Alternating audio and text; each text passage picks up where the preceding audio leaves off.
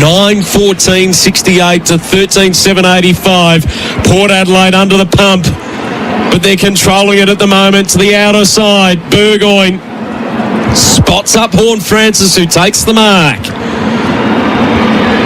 And now they've got control of the field. He's on centre wing outer side, goes short to Burne-Jones. He goes short to Atkins, not the distance, forced to play on. Composed kick, no, because Rowbottom was sitting underneath it. Takes the intercept at left half back for the Swans. Spots Blakey. He's had a couple of cracks today. Lowers the vision this time to McLean at the top of the goal square. He has to move quickly. 2.5 on the clock. It might help him. He's had the jips in front of goals. 1 goal 3. They're telling him to hurry up. It's just what he does. And the goal umpire doesn't move. 11 points the margin. There's a pulse for Sydney. There is. Oh, my days. There's a lot of waving down on the crowds, electrical and solar benches. It's important. 2 minutes to go. That you get your best players on, you get your most important players on. And the message that goes out is adhered to by both sides. You've got the Swans who are going to be trying to take everything on. To be fair, Port, they just need to absorb a minute. It's 3 or 4 possessions. It's tense. Harvey Norman's scoreboard. Sydney 10-14-74. Port Adelaide 13-7-85. Perfect bounce in the middle. Grundy, the tap to Heaney. Couldn't escape. Grundy gets boot to ball. Awkward bounce for Bergman. Opportunity for Cleary. Coughed it up. Butters goes without it. Spills to Francis. His eyes lit up, but he used Rowbottom to the right. 10 points the margin. 2 minutes exactly on the clock. Thanks to Harvey Norman and onlinefencesupplies.com.au. That would have been interesting. 10 points in favour of Port Adelaide. They need a mark as Sin brings the ball back into play. Goes searching for Sweet. Didn't get a hand to it. Lloyd fists it over the boundary line and out of play. Will throw it in right half forward for the Swans. A big stoppage. Both rucks have been good for their respective teams. Sweet and Grundy. No free kicks. 32 travelled final term. 10 points the margin. Nullified in the ruck contest. Chad Warner escapes. Found Roberts. Shuffles it inside 50, but it's another minus score. It's now 9 points. Thanks to Harvey Norman. 32.5 gone. Onlinefencesupplies.com.au. Do it yourself, made easy. 30 coming up on 33 minutes gone. Rosie, hesitant, sends it back towards the broadcast side, hoping for Sweet. He did enough to get to the front, but didn't take the mark. Lord there in support. He couldn't gather it as well. Francis goes in, but yes, it's a free kick to Sydney. They gotta go. Lloyd to Wicks. Wicks drives it long. McLean at the goal square. Gets rid of Radigalia. Didn't take the mark. Ali comes up with the footy. His kick not the greatest. Blakey lurking. Can't get there cleanly. Powell Pepper interrupted him, but he gathers. Blakey inboard to the contest. Splits the pack. Heaney's there. Handball out to Francis. It's a hot footy. Cleary. He's awkward handballs. Coughed up to Butters. Coming back. Who dumps the kick to the contest. Florin got taken out.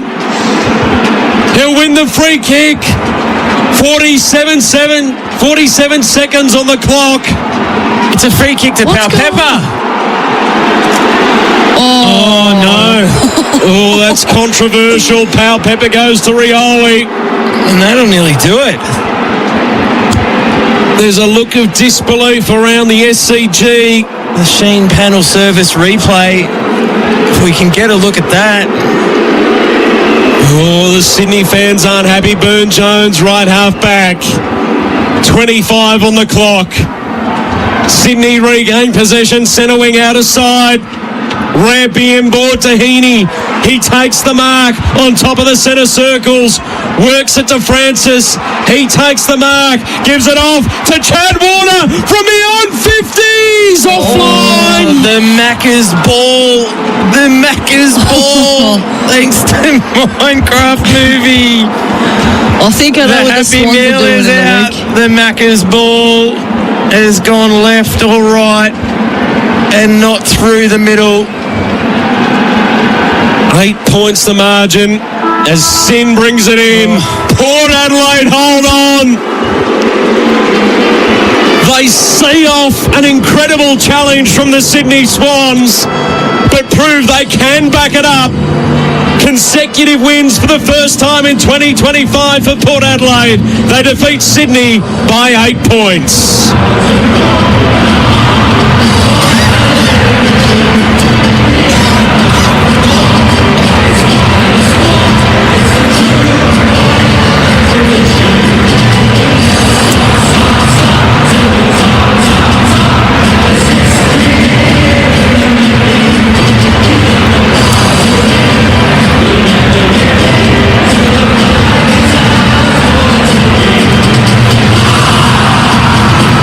Adelaide led from the word go this afternoon. Sydney levelled it up early in the first quarter, but from there it was all Port Adelaide on the scoreboard. 18 points at quarter time, 27 at half time, 28 at three-quarter time, and they hang on by 8 points. 5 goals, 8 Sydney kicked in that final term to 3 straight goals for Port Adelaide.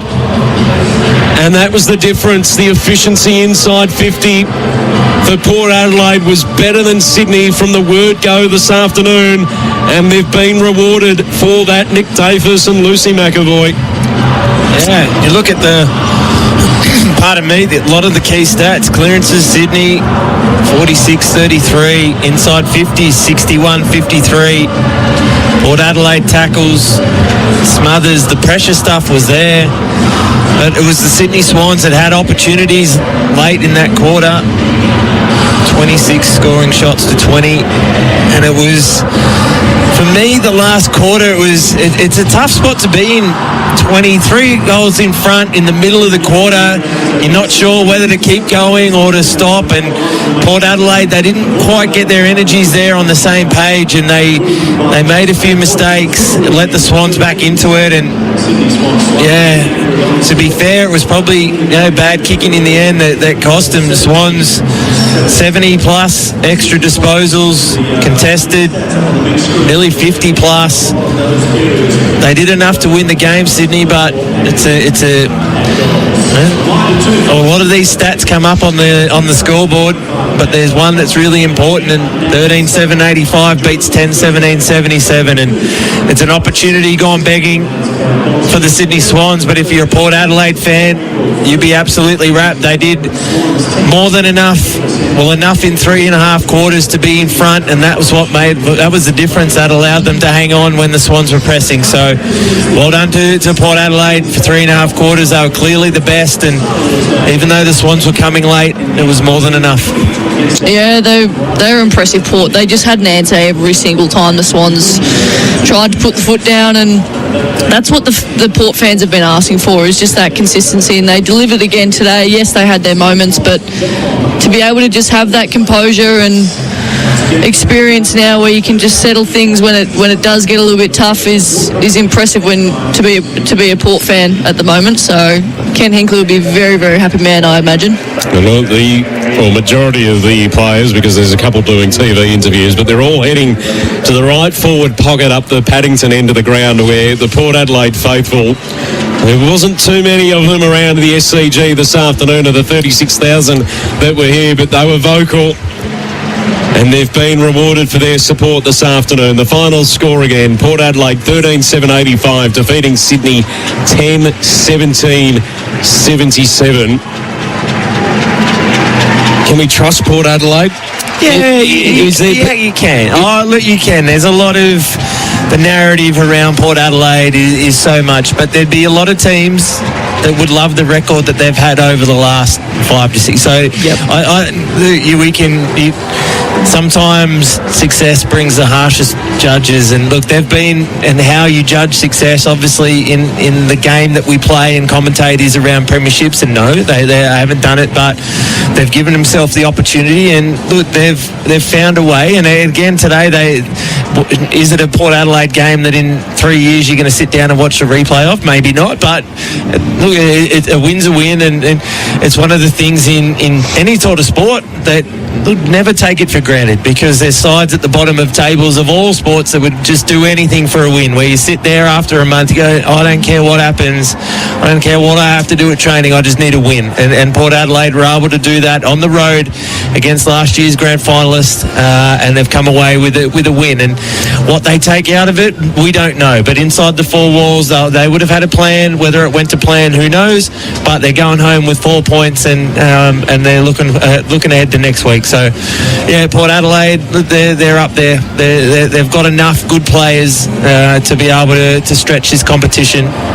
Well, and I think that's the other point to take away. They had an even contribution today across the board. 3 goals to Willie Rioli, 2 apiece to Georgiades and Pau Pepper, singles to Connor Rozee, Willem Drew, Ollie Lord, Darcy Byrne-Jones and Tom Cochrane. So that's one thing that they can hold their hat on, even though that they were challenged. They didn't necessarily have momentum in the second half, but as you pointed out before, Lucy, they had a response every time that they were challenged. They were good enough to keep the buffer that they built in the first half, to keep them beyond distance. And as Sydney proved, given that they were so inaccurate, when you don't capitalise on your opportunities, it means that you're going to fall short. Yeah, and we mentioned it throughout the game that it's not rocket science. If you can do the small things well and be clean with the footy, it goes a long way in the result. And we see Port and the better teams, they have those even contributors across the board, and Port are starting to build that. I think the back-to-back wins last week and this week will allow them to sort of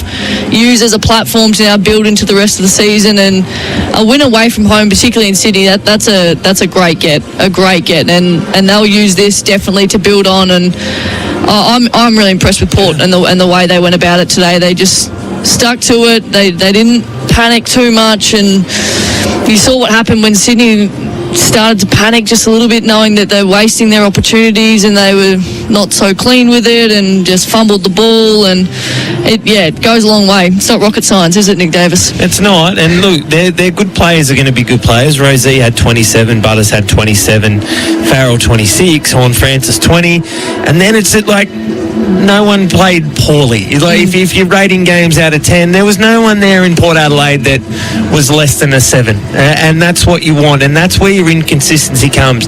Very rarely does the inconsistency come from you really good players. If they have a bad week, fair enough, but they normally bounce back. The inconsistency comes from that middle tier of your players that generally, instead of playing well, they just make a couple of mistakes that cost you. But there wasn't any of that out there. Look, did they win every contest? No, they did not. But they won their fair share. They did it the right way. And then look, they dusted up Hawthorn last week, and they've come to Sydney and won. That's 2 pretty good wins. If you were to give Port 2 free wins at the start of the year, they probably would have taken Hawthorn and Sydney. So they've ticked that off, and they can move forward. Got North Melbourne next week as well, which, given the position the Kangaroos are in, that could be 3 in a row for Port Adelaide as they celebrate down in the rooms for Tobin Brothers, celebrating lives every day of the year. We'll take a break. On the other side of it, we'll go through our awards. Not sure who's got the responsibility for the votes this afternoon, so that could be a tussle during the next couple of minutes, but we'll get to those. On the other side of this, before we hand you over to the crew at Marvel Stadium, who are standing by to bring you the Western Bulldogs and St Kilda, that gets underway in just over an hour's time. Sydney going down to Port Adelaide this afternoon by 8 points at the SCG. That quarter on AFL Nation was for Harvey Norman. Cook with the world's best brands at Harvey Norman. Right now, get 10% off selected AEG kitchen appliances and 10-year warranty. Go Harvey Norman. Have you or a loved one been injured in an accident that wasn't your fault? Bryden's lawyers understand the stress and uncertainty that comes with a personal injury claim. Whether it's a car accident, slip and fall, or medical malpractice, Bryden's lawyers have the knowledge and expertise to help you get the compensation you deserve. Call 1-800-848-848 today or book an online appointment at brydens.com.au. Bryden's lawyers. Who helps you in your time of need? We do. Go Got a truck off the road? Truckline's got the parts you need to get back on track fast. We'll keep you moving with over 70,000 parts in stock for North American, Japanese and European trucks and trailers. Get the quality parts you need and the service you deserve from our team of experts who really know their stuff. Truckline, the parts you need Australia-wide. Visit truckline.com.au today. Hop into OMF's Big Easter sale. Buy any mattress protector and get up to 60% off all modern family and signature mattresses, like the Mornington mattress, now under $1,100, or the Urban mattress, now under $1,500. This week, buy any modern family or signature mattress and get 2 bonus pillows and get up to 20% off selected bedroom furniture. But hurry, these exciting deals won't last. And soon at OMF, the home of mattress, bedroom, bedding and furniture. With over 25 years' experience in end-of-fight technology, DLF Seeds are Australia's leading experts. AR37 End-of-Fight boosts pasture production and persistence by reducing insect pressure, increasing your farm's return on investment and giving you a competitive edge. AR37 powers the varieties you know and love, like Mohaka AR37, Reason AR37, and Base AR37. For high-quality stock feed, more milk in the vat, and less stress, you can count on DLF Seeds. For certainty through science, sow DLF Seeds. dlfseeds.com.au. Hey, CJ here, official ambassador of the 2025 Brisbane Truck Show, held on May 15 to 18. If you're looking for a truck and good time, join me at the Southern Hemisphere's biggest truck festival, featuring the latest trucks, trailers, parts and accessories, all in one location. Your ticket also includes entry to the Show and Shine Championship, the Depot Careers Hub and the Heavy Equipment and Machinery Show. There's plenty for everyone, so bring the family with children under 18 free. Don't miss out. Tickets available now at brisbanetruckshow.com.au. It's never been more important to buy Australian than right now. Our local manufacturers and growers produce world-class products known for their quality, safety and reliability, all while generating local jobs, supporting our communities and helping Australian families now and into the future. So look for the trusted green and gold kangaroo logo. Buy Australian now. Visit australianmade.com.au. Footy fans, why rush home after the game? Stay the night in the CBD at Brady Hotels and Apartments, just minutes from Marvel Stadium and the MCG, as well as the city's best restaurants and bars. Rooms start from as little as $129, and with code SEN at checkout, you'll get 20% off our best flexible rate. So make the most of the 2025 footy season. Head to bradyhotels.com.au and book now with code SEN. With over 1 billion vehicles on the road worldwide, finding one of yours can be tricky.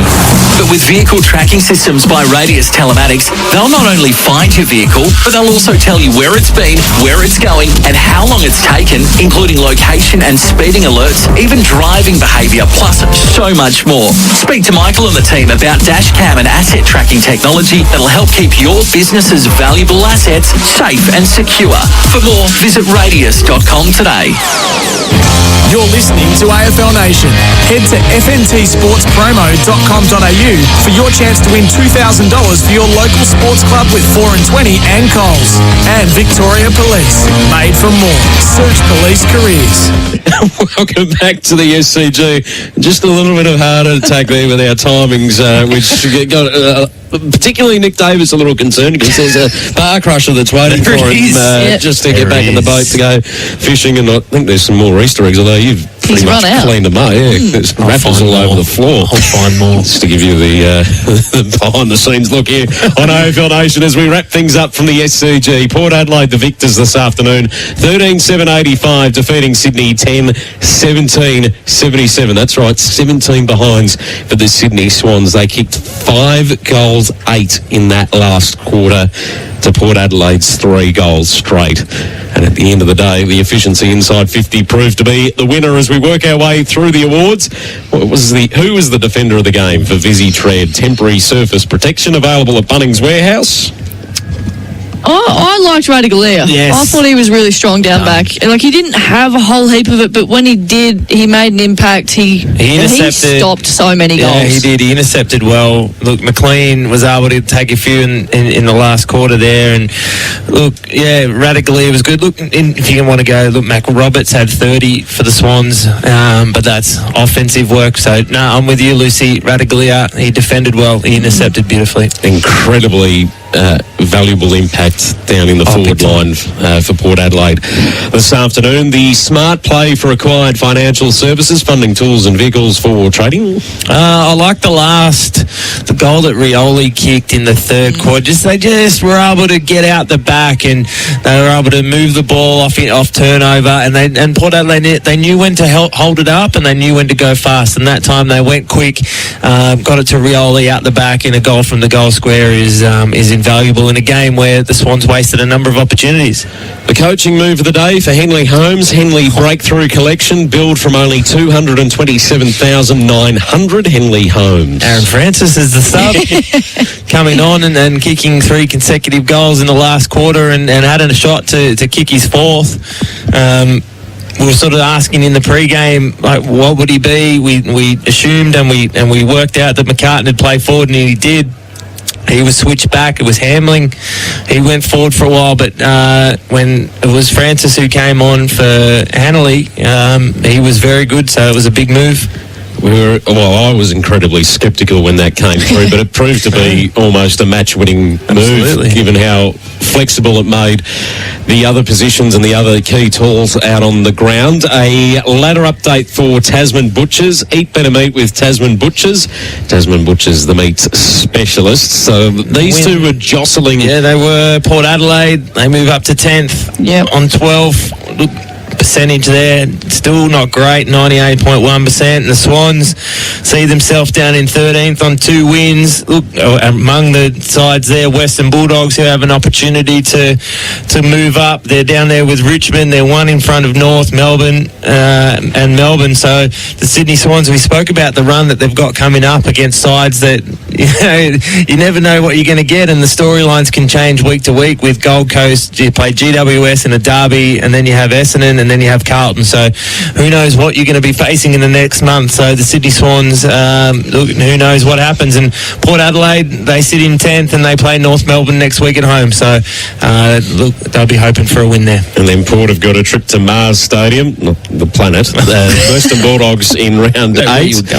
And in Adelaide at the Adelaide Oval for the showdown in round 9. So it's an interesting month for Port Adelaide as well. Around the grounds for Melbourne Airport parking. Melbourne Airport's value car park is just $12 a day. Plan ahead and book online at melbourneairport.com.au. We're standing by to hand you over to Marvel Stadium, where the Western Bulldogs will take on St Kilda in an hour's time. The crew will guide you through that match this evening. The Tobin Brothers Forever Young Player of the Day, celebrating lives every day of the year. A player over the age of 30 who had an impact this afternoon. Brody Grundy. Yeah, Brody Grundy was good, wasn't he? Yeah, I thought it was his best game for the season. He was really good. He had 26 disposals, 32 hitouts, 17 of those contested, and he was he just moved well. I thought, the Tobin Brothers Forever Young Player of the Day, Brody Grundy. And I reckon he's going to get the Mackay Tool Timber Ruckman of the Year nomination from this afternoon for Mackay Timber. Manufacturer and suppliers of quality Tasmanian oak timber. Who kept their cool today for Pertec? Australian Industry Trusts Pertec, drama resistant since 1980. I'll throw a nomination in. Ken Hinkley. Yeah, he did, didn't he? He wasn't phased even when they were challenged, and the entire Port Adelaide team out there today, they kept their cool whenever they were challenged. They were able to respond and capitalise when they had the opportunity in front of them. That's a great one. No, agreed. Thank you. Pertec, drama resistant since 1980. I'll take all the compliments I can. The AFL Nation Player of the Year, our votes for this afternoon. Who's got the responsibility here? Or is it a dual combining, considering that you're senior assistant coach and co-skipper of the Sydney Swans AFLW team? Are you collaborating harmoniously? You'd be more than surprised how many times that these two brains collectively work in the same way. Yeah. And sometimes it helps us, Lucy, and sometimes it doesn't. I must admit, I've been given an insight to it today. No, I can believe it. Given the fact that we're wearing the same T-shirt. Always, same outfit. Same always. kit. We always get sprung in the same outfit. Anyway, I'll start. I'm going to go with one. And it could have easily been 3 for Nick Blakey. I thought his ability to... he was the one that looked the most dangerous. With Warner and Heaney low in possessions and drive, he was the one that... he nearly could have kicked 3 goals, and if that had happened and then the Swans had won, it would have been 3 votes. So I'll go 1 for Nick Blakey. You happy with that? I'm happy with that. I'm going to go with 2 for Zach Butters. The way he goes about things is so impressive. I've used him as an example to AFLW players at the Sydney. Just the way he goes about things, he's so precise, but he's so intense, and he doesn't do anything half pace. He moves so well. 27 disposals, 85% disposal efficiency, 17 contested possessions. Everyone thinks about the speed and power he plays with, but his contested ball is just up there with the best. So 27 disposals for Butters, so 2. And I thought the captain was really good, Connor Rozee. I'm surprised you left out Pal Pepper. Yeah, that's a special mention for Pal Pepper. Yeah. A special mention, but Connor Rozee, 27 disposals, and we talk about keeping our cool and keeping the teams cool. 2 weeks in a row across half-back, he's made that position really, really important to the team. It was probably one that was identified of, okay, they've got good players everywhere, but who's that running half-back? And for the captain to do that, to maybe sacrifice his game, go out of the middle and go across half-back, 27 disposals to him. And as the captain, to be able to win a game and lead his team to a win in Sydney was very, very good. So Nick Blakey 1, Zach Butters 2, Connor Rozee 3, and the mention of the day, the honourable mention to Pal Pepper. Just what he did every time he went near the footy. It didn't have to necessarily register a stat, but there was something positive. His teammates were lifted by it. He won hard contests. He won out numbers. He tackled hard. He stood in the middle of the ground and caught one in the ribs. And he did nearly enough to get into the votes. I want to throw votes towards Aaron Francis, who kicked 3 goals in the last quarter and is doing sprints the entire length of the SCG and then jogging back around the boundary line. If I've come on at sub and kicked 3 goals in a quarter, I'd be pointing the finger at a few others inside and going, why don't you get those blokes who played a full game and did absolutely nothing? Why don't you send them out for a few extra laps and I'll just chill out here, because surely it'll be interesting to see his selection next week, because he needs to be in there somewhere. Yeah, absolutely. He certainly did have an impact. Thank you very much, Lucy McAvoy and Nick Davis, for joining us at the SCG this afternoon, where Port Adelaide claimed an 8-point victory over the Sydney Swans, 13-7-85 to 10-17-77. We're off to Marvel Stadium now, where the team is assembled down there. Jordan Canellis, Sam Hargraves, and the 2008 Brownlow medalist Adam Cooney. They're on your way next for the Bulldogs and the Saints. You're listening to AFL Nation. Head to fntsportspromo.com.au for your chance to win $2,000 for your local sports club with 4 and 20 and Coles. And Victoria Police, made for more. Search police careers. This is the biggest crane in the Southern Hemisphere, and it's just hoisted a 5-ton beam 40 metres above the city centre. Sounds dramatic, but it's not, because at Pertec, we supply the hoses in cranes like this. They're designed and tested to handle all kinds of pressure. No drama. Pertec. Drama resistant since 1980. Footy fans, why rush home after the game?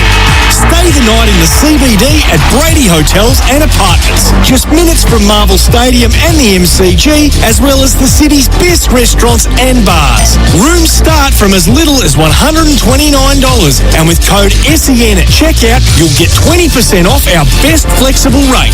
So make the most of the 2025 footy season. Head to bradyhotels.com.au and book now with code SEN. If I asked you to go outside now, grab a shovel and hack through your internet or water connection, would you do it?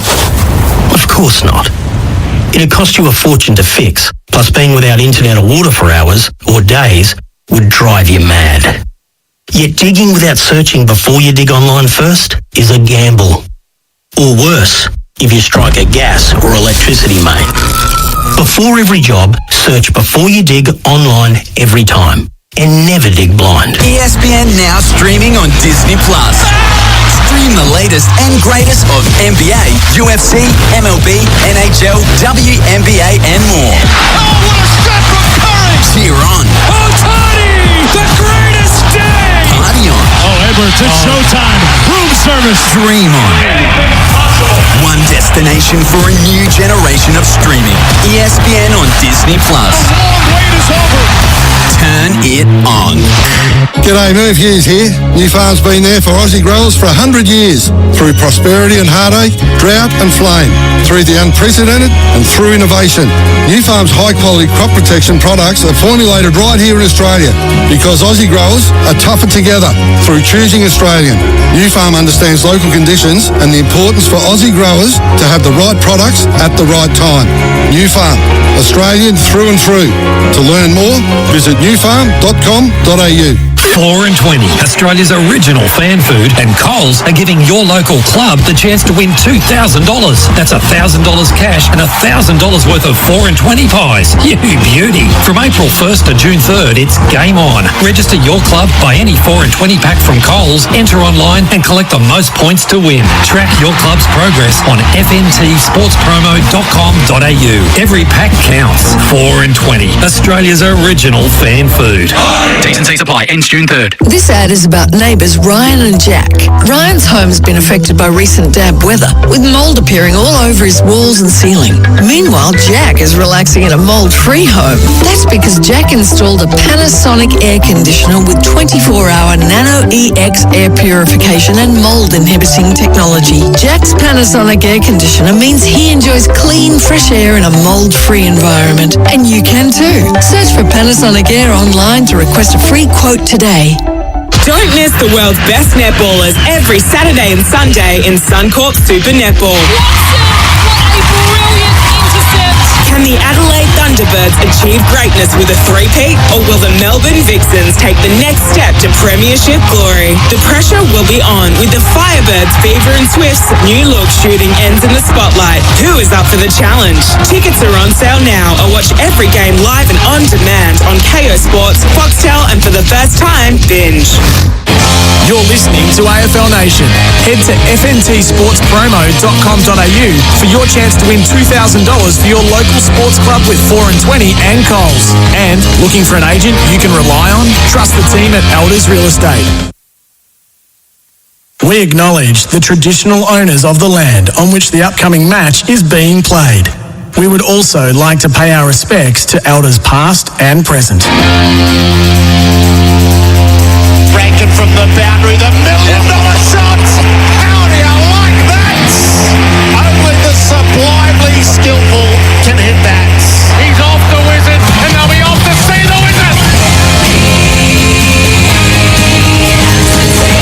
The 2025 Toyota AFL Premiership season. And the grandstands are heaving.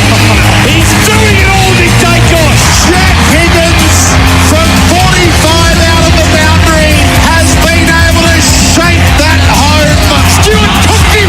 Amazing tackle by Tom Stewart, and that could be a game changer. Rumbles to centre forward, 2 bounces. It'll be a great goal.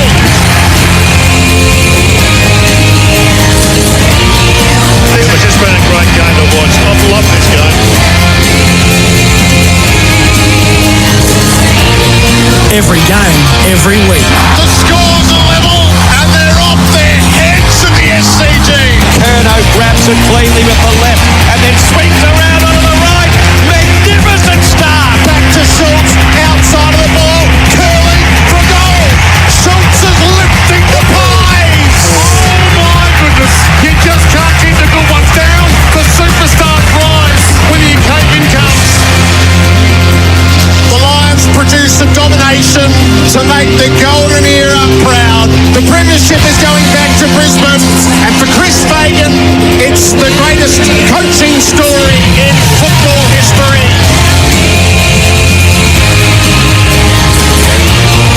Welcome to AFL Nation.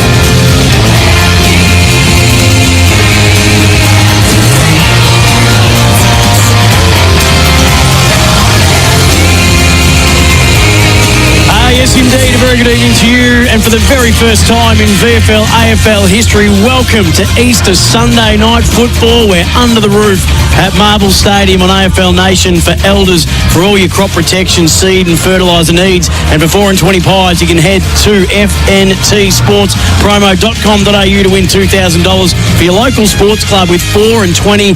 And Coles, a very happy Easter to you if you observe this holiday. Christos Onesti to the Greek community. It's Greek Easter as well today, and what a time to have Jordan Canellis in the studio with us. Hello, mate. Hello, it's my day. It's your day. Everyone out there.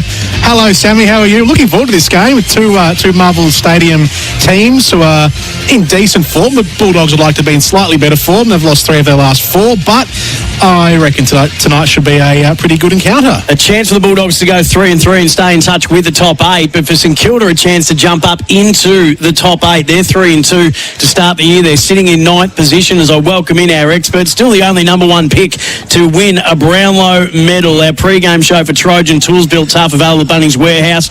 Adam Cooney's here, and before every job cert, before you dig online every time. Hello to you, Adam. Alithos Onesti. How'd he go, Jordan? Very good. Did I get it wrong? No, Christos Onesti is Christ is risen. Yes. And then Alithos Onesti is truly he is risen. Yes, that's correct. Oh, there you go. And well under Google for sorting you out with that one. Nicely done, and happy Easter to everybody as well. I think you're 100% right, and looking forward to getting your thoughts on this one, Adam Cooney. St Kilda, the 5th best scoring side in the competition. They welcome back in a few players, Liam Henry being one of them, and all of a sudden the Saints have got some real speed about them, and there's no bigger inclusion in the game for the Western Bulldogs than their skipper, maybe the most revered son of the Scray, present company excluded, of course. Yes. Adam, Marcus Bontempelli in for his first game of the year. Doesn't get any bigger than that. Day for resurrections today, and hopefully Marcus can be the saviour, because they have missed him. He is an unbelievable player. I think he's still in that top 2 to 3. Nick Dacos probably just snuck past him in the first 5 weeks of the season. Some of the things that he's been able to do on field have been brilliant. Unfortunately, Marcus hasn't been able to join us, but he'll be a bit underdone, coming off a complex calf issue. So hopefully, 1, he gets through, and 2, he can light it up a little bit here at Marvel Stadium on Sunday evening. Interesting for Western Bulldogs, with Marcus Bontempelli coming back in. Sam Darcy is already staking a claim as, if he's not now, then I think it's only a matter of when and not if. He is seen as one of the best players in the competition. Wouldn't he be rubbing his hands together, because there's not many people that deliver the ball from point A to point B quicker and with more accuracy than Marcus Bontempelli. So yes, he's going to be rusty, but if you're Sam Darcy, who's already having an incredible year, having someone who delivers the ball in like that to you, and it's hard to see an obvious matchup for him down back for St Kilda. Well, that's a great point. I think he'd be licking his lips at Marcus being in the side, and also when he looks at the back 6 from St Kilda, he would be looking at Callum Wilkie and Schoenmaker, who is a brilliant kick, but he'd be looking at those 2 guys who are their main sort of key defenders, and thinking, well, these guys can't go with me. As long as they kick the ball in my general area, I'm going to be able to dominate, and it could be a big night for Sam Darcy. And it's a big one for Aaron Norton as well, who, is almost played that second fiddle role, with Jamara looking unlikely to play for the Western Bulldogs anytime soon, if not ever again. For him to cement his spot and feel at home and take a few big clunks and actually dominate a game. I haven't seen him dominate one for a little while, so Sam's obviously taken over that number 1 mantle as the key forward at the Western Bulldogs. So big night for those 2. They could kick a bag between them. It could be 5 or 6. Who knows? They'll be really excited about this one, I think. Looking at the back 6 from St Kilda, they are slightly vulnerable in terms of size down there. Looking forward to getting your thoughts on Jamari Ugle-Hagan, maybe a little closer to the bounce. But Marcus Bontempelli coming back in. James Harms is out injured. Ari Schoenmaker comes in for his second game of the year. Liam Henry for his first, almost a year after he did his knee last year. I think that was a similar time. Jordan, you might be able to tell me. It was a bit later in the season. Later in the season. You're right, it was too, as I have a look at my notes. His first game since July 2024 when he did his knee. But he comes in. Toby Travalia and Zach Jones omitted. There is some talk that Zach Jones might be coming back in to this side at the expense of Angus Hasty, Adam Cooney, but they're in no rush to make that decision. Oh, yes. I see what you've done there. Thank you. Used the little rush and the hasty. I'll see myself out. Too hasty with that call. Let's just wait until it drops, Samuel. Yep, exactly. We won't count our chickens just yet, or the eggs that came from them. Earlier today, Howe hung on to win by 8 points, but they were clearly the better side. Adam Cooney in the first half. The Swans kicked just 2-7 in a half of football to 7-4. And after that, though, they were able to outscore the Swans. What did you make of that game before we move in towards this game this evening? Well, they're in a bit of a hole at the moment, Sydney. They're in a bit of a rut. And I understand they've got some injuries to key personnel and in the key forward department. But I think when Port Adelaide and they have their game up and going over the last fortnight, it's good to watch. It's exhilarating. It's exciting. Connor Rozee with that new position over the last couple of weeks. Jordan went to him at times, but he just wasn't able to really stop him. Got his hands on the footy in the first quarter, and he was away from there. Kicked a big goal, had 7 or 8, and was feeling really confident about that. Finished with 27 for the day and kicked the goal with 825 metres gained. So it's a luxury now that they can use Connor Rozee off half back and slide him into the midfield. He's a dual All-Australian in the middle of the ground as well. And when Jordan does go to Rozee, which happened at times today in the first half off half back, then it frees up Zach Butters, which he'd be pretty happy about. He had the 7 clearances for the day, but had some opportunities, Sydney, in the last quarter, but just kept missing. There was crucial contests and inside 50s that they didn't make the most of to get themselves back into the contest. If they kicked a couple of those goals late in the last quarter and put some real heat on Port Adelaide, they could have slid away with a victory, but they probably didn't deserve it in the end, to be fair. Port Adelaide, a stronger side on the day. And Georgiades and Lord, I like what they're building down there in that forward line. Lord looks like he feels at home now at AFL level.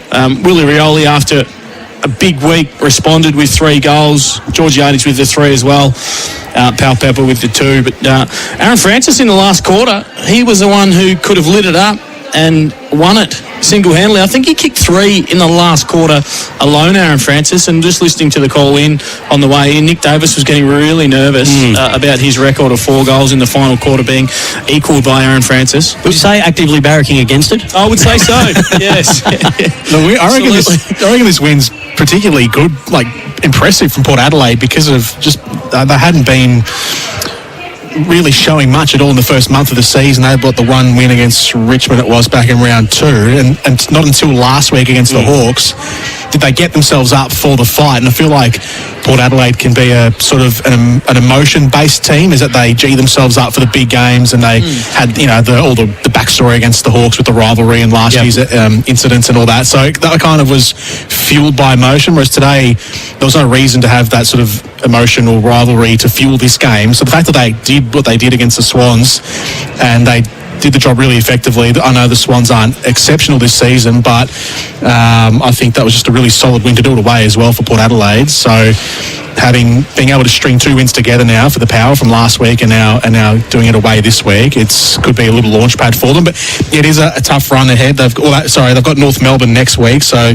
probably bank that one. And then they've got Western Bulldogs, Adelaide, and then the Cats afterwards. So they're up and about now, which is a real positive for Port Adelaide. This could have gone seriously pear-shaped. Pardon the pun. I got it. It could have been. It could have been horrible. But this last couple of weeks they've got their game going, so they'd be really pleased. Sydney, on the other hand, they just cannot get it.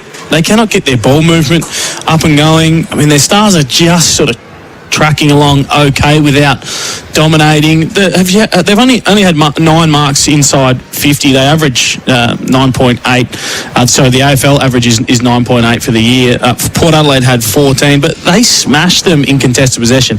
Sydney plus 46 in the contest and just weren't able to get them going on the outsides. Some of their kicking was just horrible today. So that's, and Sydney are a pretty highly skilled team that we've seen over the last couple of years. So a bit of an adjustment with the new coach. I think it's been a bit slow to sort of settle in. Maybe in hindsight, shouldn't have done a 7-hour review on the grand final, because I think they're still fatigued from that. But they just haven't been able to get their game going. Clearances were good, contested possession were good, but their ball movement at the moment is pretty rank. There was a little scare too for Port Adelaide. Ollie Wines was subbed out a few minutes into the second term. This is a re-emergence of an issue that first occurred, or to our knowledge, back in about 2022. He had a heart flutter issue back in 2022, and it seems like it emerged again today. And Ollie Wines is subbed out, and this is Port Adelaide's Chris Davies speaking via Channel 7 about that incident. Yeah, I've got Chris Davies here. Chris, obviously we'd love to get an update on Ollie Wines. Yeah, look, Ollie had a bit of a heart flutter in that, I think it was, the second quarter. He's in the rooms now, feeling far better, but it's, something that he has had to manage over a period of time.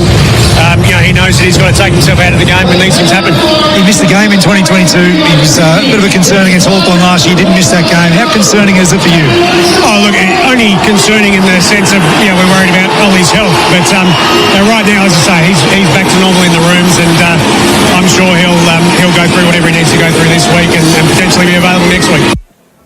Yeah, so we're thinking of Ollie Wines. It cropped up again in May last year against Hawthorn, but he was able to play the next week. So it's obviously something that he will have to deal with throughout the rest of his career and life, but we're wishing him all the best, and hopefully it's nothing too serious. But Chris Davies seeming to think there, Adam Cooney, that they've got it in hand. There is a late change for the Saints. Angus Hastie has been replaced in the selected side by Zach Jones. So the substitutes for Corteva Agri-Science, the future of agriculture, Cooper Hines is the sub for the Western Bulldogs, who played his first game last week, and Zach Jones will be the sub after coming in as the late replacement for Angus Hastie. As we go to the break, let's have a listen to the latest odds from Jared Daffy from Tab. An odds update for Tab. We're on. Chances are you're about to lose. Tonight's match, we've got a bit of a move here for the Western Bulldogs with Marcus Bonampelli back into that side. They were $1.58 a few days ago. They're into $1.55 now. St Kilda $2.45. We've got a line there of 12.5 points in favour of the Bulldogs. First goal scorer market's created plenty of interest. Sam Darcy, what a star. And he's popular with tab punters at the moment. He's the $8.50 favourite ahead of Jack Higgins at 10. Aaron Norton, the shortest of the Bulldogs, at 11. Then the Bont, Marcus Bonampelli, 13. Mason Wood, Cooper Sharman, Mitch Owens all at 14, and the rest are 17 or better. Outside of Sam Darcy, there's definitely been some interest in Mitch Owens, who, as I said, is a $14 chance. The disposals markets, well, we've got so many open on these games, and just a reminder again, of course, you can include a lot of these in same-game multis, so go and check them out. Two most popular forms of betting on the disposals are always the groups. Group A today, Jack McRae, the favourite at $2.60, Tom Liberatore at $4.80, Jack Sinclair 5. Then it's $5.50 or better for the rest. That's a field of 8. And the second group's created plenty of interest. We've got Matthew Kennedy from the Bulldogs, favourite there at $3. Marcus Swinhager at $4.80. Rowan Marshall $5.50. The rest is $6.50 or better. But Bradley Hill, he's the outsider at $9 in this field of 8. But there's definitely some money for him as well. So keep an eye on those most disposals groups, A and B. As I said, there's so many options now open on disposals markets. And don't forget, you can include those in same-game multi. So check out the app for all of those. Brought to you by Tab. We're on. Chances are you're about to lose. For free and confidential support, visit gamblinghelponline.org.au. You're listening to AFL Nation. Head to fntsportspromo.com.au for your chance to win $2,000 for your local sports club with 4 and 20 and Coles. And looking for an agent you can rely on? Trust the team at Elders Real Estate. When being on the road is your business, keeping your truck in top shape is everything. With stores right across the country, Truckline stocks over 70,000 parts for North American, Japanese and European trucks and trailers. So that means you can get the quality parts and expert service you need to keep your business moving. Truckline, the truck parts you need Australia-wide. Visit truckline.com.au today. If I asked you to go outside now, grab a shovel and hack through your internet or water connection, would you do it? Of course not. It'd cost you a fortune to fix, plus being without internet or water for hours or days would drive you mad. Yet digging without searching before you dig online first is a gamble. Or worse, if you strike a gas or electricity main. Before every job, search before you dig online every time. and never dig blind. With over 25 years' experience in end-of-fight technology, DLF Seeds are Australia's leading experts. AR37 Endophyte boosts pasture production and persistence by reducing insect pressure, increasing your farm's return on investment, and giving you a competitive edge. AR37 powers the varieties you know and love, like Mohaka AR37, Reason AR37, and Base AR37. For high-quality stock feed, more milk in the vat, and less stress, you can count on DLF Seeds. For certainty through science, sow DLF Seeds. dlfseeds.com.au. Celebrating Dad's 60th birthday at our local club was a genius idea. The whole family came, and he didn't disappoint with his speech. Had everyone in hysterics, especially the story about how they met, which was really something to actually remember. Our anniversary is a miracle. 30 years is definitely something to celebrate. Your local club, where celebration belongs. Footy fans, why rush home after the game? Stay the night in the CBD at Brady Hotels and Apartments. Just minutes from Marvel Stadium and the MCG, as well as the city's best restaurants and bars. Rooms start from as little as $129, and with code SEN at checkout, you'll get 20% off our best flexible rate. So make the most of the 2025 footy season. Head to bradyhotels.com.au and book now with code SEN. 4 and 20, Australia's original fan food, and Coles are giving your local club the chance to win $2,000. That's $1,000 cash and $1,000 worth of 4 and 20 pies. You beauty. From April 1st to June 3rd, it's game on. Register your club, buy any 4 and 20 pack from Coles, enter online and collect the most points to win. Track your club's progress on fntsportspromo.com.au. Every pack counts. 4 and 20, Australia's original fan food. T&Cs apply. Ends June 3rd. Hop into OMF's Big Easter sale. Buy any mattress protector and get up to 60% off all modern family and signature mattresses, like the Mornington mattress, now under $1,100, or the Urban mattress, now under $1,500. This week, buy any modern family or signature mattress and get 2 bonus pillows, and get up to 20% off selected bedroom furniture. But hurry, these exciting deals won't last. And soon at OMF, the home of mattress, bedroom, bedding and furniture. Jane loves flowers, but her allergies don't. Bless you. So it's lucky that Jane can now enjoy the benefits of Panasonic air conditioning. With its allergen-inhibiting Nano EX technology, Jane's now floating in the freshness of pollen-free, clean air. Come home to your perfect environment. Search Panasonic Air to request a free quote. Results from Nano EX are not instant, and Nano EX is not available on all models.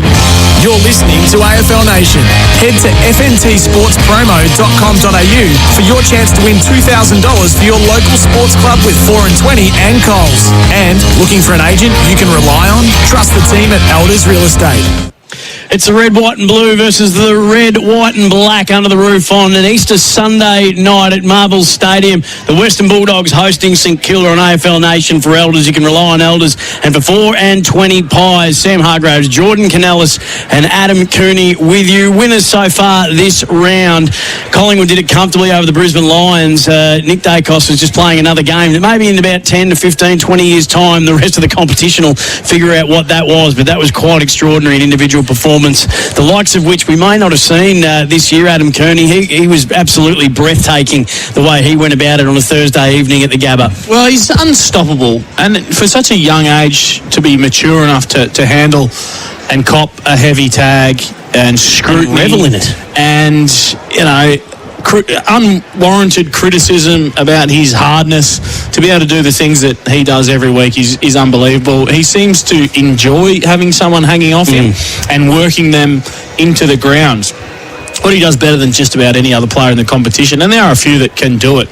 He has the ability to break away from contest. I mean, he's clean, he doesn't fumble, he picks the ball up, but then he has a burst of speed that tricks players into thinking that he's about to kick the ball, and then he has another 4 or 5 where he takes off again, but then he has the poise and control and balance to just steady up and hit a target, lace out time and time again, where there are players in the competition who have that burst away speed but not quite that composure or balance to be able to to direct the ball exactly where it wants to go to the centimetre, and he does it better than just about anyone. And I mean, we've all seen it. We've all seen the replays of the hit in the middle of the ground where, I mean, he didn't try and absolutely run straight through the footy, but he did enough to put his head over it, cop the contact, turn it into a 50-50 ball, and then bounce up straight away, and he's on the end of a handball receive and running as hard as ever. So criticism of him being an uncontested player only and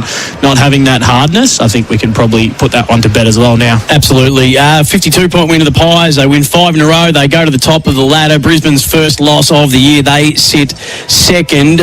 North Melbourne it was hard to know where to look as Carlton gave them one almighty touch-up on Easter Friday. It was a very good game. West Coast almost with the upset over Essendon, 2 points in the end of the Bombers as Easter Friday rounded itself out. What did you make of both of those games quickly, Adam? Well, Peter Wright's my favourite player in the competition. Sure. I love him. I went up to him at the Brownlow and asked him for a photo, which he thought was a bit odd. He did say, I think it should be the other way around, but I said, oh no, Peter, come on, stop it.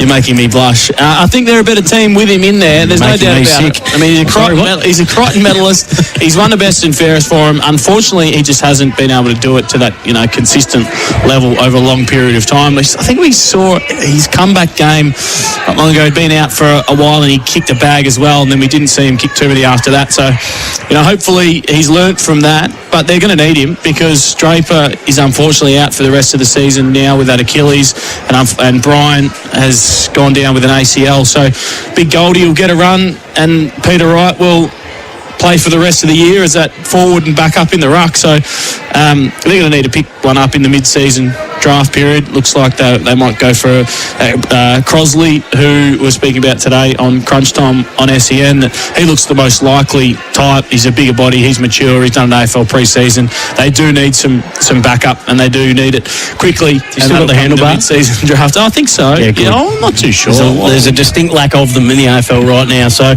more bars, you reckon? Yep. Just on the first game, so Alistair Clarkson, what's the game? I feel like the game went past him a long time ago, and he hasn't been able to catch up as a coach. We were talking about this yesterday on the pre-game show, and he hasn't really been an effective AFL coach since sort of just after the triple premierships with the Hawks. His game was sluggish as the game was getting faster in those years at the end of the 2010s, and his game style couldn't keep up, and now he's come to North Melbourne and he hasn't really, it feels like it's been the same. Is that fair to say? Is that maybe too harsh? He's a coach who's accomplished a lot, but I feel like just he hasn't quite kept up with the modern game. Well, I think the criticism is fair now, given the results of the past. How many years? It's a harsh call, but that's the reality is that he hasn't got the results as coach. But he doesn't how much of it's coaching, how much of it's cattle? He doesn't have the list yet to be able to execute a game plan that he wants to put in place. Now, should he have tinkered that game plan in the first couple of years and play a different style, possibly? Or is he getting them used to his style and his game plan, so when they do develop in 30, 40, 50 games time, they're ready and they know how to play. It's a tough one because then you sort of start to look at it and think, well, hang on a minute, what's going on here? Coaches have to adapt. I believe that a coach has, and there are anomalies in this, but a coach has one decent period to be able to implement their game plan and then get it right. So 5 to 6 years, and then you have your crack at winning your premiership, and hopefully you get 2 and maybe 3 out of it, and then other coaches, the game adapts and styles adapt from that, and then the coaches fall away. So that's the way that I see it. There have been a couple that have bucked the trend, I understand that, but I think that you get one good crack at it and then away you go. So you've got Kane Corns and Jordan Canellis in the camp that, this has gone too far now. They're not coming on the way they should. That the game has passed Alistair Clarkson by. And then you've got Luke Hodge saying, no, don't jump, don't panic. This is exactly the similar trend that Hawthorn were following in their second year under Alistair Clarkson with the losing margin, and then they were able to turn it around at the end of the year, and then look what they were able to go and do with the young list and a lot of early draft picks. So there's the two ends of the spectrum, Adam Cooney. Where do you sit? Well, it's a tough position because I probably wouldn't have gone with Alistair Clarkson in the first place. I would have potentially picked a younger coach who could remodel their game plan from there and put his own style in place, rather than gone back to the well of a coach who has had an amazing amount of success already. But as you mentioned, those last couple of years at Hawthorn weren't super either, and he wasn't probably the coach back then to develop them through that next phase. So I don't know why you'd want to take on a new development role. So I would have gone with a younger coach in the first place, but there's no point in sacking Alistair Clarkson now. You have to give him another 2 years. They gave him 5 years. Yeah, you have to give him at least another 2 years, so this year and the end of next year. If there's no improvement by the end of year 4, then I guess you start to look at someone else coming in and replacing him. But he needs another couple of years because, McKercher, Cheese was a double best and fairest winner already, but still young. Some of these players coming in, Finn O'Sullivan, they need 50 games. You're not going to be a consistent player until you've played 50 or 60 games, and he needs probably 4 years with this group to see how they go. This is the pre-game show for Trojan. Tools built tough, available at Bunnings Warehouse. And before you dig, before every job, search Before You Dig online every time. We are about 22 minutes away from the start of the Bulldogs St Kilda game here at Marvel Stadium. We'll come back after this and continue our build-up to this clash on a Sunday night, Easter Sunday here on AFL Nation. You're listening to AFL Nation. Head to fntsportspromo.com.au for your chance to win $2,000 for your local sports club with 4 and 20 and Coles. And looking for an agent you can rely on? Trust the team at Elders Real Estate. An important message from when insuring one of your biggest assets, you can ask, can I choose my repairer? Well, it might cost a few bucks more. There's a reason your insurance company doesn't want you to. Choice of repairer means exactly that. You can choose a repairer. Conveniently close and not miles away, genuine parts, an accident replacement vehicle, and a lifetime guarantee. Your choice of repairer, not your insurance companies. Choose Visit chainbrook.com.au. T's and C's apply. It's never been more important to buy Australian than right now. Our local manufacturers and growers produce world-class products known for their quality, safety and reliability, all while generating local jobs, supporting our communities and helping Australian families now and into the future. So look for the trusted green and gold kangaroo logo. Buy Australian now. Visit australianmade.com.au. Nowhere better to meet my mates in the local club and watch all the best sporting action live. The cheers and the jeers, banter, and your shout if you Win or lose, goals or tries, baskets or sixes, or first across the finish line. It's always on with an awesome vibe. A great way to go, Blues! Come on, let's go! There's no losers with such a huge lineup of live sport on the big screen at your local club where sport belongs. Through 100 years, New Farm has gone through thick and thin with Australian farmers. Through protection, through innovation, through growth. All so that Australian farmers are there for Australia. Because when you choose New Farm's crop protection solutions, you choose to support Australian jobs, Australian innovation, and a strong Australian supply chain. Through our partnership, we're tougher together. Visit newfarm.com.au. New Farm, Australian through and through. If you have been the innocent victim of an accident, let Bryden Sawyers help you recover the compensation you deserve.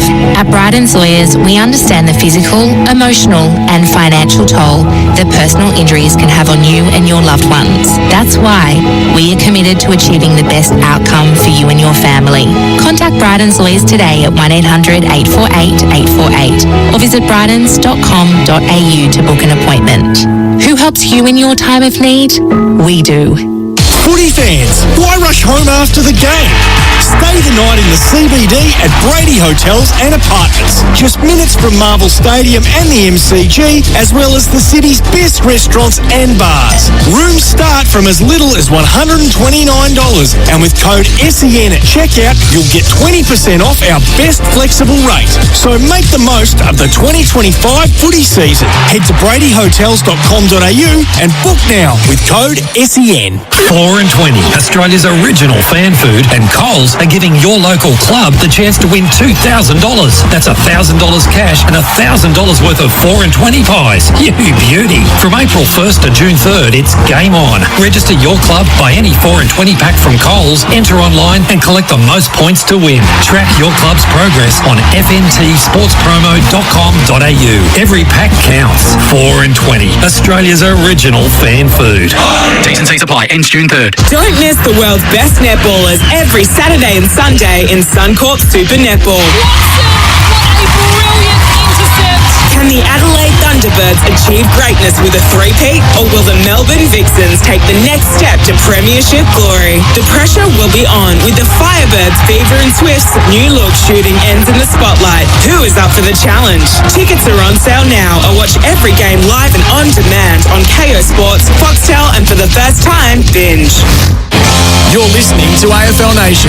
Head to fntsportspromo.com.au for your chance to win $2,000 for your local sports club with 4 and 20 and Coles. And looking for an agent you can rely on? Trust the team at Elders Real Estate. Welcome back to AFL Nation. For Elders, you can rely on Elders, and for 4 and 20 pies, Jordan Cornelis, Sam Hargraves and Adam Cooney here at Marvel Stadium as the Bulldogs and the Saints won't be far away from making their way up the tunnels onto Marvel Stadium for this Sunday night's action here on your Easter weekend of football. 2 games to go, this one and then tomorrow, Easter Monday, the Hawks and the Cats from the MCG. Jared Waitley and Stephen Quartermain and Brenton Sanderson, your call team for that one. That is elite. Be a bit of, might be a Barney in the box with those Hawks and Cats fans in the call team.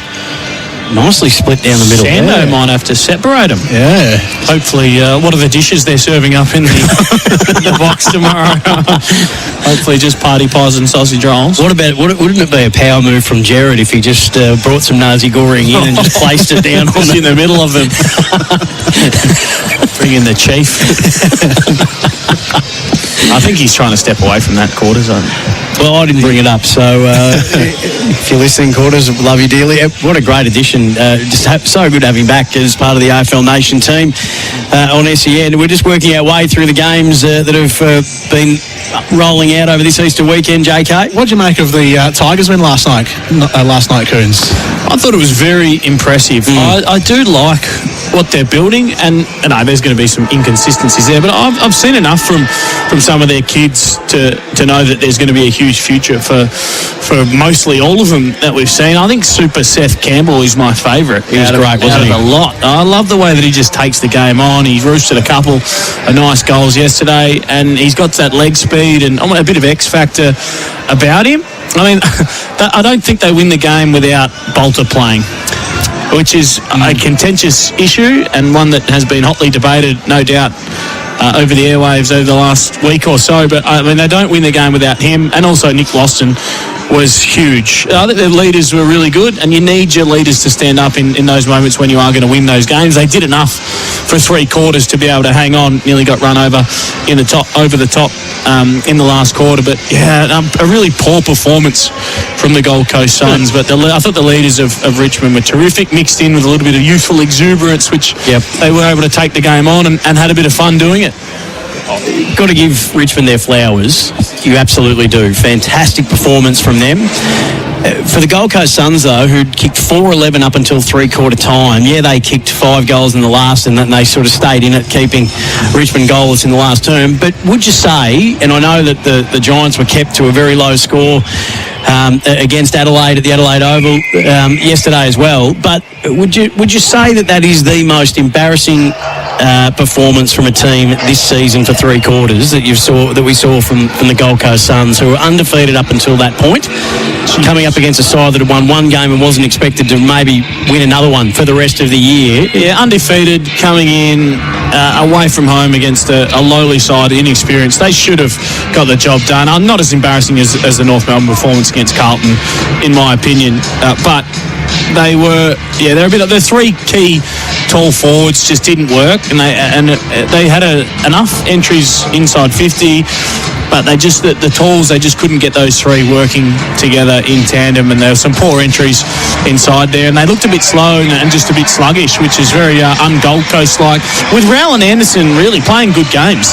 Like, Rowell dominated through the middle of the ground. Anderson had plenty of footy as well, and with those two guys firing, you'd think that'd be enough in the middle of the ground to get the chockies, but it wasn't to be. Taranto and Hopper, the combination, they played really well in that win against Carlton, and they backed it up again last night. So when those two are playing well in the middle of the ground and, getting it 30 plus and putting their head over the footy, distributing out to some of these kids, it does look a lot stronger midfield unit for the Richmond Footy Club. They just need to do that more consistently. I think they've said that they're quite happy now. They've accepted their sort of fate for the next couple of years, Taranto and Hopper, which would have been a tough pill to swallow when Damien Hardwick left, and they were left with a bunch of draft picks, really, and a strong rebuild over the next few years. So they've accepted where they're at now, and they are the leaders in the middle of the ground. They did a terrific job last night. They've got more wins than Melbourne and North Melbourne and West Coast as well. They've got the same amount of wins as the Western Bulldogs, who are obviously playing tonight. Port Adelaide, who were a prelim final team last year, and Sydney Swans, who are a grand finalist last year, and Carlton, who some people had as top four. So it's a great start. Fantastic for Richmond. Yeah, they've overplayed. No doubt about it. I think the over-under, you would have taken under 2 wins for the year leading in, particularly some of their pre-season form. It was horrid, and they looked a mile off. So it just goes to show that the criticism of Adam Uze early in the season, before they'd even bounced the ball to start it, was unwarranted. And the coaches, do they have it? Are they the aura, all those sorts of things? Well, he knows how to coach. He's got this group, connected. They're listening to him. They're playing for him and his style, and they're doing a pretty good job of it and having a good time. So, yeah, hats off. With not a lot to work with, Adam Uze's had a blistering start this year. This is the pre-game show for Trojan. Tools built tough, available at Bunnings Warehouse and Before You Dig. Before every job, search Before You Dig online every time. As you may have heard in the background, the Western Bulldogs have made their way out onto Marvel Stadium. The Saints not far behind them. We're about 10 minutes away from the opening bounce here on this Sunday night, Easter weekend of football. The Dogs and the Saints under the lid at Marvel will have the opening bounce for you next here on AFL Nation. You're listening to AFL Nation. Head to fntsportspromo.com.au for your chance to win $2,000 for your local sports club with 4 and 20 and Coles. And looking for an agent you can rely on? Trust the team at Elders Real Estate. Got a truck off the road? Truckline's got the parts you need to get back on track fast. We'll keep you moving with over 70,000 parts in stock for North American, Japanese and European trucks and trailers. Get the quality parts you need and the service you deserve from our team of experts who really know their stuff. Truckline, the parts you need Australia-wide. Visit truckline.com.au today. Macca's enters the Minecraft universe with the new A Minecraft Movie Meal. Get one of 6 collectibles including Grimace Egg and Zombie Hamburglar with your choice of a Big Mac or 10-piece Chicken McNuggets with new Nether Flame sauce. At participating restaurants for a limited time. A Minecraft Movie only in cinemas. This ad is about neighbours Ryan and Jack. Ryan's home has been affected by recent damp weather, with mould appearing all over his walls and ceiling. Meanwhile, Jack is relaxing in a mould-free home. That's because Jack installed a Panasonic air conditioner with 24-hour Nano EX air purification and mold inhibiting technology. Jack's Panasonic air conditioner means he enjoys clean, fresh air in a mold-free environment. And you can too. Search for Panasonic Air online to request a free quote today. The pros who demand serious power and runtime. Makita Direct Connect delivers. With over 100 tools, it's built for all-day performance. No fuel, no cords, no downtime. From professional landscapers to lawn maintenance specialists, Direct Connect keeps you powered up and ready for any job. Experience the future of professional cordless power. Makita, rule the outdoors. DIYers, if you're looking to tackle your next residential home irrigation project, speak to Nutrien Water about their free home irrigation design and quote service. Designs are carried out by an experienced team of home irrigation specialists using professional grade components. Simply download the free planner, then submit your details. They'll then get back to you with a detailed quote for you to consider. To get started, go to nutrienwaterstore.com.au. Footy fans, why rush home after the game? Stay the night in the CBD at Brady Hotels and Apartments. Just minutes from Marvel Stadium and the MCG, as well as the city's best restaurants and bars. Rooms start from as little as $129, and with code SEN at checkout, you'll get 20% off our best flexible rate. So make the most of the 2025 footy season. Head to bradyhotels.com.au and book now with code SEN. With over 1 billion vehicles on the road worldwide, finding one of yours can be tricky. But with vehicle tracking systems by Radius Telematics, they'll not only find your vehicle, but they'll also tell you where it's been, where it's going, and how long it's taken, including location and speeding alerts, even driving behaviour, plus so much more. Speak to Michael and the team about dashcam and asset tracking technology that'll help keep your business's valuable assets safe and secure. For more, visit radius.com today. It's never been more important to buy Australian than right now. Our local manufacturers and growers produce world-class products known for their quality, safety and reliability, all while generating local jobs, supporting our communities and helping Australian families now and into the future. So look for the trusted green and gold kangaroo logo. Buy Australian now. Visit australianmade.com.au. Super Bowl 60 is in San Francisco in February 2026, and your once-in-a-lifetime Super Bowl experience awaits thanks to Ballpark. Access to events, parties, hotels, and game day tickets. Book your tailored package. Email superbowl@ballparktravel.com.au. You're listening to AFL Nation. Head to fntsportspromo.com.au for your chance to win $2,000 for your local sports club with 4 and 20 and Coles. And looking for an agent you can rely on? Trust the team at Elders Real Estate.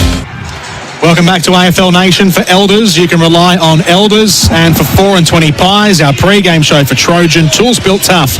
Available at Bunnings Warehouse. And before you dig, before every job, search Before You Dig online every time. Both teams are out onto Marvel Stadium, the Western Bulldogs and St Kilda for this Sunday night match. Round number 6, Easter weekend of the 2025 AFL season. The Bulldogs away to our left, going through their paces with about 6 minutes to go before the opening bounce. The Saints going through theirs to our right. They've got their Reds logo cross Guernsey on tonight, which I don't mind the Saints. They are going through their warm-ups thanks to Ream, Australia's favourite. That's steady, hot and strong. Jordan Canellis, Sam Hargraves and Adam Cooney with us here on the pre-game show.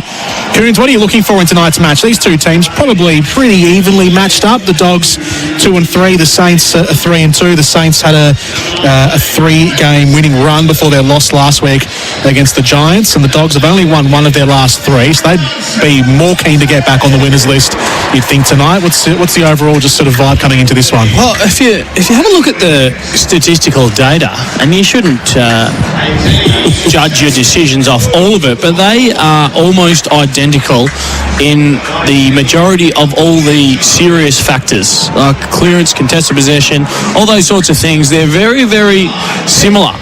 Now, the Saints are a high-scoring team, 5th in the competition, I think, top 5 for scores this year. Yes, they are, Adam. And the Dogs will walk taller with Marcus Bontempelli back in the side. And I think that one man could decide the fate of this game, and it is Sam Darcy. And who is going to be able to stop him? Can they get enough delivery to him and just kick it to his advantage, and he will go to work? Who's the matchup? I think they have to start their best defender on him, Wilkie, but he's undersized. Yep. And then just hopefully Showmaker and a couple of these other guys can lay off at the right time and sort of float in and try and help him with the 2-on-1. But no one can go with him. But I think you have to send your best to start, don't you? Bontempelli back, and then Jack McRae, Bulldogs premiership player, Adam Cooney, playing against his old side for the very first time. He's been a fantastic pickup for St Kilda, and Ross Lyon saying in his press conference during the week that going into last week, I think Champion Data had him ranked in the top 5 midfielders in the competition. So he's been a very, very good pickup for the Saints. Yeah, and it's unbelievable that he's doing the exact thing that he did for a decade at the Western Bulldogs. Getting the ball time and time again and making good decisions in the middle of the ground. Unfortunately, he wasn't playing that role at the Dogs, and the reason why he was squeezed out was he was out on the wing and playing a bit forward out of position. So, naturally, he plays his best footy as a midfielder, and he's still got a couple of really strong years left in him. So, point to prove here tonight, and I think that he will be set for another big 130 plus for him this evening. The return of Liam Henry as well today, which for St Kilda fans is a welcome sight. He made his club debut last season, having come over from Fremantle, but only played the 12 games, so had a couple of injuries along the way, and then the knee that put him out for the rest of the season late in the campaign last year. But back on a wing, and a player that Saints fans are really excited about, and is probably the kind of player that sort of embodies the direction that the Saints are heading in now with the style of play that they use. Yeah, just sneakily becoming a very quick side. With Henry in, Garcia can move, Collard can move, Hall's got a bit of toe, Wilson has got some speed. We know Bradley Hill, Windhager's got a turn of foot, Burns as well, and Webster. So, there's a sneakily fast St Kilda side under the dome. They play pretty well here and move the footy pretty quickly, so the Dogs would want to be on their game. Last year they were ranked 15th for scoring, the Saints, and this year you mentioned before that St Kilda have got to 5th in their scoring, and that was the knock on them last year. So the knock last year when they started to win those games at the back end, everyone said, well, it's okay when the season's over. No king either. Where are you going? How are you going to start this year? And so far, they've started this year. They're just percentage. They went into this round just percentage outside the top 8, but their wins have been 2 of their 3 wins have been against preliminary finalists from last year. Whereas, the Dogs' only wins have been against North Melbourne and Carlton when Carlton were probably at their lowest ebb. The Dogs letting a 39-point lead slip 5 minutes into the third. They were up against the Brisbane Lions and let that game go to the tune of 21 points. Form would probably tell you, even though the Giants touched up the Saints 28 points last week, the Saints form line coming in, Adam Cooney, better than the Western Bulldogs. Yeah, no doubt. And as we've mentioned Marcus Bontempelli a few times now, and just back to the forward line, doing it without their spearhead in King as well, which means they've shared the load. They haven't been so focused on kicking it to him all the time, and sometimes without the luxury of your big key forward down there, it presents different options and other avenues to goal, which St Kilda have obviously benefited from there. It's been the little fella Jack Higgins who's led the way in terms of goals for St Kilda to start this season. He's had a great start to it. Hopefully he can kick a couple tonight for the Saints fans. Yeah, he's top 10 in the Coleman at the moment. He's kicked as many as Sam Darcy. Yeah. They came in as equal 7th, I think, on the Coleman into this round. So what are the odds that Higgins ends up with more than Sam Darcy at the end of the season? Not sure. We had Daff on earlier, so we were remiss in not asking exactly that. Our travel partner, by the way, Signet. You can stay powered 24/7 with Signet AFL Club Power Banks. The weather not a factor because we're under the roof on an Easter Sunday night is for Grundfos. 80 years globally, 45 in Australia. Grundfos submersible pumps, serious reliability, built for life. It's a beautiful day. 24 degrees around the traps of Melbourne today. I hope you've enjoyed getting out and about on your Easter Sunday. What could be the unmissable moment, Adam Cooney, for Drink Wise? You won't miss a moment if you choose to drink wise. I think it's speed. Speed from both sides. It's going to be a great spectacle to watch, I think, with the addition of Henry. We mentioned the speedsters from the Saints. Well, the Dogs players have got some toe across the field as well, and they love to use the ball quickly and change angles and get it into the hands of Bailey Dale and Ed Richards. He's great users to kick the ball forward, and I think this is going to be a fast-flowing, entertaining game. Aquino Go coin toss. Aquino Go play with $2 today, won by Marcus Bontempelli, so the Dogs will be kicking to the left of your radio dial, the old Lockett end here at Marvel Stadium. Have you done your breakout play today for Australian Outdoor Living, bringing backyard dreams to life? Yeah, let's go with Sammy Davidson, who's had a great start. Can get the ball, the doctor. He's starting on the Pioneer, and from a St Kilda perspective, I reckon Schoenmaker's got a good show on him. Is that true, Sam? Yeah, very good user of the football. The Flexalt, most flexible player for Flexalt, the only flexible oral lice treatment for sheep. We'll get that in a moment. And that was our pre-game show for Trojan Tools. Tools built tough, available at Bunnings Warehouse. And before you dig, before every job, search before you dig online. Easter Sunday, history being made. Jordan Canellis, get us underway, please. We are underway, and a free kick immediately from the opening bounce is going St Kilda's way, and everyone's going to have to shuffle around. So it's Marshall's free kick, which he didn't take over. It's a bit of a messy start to the game. Back a couple couple of metres to get over his mark properly, and now we're underway with the free kick from the centre circle. Marshall kicks out to right half forward, and it's been picked off by Williams here on the broadcast side. Flicks the handball backwards to Fraser. They're looping around. There's the first touch from Marcus Bontempelli. Handball out wide, back to Williams. She now kicks up the line towards half forward. Getting in there was Marshall for the Saints, handing it back to Windhager, who gets underneath it and sends a long ball up towards half forward again. Spills out the back, collected by Higgins. Feeds it to Wanganeen Millerer. It's an empty forward 50, bar for one man in the pocket, and it's Owens who takes the mark on the 45-degree angle.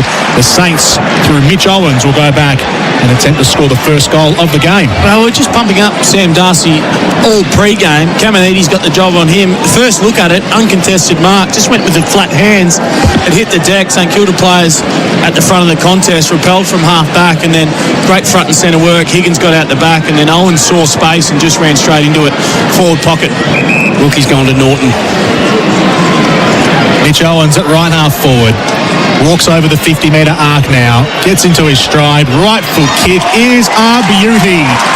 To open the account for the Saints tonight, Mitch Owens with his 9th goal of the season. The Saints just a minute and a half on the scoreboards. Score the first one straight to yet to score the Dogs here on AFL Nation. It was first quarter for Host Plus. That's a plus. You just wonder how he found himself in so much space pushing inside forward 50. Owens, when the ball had come from the same line, it was a long kick down the line to Sam Darcy. From there, it just got hacked down the line again where the ball came from. And the Western Bulldogs defenders, Jones was one-on-one, didn't leave his man. He just ran back inside 50 on Sharman. Probably had to push up and leave him. See that Owens had pushed out the back, was just too focused on his own man, didn't want to squeeze up the ground and press and help out. And English was trying to get back and defend for his life, but couldn't get there in time. So good start from the Saints. Ross Lyon will be happy with that for best sheds. Australian sheds at the lowest prices. Saints get the first. They're the third most efficient side for goal efficiency in the competition this year. Libba gets the Dogs inside forward 50 for the first time. No mark taken, and Karmas is collected and brought to ground in a two-man tackle. Schoenmakers and Wanganeen Millerer 40 metres out from the Western Bulldogs goal. English palmed it down. Kennedy, the former Blue. Fraser stepped past a couple. They all parted for him. He's able to step steady and send it straight through the high diddle with a quick response. So it's taken a minute and a half for the Saints to get there first. A minute and a half later, the Dogs answer. One straight apiece on the scoreboard for Host Plus. That's a plus. Jeez, nobody went to Fraser after he sidestepped the first. Adam Cooney had all the time in the world. It was great movement through the stoppage to get the clearance out from Kennedy originally, and Fraser playing up high in that defensive role, pushed right down and was able to step around a would-be tackler. Too easy, but he's having a sneakily good start to his career, Joel Fraser. Can get the ball. He's a good size and uses it well. Pierced it on that occasion. Great finish. Good reply from the Dogs. She's on early. Yeah, hasn't missed a beat since making his debut. Fraser, just the 19-year-old boy from Horsham, playing game number 19 in his AFL career. Ball back in the middle. Marshall got a sort of a hand to it. Comes back to him as well. He gets under the kick. It skews out towards right half forward. And Wilson will get onto it. Hooks it over his shoulder. Sends a high one inside 50. A shallow entry. Owens collects it at the 50. Gets away just from Bontempelli and flicks the handball over to McRae. Kicks it across centre half forward to Webster. Takes 2 steps. Pounds it long from 50 and goes across the face. It drops in the pocket. Mark taken and then squared back up to the top of the goal square for Owens again. It was set up by Sharman, who marked that ball as it dropped in the right forward pocket. And Owens will line up for his second set shot goal of the game. A smart play from Sharman. Was deep in the pocket. Would have been a tough kick around the body. Didn't wait. Just saw him at the corner of his eye. Pierced that one back in board. Owens should kick his second here. He was involved in the set-up play as well, Mitch Owens. Came in at the 50-metre arc and then repositioned himself for the mark. He'll kick this from about 35 metres straight in front. Pretty tight to the left goalpost, but makes it work. He's got 2. The Saints have 2. It's 2 straight, 12 to the Dogs, 1 straight 6 on the scoreboard. For Host Plus, that's a plus. Smart work in the ruck, intelligent stuff. They just got it going forward. I was watching Fraser, who started as a half forward. They look like they're trying to stretch St Kilda's defence in terms of those tools down there. Karmas was also playing in the forward line to start this game, so trying to stretch them for tools down there. But Bradley Hill took off inside 50. Fraser tried his best to push inside 50, which left Webster all by himself on the paint of Fiddy, and he kicked it inside to Sharman. I think he was having a shot, but worked out well for them. And then just smart ball use, taking it inside, and pretty good finish from Owens. Had a good start to this one for his second. 10 goals for the season now. This is his 5th game of it. Adam Cooney, our expert for MEGT. Dogs answer with an entry of their own. It's a deep one too, and beset upon was Darcy. Had to contend with 2 in the air, and Schoenmaker just sends one high and long, dumps it out of defensive 50 via the outer side, and the collection of bodies see it over the boundary. Still inside the attacking half for the Dogs. So Saints have had the 2 forward 50 entries for the 2 goals.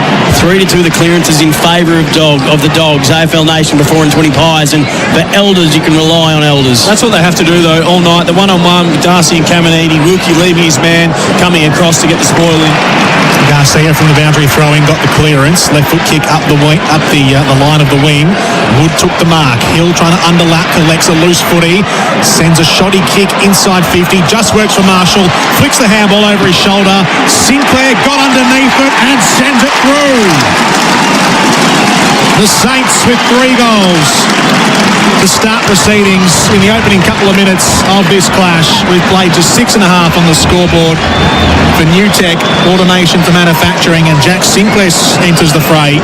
Mitch Owens has 2. Sinclair's got 1. Fraser with the 1 for the Dogs. It's 3 goals to 1 right now on the scoreboard. It's another score coming from stoppage. 2 out of 3 from that already to start this game. Stoppage on the wing. Wilkie did really well. Got the ball out of bounds. They cleared the area. Got a stoppage on the wing. And then it was pretty sloppy. I'm not sure about the handball receive. Put them under pressure, but the underground one got them out. And then Sinclair pushing forward. It was Hill who was the receiver. Pretty good handball over the top, and classy finish from Sinclair. I know he uses the ball so well, so Saints well on top here. 3 goals straight. Adam Cooney for MEGT. Player gone down as Marshall just jumped straight into English. And came off second best. It will be a free kick to English. It was a little crude in the end from Marshall. So they're just going entry for entry at the moment. Saints have been able to capitalise on all of theirs, and he's had a couple of good moments now, Schoenmaker. He dropped into a hole but didn't drop the mark. 35 out from the Bulldogs goal. Well, don't underestimate how good that mark was too, because he knows that Norton and Darcy are coming out of the goal square. Stood in the hole, took the mark, didn't flinch. They work it to the outer side. Wilkie got it from Hill. Goes off around Richards now. Wilkie just levelled it out and found the chest of Mason Wood. What an important player he is for the Saints now. Tends to hit targets. This is no exception. Higgins got off the leash and takes the mark. Deep left forward pocket, only 25 out. A couple of metres in. So it'll be a tighter angle, maybe 5 metres in from the boundary. He wastes no time. He loves these situations. He'd already started to run towards the pocket of Saints fans to celebrate, maybe prematurely. Their first behind of the night. 3-1-19 now. St Kilda, just 1 straight 6 are the Western Bulldogs for host plus. That's a plus. Quality of that inside 50 entry from Mason Wood, exceptional. The Dogs coming out of defence. Davidson takes the mark at left half back. Yeah, how good's our outside game been so far though, the Saints? They look slick, they look fast. Once they get that ball to the outside and they take off on those 45-degree runs, Dogs don't look like they can keep up early. Kick from Fraser goes close to the boundary line. He was aiming for Bontempelli and it's gone over and out on the full. So Sinclair gets the free kick, standing on centre wing in front of the benches. Kneels onto his left boot and sits it up high towards half forward. Coming in over the back and clobbering it away was Johannesson and gets to the boundary line for another throw in. Adam Cooney, Ross Lyon was asked during the week about how you're going to tag Marcus Bontempelli's first game back, but anyone who listens to Daniel Hoyne on Sports Day, he would have told you that any time that Ed Richards is ranked top 5 on the field, the Dogs win more often than not. So he's been their most important player this year from a statistical point of view. And it looks like Windhager's rolling with him. Yeah, following him everywhere at the moment. Just not even really looking at the ball, Marcus Windhager, just trying everything he can to stop him. Ed Richards has got it now. Richards, right foot kick over the wing, goes up towards half forward, patted down there by Wilkie. Stocker goes back to Wilkie, now Shellmaker wants his favourite left boot and rifles one up the line, but Davidson drops back and takes the grab at left half back for the Western Bulldogs. So they'll get a switch here, but they haven't been able to move the ball very effectively in this game so far. Saints look slick, but here they go now, the Dogs. Dale wants the corridor, got it to English, now to Johannesson, up towards Sanders at centre half forward. He was squeezed between two Saints players and wins a free kick, Riley Sanders.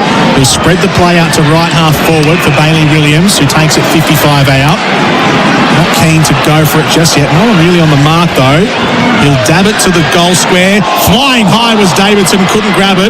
Norton lurking around, and in desperation, Liam Stocker parries it over the line for a rush behind. The Dogs 1-1-7, St Kilda 3-1-19 here after 10 and a half minutes in the first quarter. AFL Nation for 4 and 20 pies. First good build-up from half-back where they switch the ball and use the angles and work their way through St Kilda. Bailey Williams, I thought he could have had a ping at that. Man stood back off the mark. He can kick the ball 55 on the run. He could have pinned the ears back and had a go at that. Put it to the top of the square. Too many numbers, easy to defend. Saints have had the hot start for Ream, Australia's favourite in hot water, and they're just plotting a course with short kicks down the broadcast wing. McRae gives it back to Burns. Burns now gets a bit of penetration in the kick. It was good body work from the Mr. Keeler in Sharman. Got rid of a couple. Took the mark defensive side of right half forward. Sticks the kick and just overcooked it looking for Windhager, and Dogs have got numbers. English floats a looping handball over the top to O'Donnell. O'Donnell, beautiful pass, and Norton can turn and take off. There's no one ahead of him. He takes the bounce. He's looking for support. He'll run inside 50 himself. Norton, he'll kick for goal, and it'll hit the outside of the left posts. Just couldn't draw it back enough. Aaron Norton, as he was rushing inside 50, a minor score for the Dogs. 1-2-8 to 3-1-19 St Kilda. They're going to pay both sides if they turn the ball over. I think we've seen a couple of occasions already how fast both teams want to move the ball, particularly on that turnover. Norton just put his head down, ran into space, and just hit the post. Would have been a good finish. 11-point lead here for St Kilda as they go up the outer wing. It's in dispute at the moment. Picked up on the outer side by Cleary. And the handball fed forward from Williams to Dale, using that outer boundary line up towards right half forward. The kick was too heavy for Norton, but he got a little shove. So that'll be a free kick to Norton. He's about 70 out. He caresses the kick inside 50. Darcy got thrown about, but no free kick.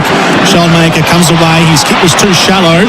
Richards was there to pick it off, and he stops at the 50, or about 55 out, centre half forward. It'll be a ball up in the front half of the ground for the Western Bulldogs. The Macca's Minecraft movie deal has arrived at Macca's again. Saints able to come away from the stoppage. Windhager just hacks it towards the outer side, and fans are already starting to rise up looking for an insufficient intent call, but Mason Wood was right in the vicinity, so it'll just be a boundary throw in true centre wing on the outer side. The Saints have scored every single time they've been inside forward 50, Adam. Played 13 minutes and 22 seconds on the clock for New Tech, automation for manufacturing, and that's a pretty handy strike rate. Windhager again at ground level, driving by. Wanganeen Miller drives it to left half forward and just working his opponent under the ball nicely. Sharman was outpointed by O'Donnell at right half back, sticks it into the corridor for Bramble, 45 out from his defensive goal, and the Dogs will slow their roll here. Handballing around centre half back at the moment, the Dogs, as the frontal pressure coming from St Kilda. The Dogs will go out to the left instead on the flank. Worked forward to O'Donnell, chipping around the line of half back. Johannesson will wedge it forward. Mark taken on the near side by Liberatore. Feeds it around the corner. Bramble just caught in a dead end. Got the handball away quickly before he was clunked. And then O'Donnell kicks up towards half forward. More of a hit and hope. And the Saints have the numbers there ready and waiting. Webster's one of them. Shellmaker's on his hands and knees. Just couldn't quite gather it in. The short punchy kick from Wilkie. Garcia will hack it off the ground towards the wing. Near the boundary line. Liberatore gathers it in. Jones pokes it up and has turned it over. The Saints regain possession through Garcia, centre wing broadcast side. Yeah, great pressure from St Kilda. You have to be careful with the forward handball. Teams love it now with the stand rule. You can get the drive-by, but if the team's pressing in your face, that forward handball can get you in trouble, and the Dogs turn it over because of that.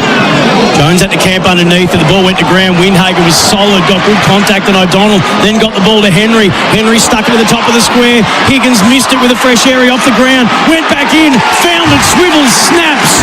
They've got 4 in the quarter as Higgins gets his first. Every time they go in, they score, the Saints. 15 for the season for the little pocket rocket.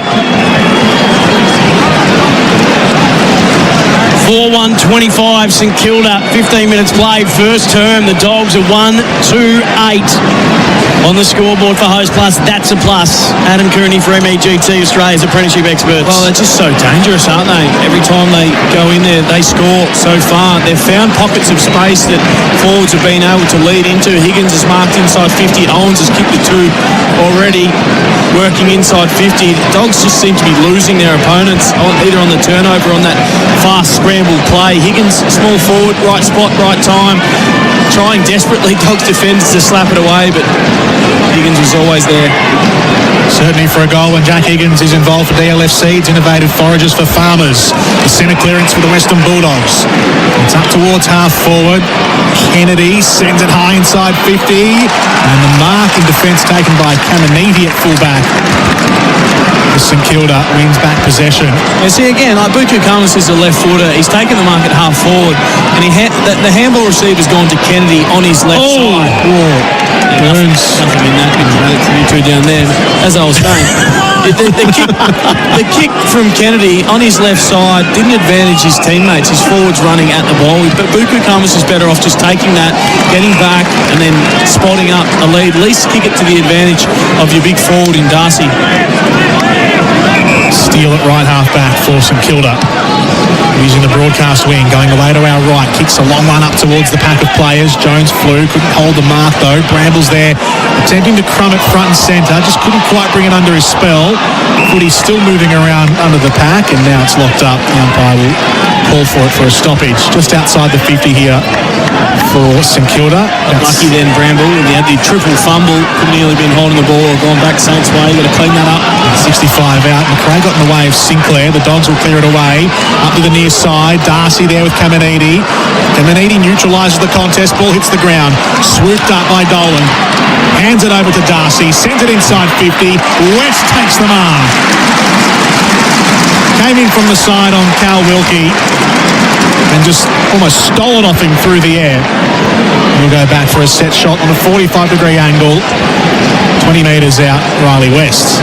Good mark in the end. It probably would have been a free kick. Wilkie coming back the other way, took his eyes off the footy. Spun nicely, landed in his chest. Darcy to West, used to be the other way around, didn't it? Yeah, and get it back, Westy. West splits the middle. Very gettable set shot range, that one, from 45-degree angle, but right in close. And the Dogs get their second goal. They are 2-2-14, the Western Bulldogs, to St Kilda 4-1-25 in this first quarter. Jordan Canellis, Sam Hargraves, and our expert is Adam Cooney. All thanks to MEGT. Build a winning team with Australia's apprenticeship experts. Back in the good old days, that would have been West over the top to Darcy. West has just looped that one up high, and he's forced Darcy to give him back the 1-2.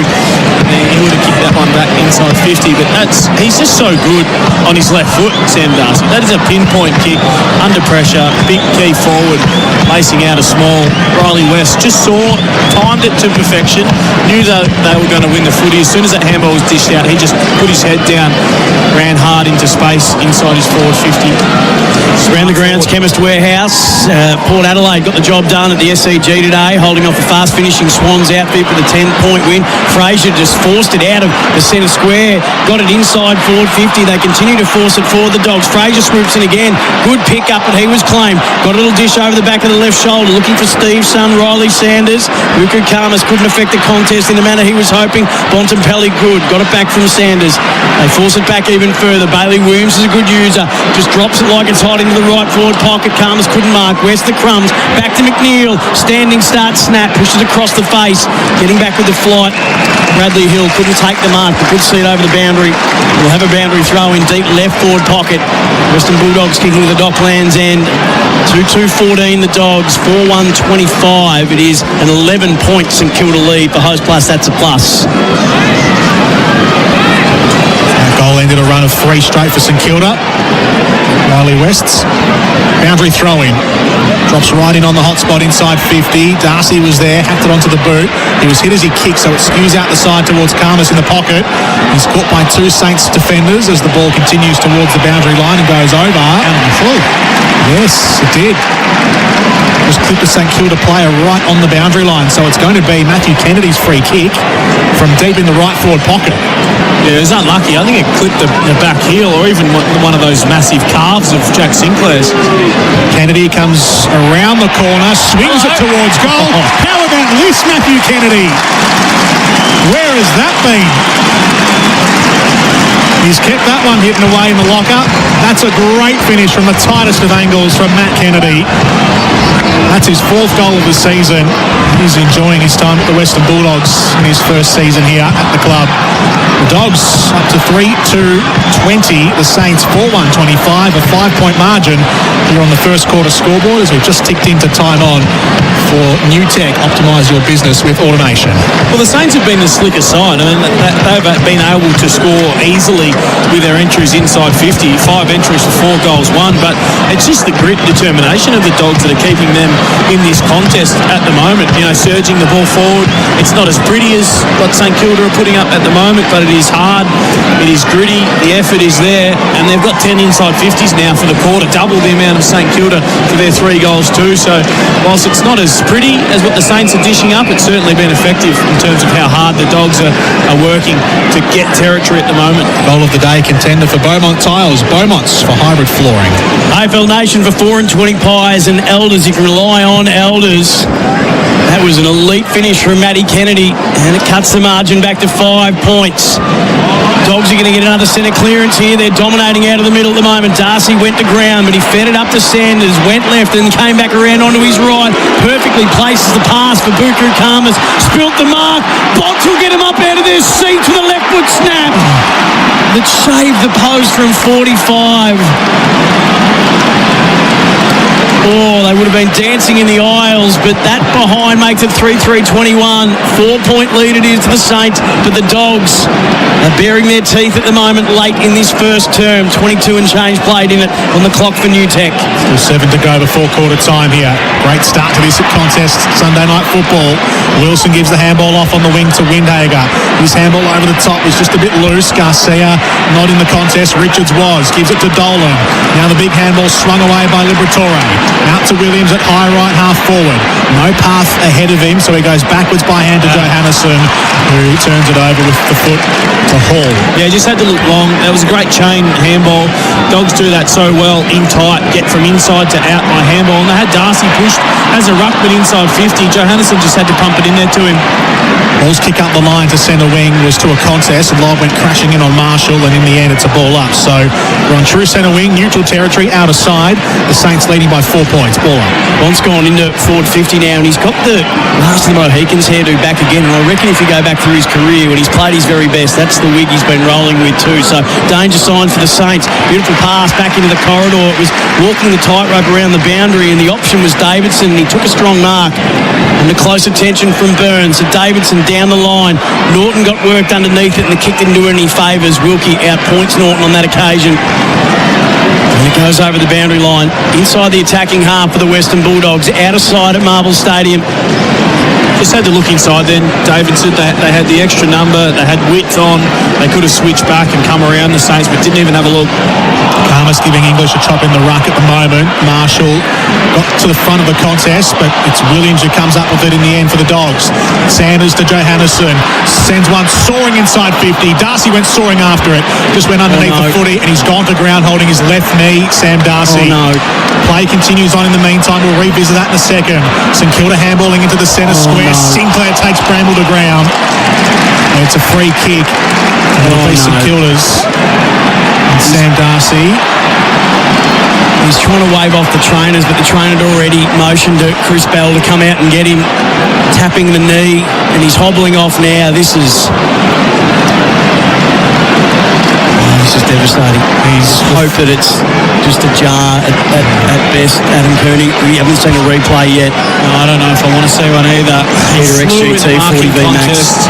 And he was in extreme amount of pain as he came down. Oh, it's a hyperextension to the left knee as he came down. Oh, God, it doesn't look good.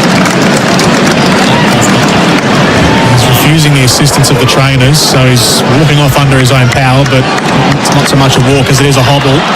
The kick goes inside 50, meantime, as play resumes for the Western Bulldogs. Davidson hands it over to Cleary. Left foot kick into the goal square, just too shallow, and Wanganeen Millera came steaming back and got a right palm to it as he knocks it over for a rush behind. The Dogs 3-4-22, the Saints 4-1-25. They lead by 3 points. A little bit flat now. Oh, you can't help but not be. The most exciting prospects we've seen.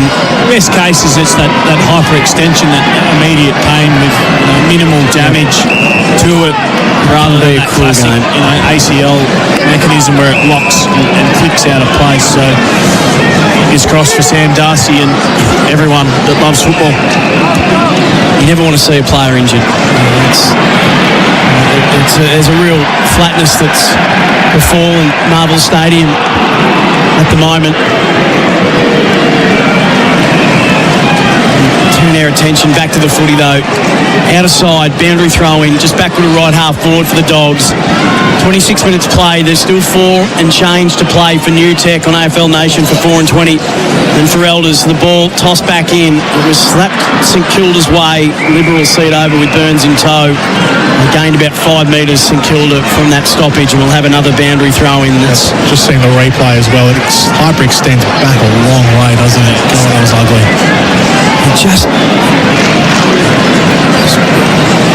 There was nothing in it from a shove or anything like that. I slapped forward. English gained about 20 metres. West came out and missed the target by hand. So top edge of the square, Bramble reclaims it for the Dogs. Fed it back by hand to Bailey Williams. He spreads it.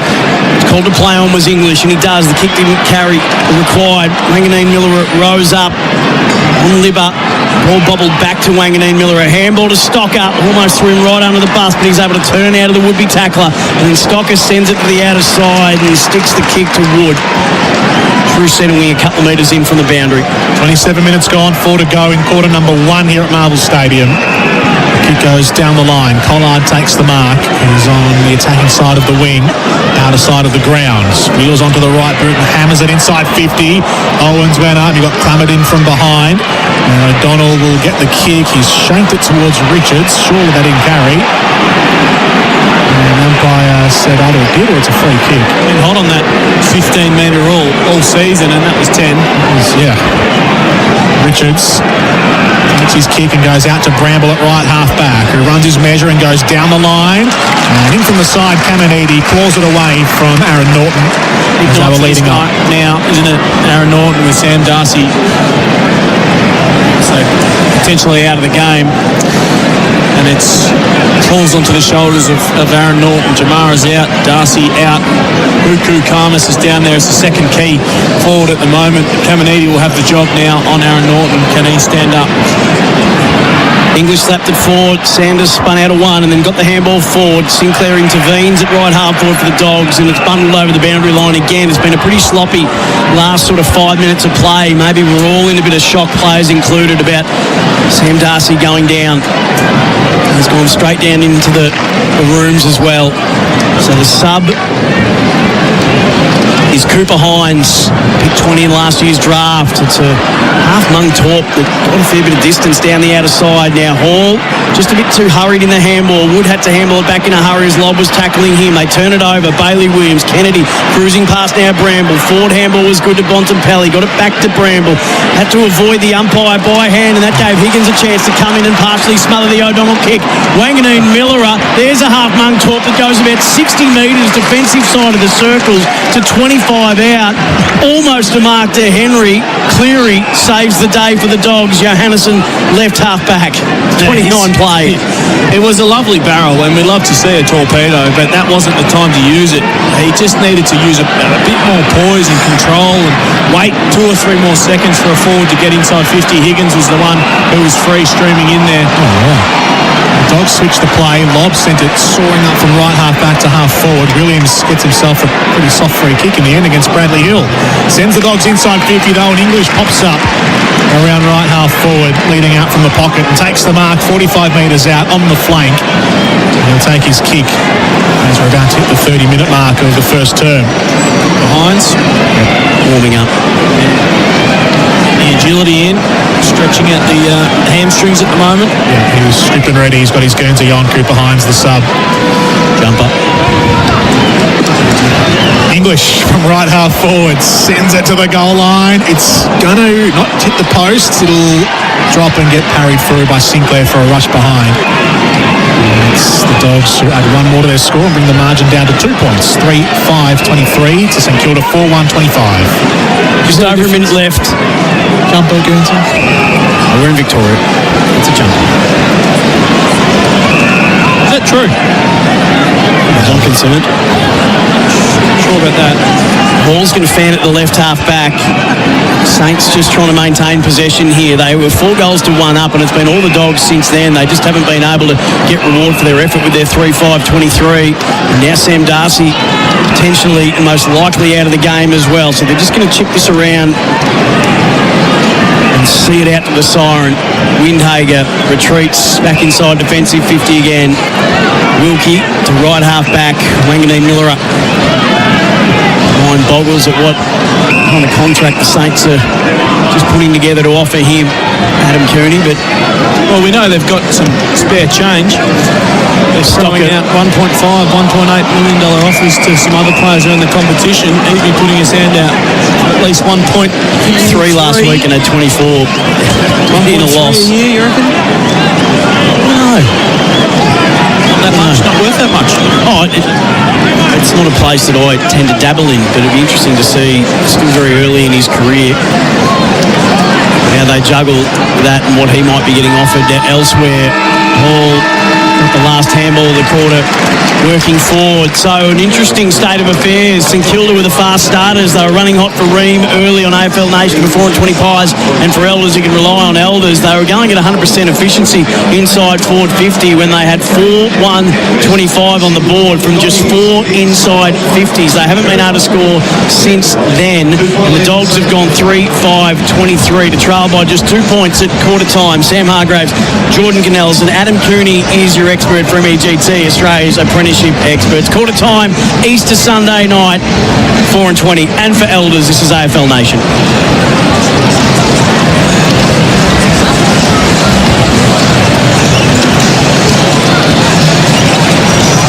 That quarter on AFL Nation was for Host Plus.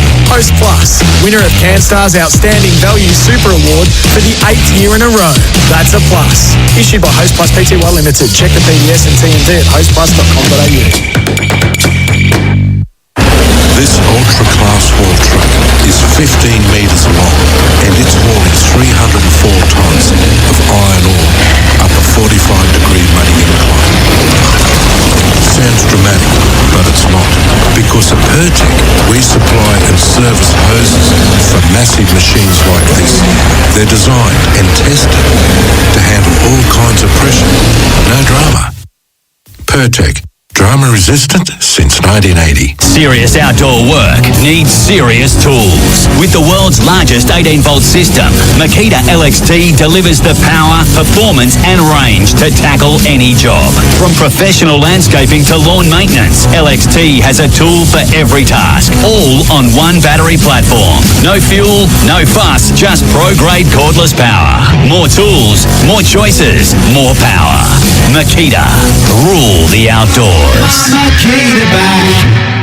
This weekend, don't just take a punt, bet with confidence thanks to Tipper. Tipper is the real-time marketplace for punters and tipsters, bringing you expert tips on demand. They're flipping tipping on its head.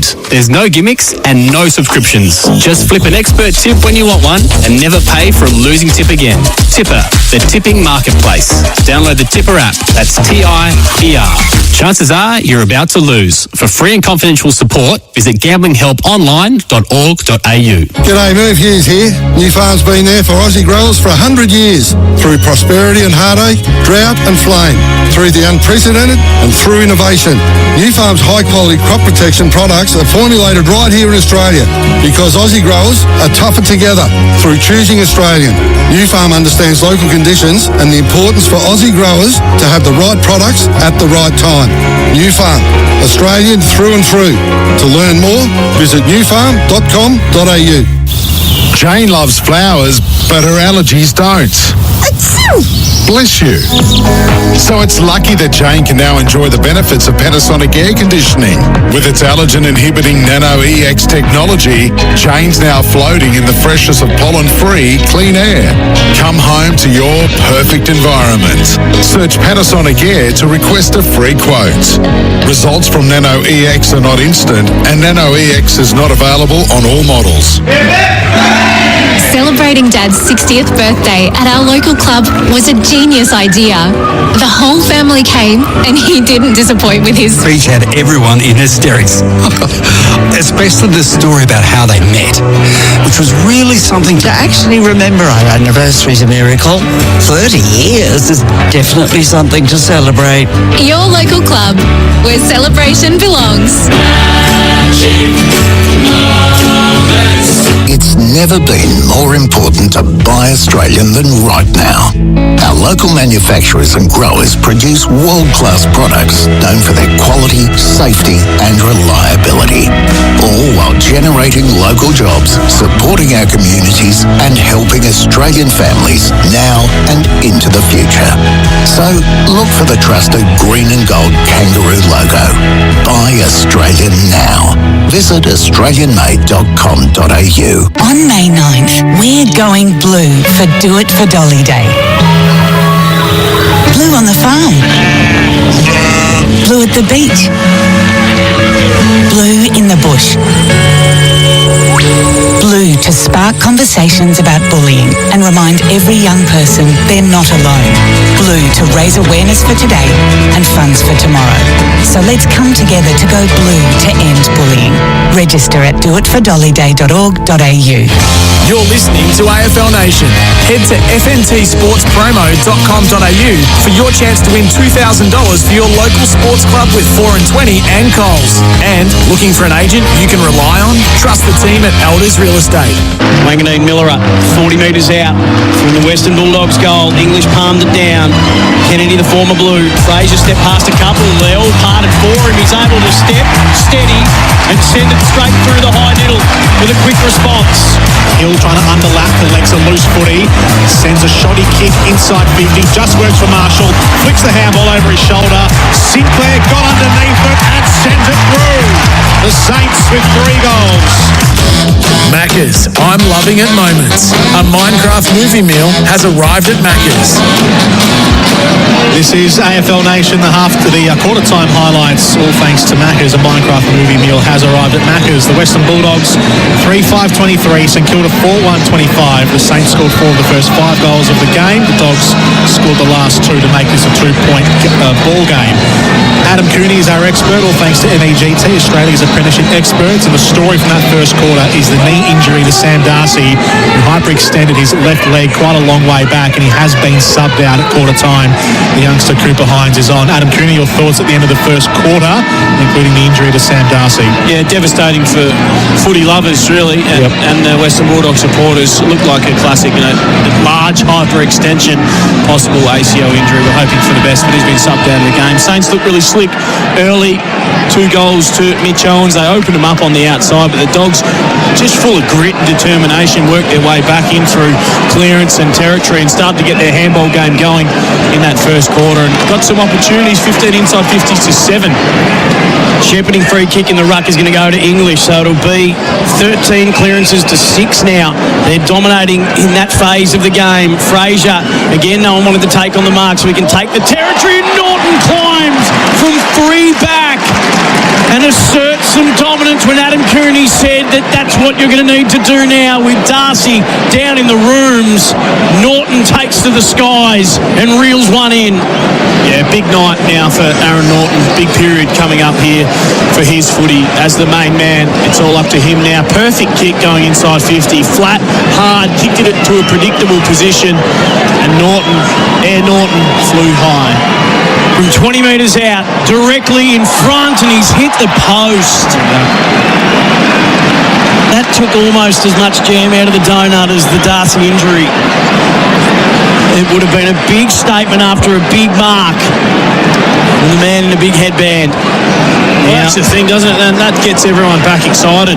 There's a flat feeling around the stadium at the moment, particularly dog supporters. If Aaron Norton, big climb, should have gone back and kicked that one, gets everyone else up and about with a smile on their face. Dogs have hit 4 behinds in a row, so they've had their chances. So up to 3-6 now on the scoreboard. Liberatore wins the footy back on the wing. His handball bounces into the path of Kennedy. Tapped on by Fraser, into the path of Bontempelli. At left half forward. Left foot kick to full forward. Again! Drops onto the chest of Aaron Norton, who clutches it tight, and he'll go back from just about the same range, directly in front, slide angle, and try and kick the goal this time, Aaron Norton. Oh, super work in the contest. Kennedy tapping it on. Fraser handballing the ball out to Marcus Bontempelli. What a kick on the left foot. Around the body, pinpoint, put it on a dime to Norton. Can he settle here? Surely, this time Aaron Norton, left foot kick, he's got it.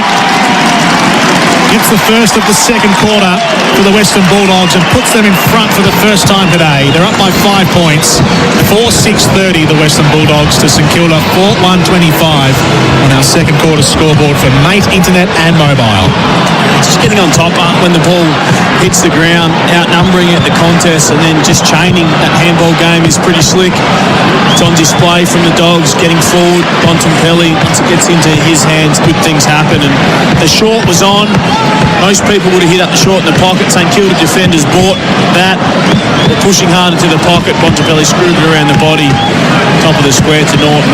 Perfect kick. Perfect player, perfect guy. Hard to argue with any of that. The cavalry was coming, they said, and it's come in the form of the captain. He's in the middle now, forcing Steele off it, gathering at ground level, got a little handball out. Richards is there riding shotgun, ran straight into the Windhager tackle, and it'll be pinged. No, too high was the Windhager tackle. So Richards immediately just penetrating inside forward 50 again, slapped away, front and square Kennedy, little douche Libba dragged down by his premiership teammate McRae, holding the ball. They take the advantage. Right half back, Hill can see him out of a sticky situation. Uses the boundary line, kicks to the wing and finds Owens, who slides into the mark. Tackle McRae. Goal saver, Adam Cooney. He was filthy that he didn't get his possession to go with it. Jack McRae, he wanted him to bring it back, slow the play down. No advantage jump. Deliver a little tap on the bum on the way through. Saints knocking it about their defensive 50. Wanganeen Miller gets on his bike and goes. Takes a bounce and dashes out of defensive 50 into the centre square. Feeds the handball forward. Gets it back from Wilson. They put themselves under the pump. Webster mops up. Now McRae. He's got Shellmaker to his outside. Goes by foot instead. Drills one hard and low towards half forward. Johannesson favoured him. Davidson's there for the Dogs as well. And together they found Hines. On for his first touch. Finds Karmas. The wheels are turning now. Here's Bailey Dale, takes a bounce, kicks to the man directly in front of him. Ricochets back to Dale, inside 50. Sanders goes up one-handed. Sinclair does all right, paddles it away to Wilson, and the ball does come out. It's McNeil, still alive here for the Dogs. They're at 40 metres out straight in front. Richards going the wrong way. Here's Bontempelli from 50. It's a high one. It's a long one. The Bont is back. Incredible finish from distance from Marcus Bontempelli. And the Dogs extend their lead out to 11 points. 5-6-36 to the Saints 4-1-25. That's on our second term scoreboard for Mate Internet and Mobile. Well, they got themselves into strife coming out of half-back. They were just so desperate to get the ball into the hands of Nasai Wanganeen-Miller, which put them under the pump. And McRae ended up getting the ball and hacking it forward, and the turnover was on from there. Good ball use from Cooper Hines under pressure. Saw calmness out the corner of his eye, then the handball received. Bailey Dale on the drive-by, and they kicked inside 50. It was a bit of a sloppy, sort of haphazard kick, but as soon as he had looked up and the ball was on the ground, the Dogs are outnumbering by about 5 or 6 around the contest, and they're able to dish out the back to Bontempelli, who worked his way forward in a slick finish. It's all the Bulldogs at this stage. They got it moving forward again and sinking 5 knuckles through it with Sinclair. They work it to the front edge of the square. Wilson trying to evade Dale. Had to kick in a hurry. He's pushed as he does so. And it bounces on threateningly to the right-hand side of the right goal post, and it's just a minor score, but it's their first score since about halfway through the first term. It's been all the Western Bulldogs since then. Margin back to 10 points. It was a very risky kick from Lob to Bontempelli, left back pocket, but he took the mark. Just a bit of panic there from Wilson. He's got some wheels. Should have been able to run away from Bailey Dale and have a shot on his right, but he actually cut back on his left, which closed down his space that he had and allowed Bailey Dale to put some pressure on him. Then he panicked. Dogs kicked 4 goals in a row either side of quarter time. It's out on the wing, fed up by Norton to Dolan, who's darting away. He's got McNeil next to him, handballs it to him, left half forward, into the pocket. Williams clutches it one-handed, plays on, takes a bounce. Joey the Goose handball into the goal square. Riley West sends it up into the top deck. That's his second goal. And the Dogs out to 16 points in front now. It is nearly a game-high margin. 17 points was the most, but it's 6-6-42 to St Kilda, 4-2-26. This second term AFL Nation for the 4-20 Traveller and Elders. You can rely on Elders. How good is their handball game at the moment, the Western Bulldogs? Just too slick for the St Kilda Footy Club. Dolan seeing space in front of him, taking that bounce, getting territory for his team, then dishing out. Bailey Williams, who with Sam Darcy out, he's walking back to the wing now, but he's been pushing forward hard and took a good one-hander. Just got Sinclair out of the way in time, and then Joe the Goose over the top to West. So Dogs handball game on display at the moment. It's good to watch. Dogs running hot now for Ream, Australia's favourite in hot water. Adam Cooney for MEGT, and this is AFL Nation on Easter Sunday night for 4-20 Traveller, and for Elders, you can rely on Elders. The Dogs have had double E-man clearances, and Bontempelli gets them moving again out of the middle. Slick little dish to Libba. He feeds it out with a bit more length, putting it into the path for West. Got an unkind bounce that favoured Webster. Webster paddles it towards the boundary. West rolls him over in a tackle. Oh, they've got a taste for it now. And it'll be a boundary throw-in. In fact, it'll be a ball up. No, the boundary throw-in right where the 50 meets the boundary. We've played just over 8 minutes on the new tech clock. Marcus Bontempelli got a taste for it at the moment as well. Already had the 5 disposals, 3 scoring involvements in this quarter alone. All thrown in. English in the ruck, tries to tip it down to Kennedy. Comes out the back to Bontempelli. Steps his way through one tackle. Gives it to Fraser. Wobbles the kick inside 50. Wilkie beats Norton out the back. Ball in dispute straight in front of goals for the Dogs. St Kilda's defence coming together. Clamouring around. In goes Dolan. Puts his head over the footy. Draws the tackle, and it'll be a ball up straight in front. About 30 metres out. Inside 50 for the Dogs. Just a bit of hesitation there from Cooper Hines. That ball was in front of him. Just had to attack it, put his head over it. I think he thought that someone else was coming in the sub. McRae parries it away. Collard hands over his shoulders, and Windhager sends it up into the centre square, but it's cut off by Jones, and the Dogs will come back again. Nice kick, Jones. He was careful with it as he massaged it to Bramble. Bramble repeats the dose. Johannesson takes on Burns around the mark, and they're inside forward 50 again. English jumped a little awkwardly on Marshall, who's well tackled by Norton. Ball sort of bobbling around as he half feigns and he's trying to get rid of it. So another stoppage, deep right forward pocket. We're about 30 out from the Dogs' goals. It evaded Kennedy. McRae pushed over the boundary line as he got a kick away to exit defensive 50. It's going to come back in because Cleary's been able to take it. Nice kick on the 45 angle. Hit up the lead of Liberatore. Still 60 from home at right half forward. 42 plays 26. Dogs have kicked 5 in a row. Libba delivers on the plate. Norton dropped an uncontested. Ground level pickup was good from Dolan. He gave it in close quarters to Fraser, and he was well tackled. Well, Aaron Norton could have ripped this quarter apart. How good was the kick from Libba? The lead was superb as well. Just lost his opponent too fast away in that pocket of space. Kennedy from the stoppage, hammers one high and wide. It'll drop in the pocket. Oh, West, has he got that? No, it's just come out. Stocker will collect it on the goal line. That would have been an unreal mark from Riley West. Came out as he came back down to earth. Garcia's turned the footy over cold. Rattled at the moment, the Saints. Bramble at left half forward, sends it back in. Bontempelli clunks it. 35 out. He'll go back on the set shot. Fraser letting McRae know. McRae couldn't get the spoil. And they just can't get it out of their defensive half at the moment, St Kilda. It's re-entry after re-entry. Cleary setting up well in that last one, pumping it in. Libba getting it inside 50, that leading lane. They left open, and on the flip side of that, it was Bramble on the other side covering the exit. And again, the leading lane open for Bontempelli. The set shot, Marcus Bontempelli leans back, and he has squeezed it in. Goal number 2 for the skipper. The goal umpire had to look at that one a long way.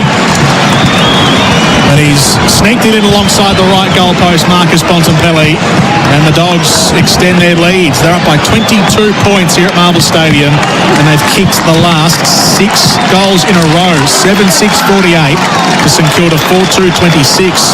The last Saints goal came back in the 15th minute of the first quarter. We've now played nearly 12 minutes in the second on the clock for Newtech, automation for manufacturing. Gee, what's happened to the St Kilda that we saw in the first 8 minutes of this contest? I mean, they were fast, they were moving the ball well, they were scoring every time they went inside 50. The Dogs have just screwed down, knuckled down, and have been harder inside. 10 inside 50s to 1 this quarter for 4 goals. Bontempelli running right at the minute. So we're back in the middle again. Fraser collected it at the back of the stoppage. They're inside forward 50 again. This time Norton doesn't drop the mark. It was a probing kick coming in. It was rifled in from Richards. And Norton takes the mark, 40 out directly in front. They've just got to understand at the moment, the St Kilda midfielders, how slick Western Bulldogs are with their handball game. So as soon as they get the ball, if they're beasts of the honeypot, the Saints, they're going to get done from inside to outside. They're copping it at the moment. Norton from 50, directly in front, and it finds its way through. He's got 2 as well. And he's looming as a very, very dangerous presence inside forward 50. He should have 4 for the quarter. Well, this is getting ugly very, very quickly. 8-6-54. 4-2-26 are the Saints. 13 minutes played, second term. Made Internet and Mobile scoreboard. And it's another centre clearance, Adam Cooney. 10-3. That stat at the moment. It's not good reading for St Kilda. They're getting smacked in there. They just can't get their hands on the ball. Midfield at the moment. Garcia's had 1 this quarter. Owens is in there. They've thrown Wangani Miller in there at the moment. Steele's in centre bounce. He hasn't touched the ball this quarter. Bontempelli's had the 7. Ed Richards, Liberatore, all firing in the middle of the ground. Fraser being good as well.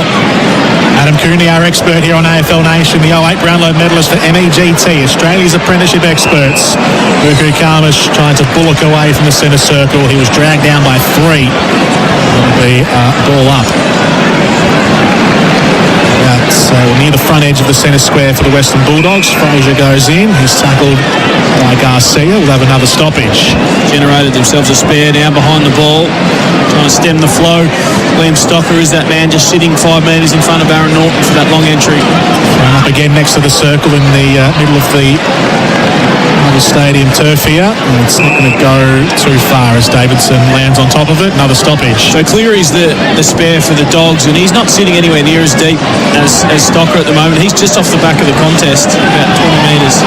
Thomas and Owens doing the ruck work. It comes out to Davidson, who sends one flying inside 50, and Wilkie this time beats Norton in the contest at full forward. It's the Saints who can regather in defence. Let's see how they build up out of the back half this time. Well, now they've got to use that spare and try and work their way out, and they haven't. They've kicked it long down the line. Oh, big climb, and almost the claim from Collard. And he falls on top of the footy in the end and forces a stoppage on the outer side. Still inside the Western Bulldogs attacking half. They had made a pretty good fist of it in the replay for Makita XGT 40 VMAX. At the back of the stoppage, Hill kick smothered over the line by Liberatore. And Libba just loving having the Batman back in the form of the Bont.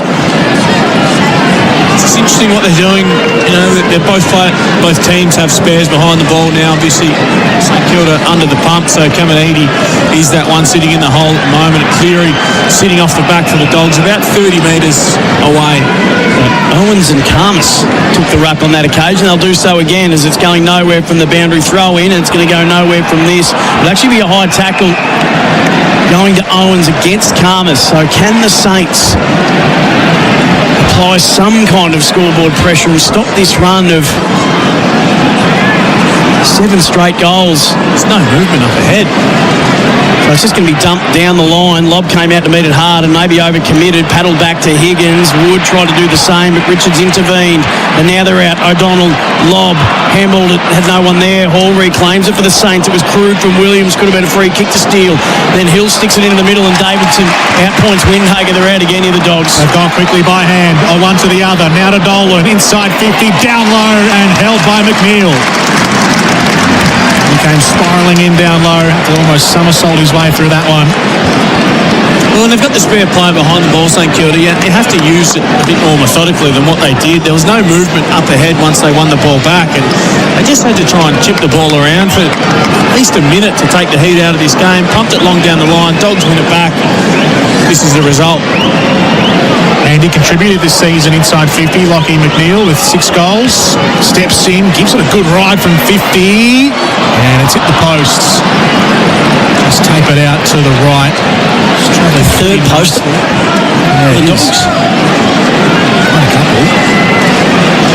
It's now 8-6. It's 7:55 for the Western Bulldogs to 4-2-26 in Kilda on 17 minutes in the second term. English rose up high and fisted it back inside forward 50. Took a couple of bodies with him though. One was a teammate and one was Wilkie. The teammate was Kennedy. I think he just had to let English mark that ball. It was almost like he was trying to spoil his teammate to get in on the action. Slap forward again, English, but it went straight to Wanganeen Miller, and then it's just double palm back to Bontempelli. Fed it out by hand to Fraser. He back to Davidson. Bottom right hand point of the square. Bramble skies one. Went 60 up and 30 long. It bounced off the chest of a St Kilda defender. That's a lovely handball. Heard a voice to Burns, and it was Collard. Collard got it to Hill quickly, and Hill exits defensive 50 very quickly, but it's going to come back in even quicker as Fraser chops it off. Back into the centre square, the Western Bulldogs setting up. Bailey Dale has it. Hasn't Fraser been good? He'll drill this run right down the pipe towards Norton at full forward. He's outnumbered 3-1. Ball hits the ground and Schoenmaker comes up with it. Handballs to the feet of Collard, who was caught by Cleary. Ball jarred free. And then Steele tackles Bontempelli out of play for a boundary throw-in around the left forward pocket. They've played 18 minutes in this second term. The Saints have only scored 1 behind since quarter time. AFL Nation for Elders. You can rely on Elders. Setting up so well behind the ball now, the Dogs. The luxury of living it, or the ball living in your forward 50s, you can just set up for that exit kick out. Just been able to mop it up, take intercept mark after intercept mark and pump it back in there. Hall couldn't take it. McRae could, and he got it quickly to Wilson. Wilson tumbles it through the circles. Now it's a foot race as every player was inside the Dogs' forward half. O'Donnell beat them all there and is going to get a free kick for a hole. Oh, other way. Oh, no, sorry. O'Donnell. Gets it moving very quickly. Thank you, Adam Cooney from EGT. Kennedy. Hasn't James O'Donnell come on well, and he was the most famous O'Donnell in the family until his old man decided to get 2 holes in one day of golf, one of them being an albatross. Just couldn't let his son have a moment in the sun. Good old Scoop. 2 in a day. 2 in a day. Got one in my life. Just selfish. Neither have I. Triple sport athlete is Simon O'Donnell now after that. Just couldn't give his young fella. Here's Matt Kennedy just outside. Come on, Scoob. In it goes. English, backpedaling, can't hold the mark. Does well below his knees to regather it. Fraser gives it to Dolan. Can't escape the tackle, just got rid of it. No, he didn't. It's holding the footy. The Saints take the advantage. Steele off centre half back. Sends it over the head of Henry. Sets him onto it. Just needs a sit. It won't. Kicks it towards the 50. He was taken out. No free kick. Rory Lobb regathers for the Western Bulldogs. Sanders had to take the mark with Marshall bearing down and did. In relation to Steve Sanders?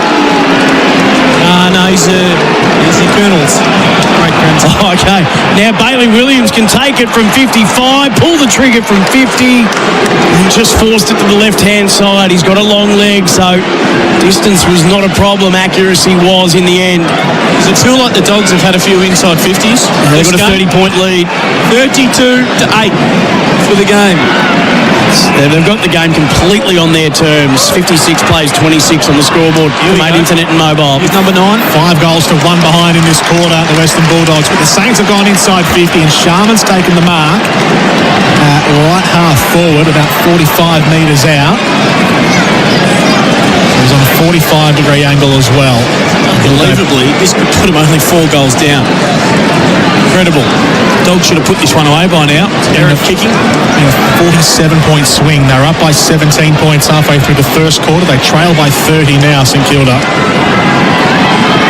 Sharman on the approach. Should be right on his distance. 50 metres out. Sends it on its way. Tight angle. And it's out to the near side. Over to the right of the goal face. Just the second score for the Saints in this term. 2 behinds they've scored in quarter number 2. We've gone into time on now. 21 minutes on the clock. It's the Dogs 56, the Saints 27. Brambles turned it over though, coming out of defence. Sharman picked it off in front of Lobb from just a bit further back from where he had the shot from initially. Bramble was called to play on after hitting up Sanders from the kick in. It didn't go the required according to the umpire, and that just put them under a little bit of pressure, which they haven't really been under a whole lot of, the Dogs. So Sharman had a sighter.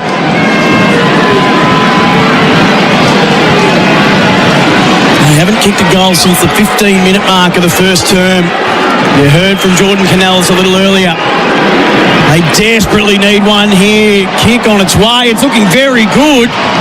Just faded to the right late. The goal umpire was not moving, and I thought, hello, this has got to look. So a couple of behinds in a row, 4-4-28. They still trail the Dogs 8-8-56. It is a 28-point lead to the Western Bulldogs for Made Internet and Mobile. You can save $180 over 6 months with Made Internet. Use that promo code MATE30 at checkout, Jordan Canellis. Still got about 5 minutes to go here in the second term before the main break. The Saints around left half forwards, attempting to keep it in, didn't. Pollard, the handball over his shoulder, just ran over the line.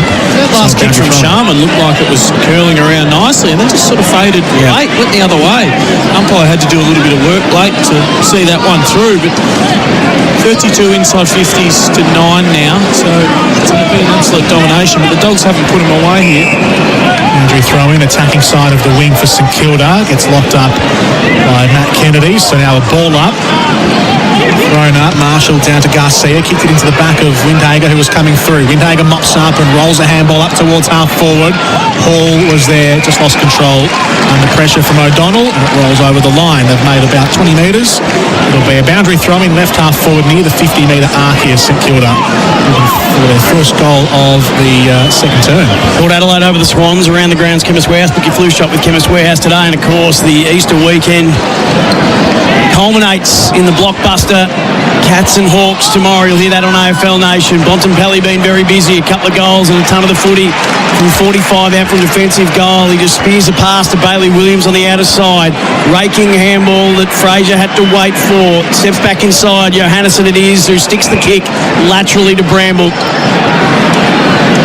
Being glued to his TV screen, watching his wife pretty deep in Australian Survivor. Now he's in a deep bit of trouble as he was handballed back to JJ. He was well tackled and Lobb couldn't provide the assistance required, and in the end the boundary line beats them all. So a boundary throw in inside the attacking half for the Dogs. We've got 4 minutes and change to play in the second quarter for New Tech Automation for Manufacturing. Survivor fan, Coons? Negative. More of an almost celebrity get me out of here kind of guy. Boundary throw I reckon you picked the wrong one there. I would have liked to have seen you go to Survivor. Use that tactical mouse of yours, put it to good use. Still be trying to make the fire. There's a free kick for the Saints as Bontempelli sends the Dogs inside 50, but Caminiti, free kick in the back pocket. He'll kick into the defensive goal square for Wilkie. Need to get some of their prime ball movers into this contest as this marker's dropped, and they'll get out of trouble outside 50 here. Sinclair's only had the 7 disposals for the game so far. Jack Steele, their skipper's only had the 7. Garcia, who's at some midfield time, just the 7 disposals.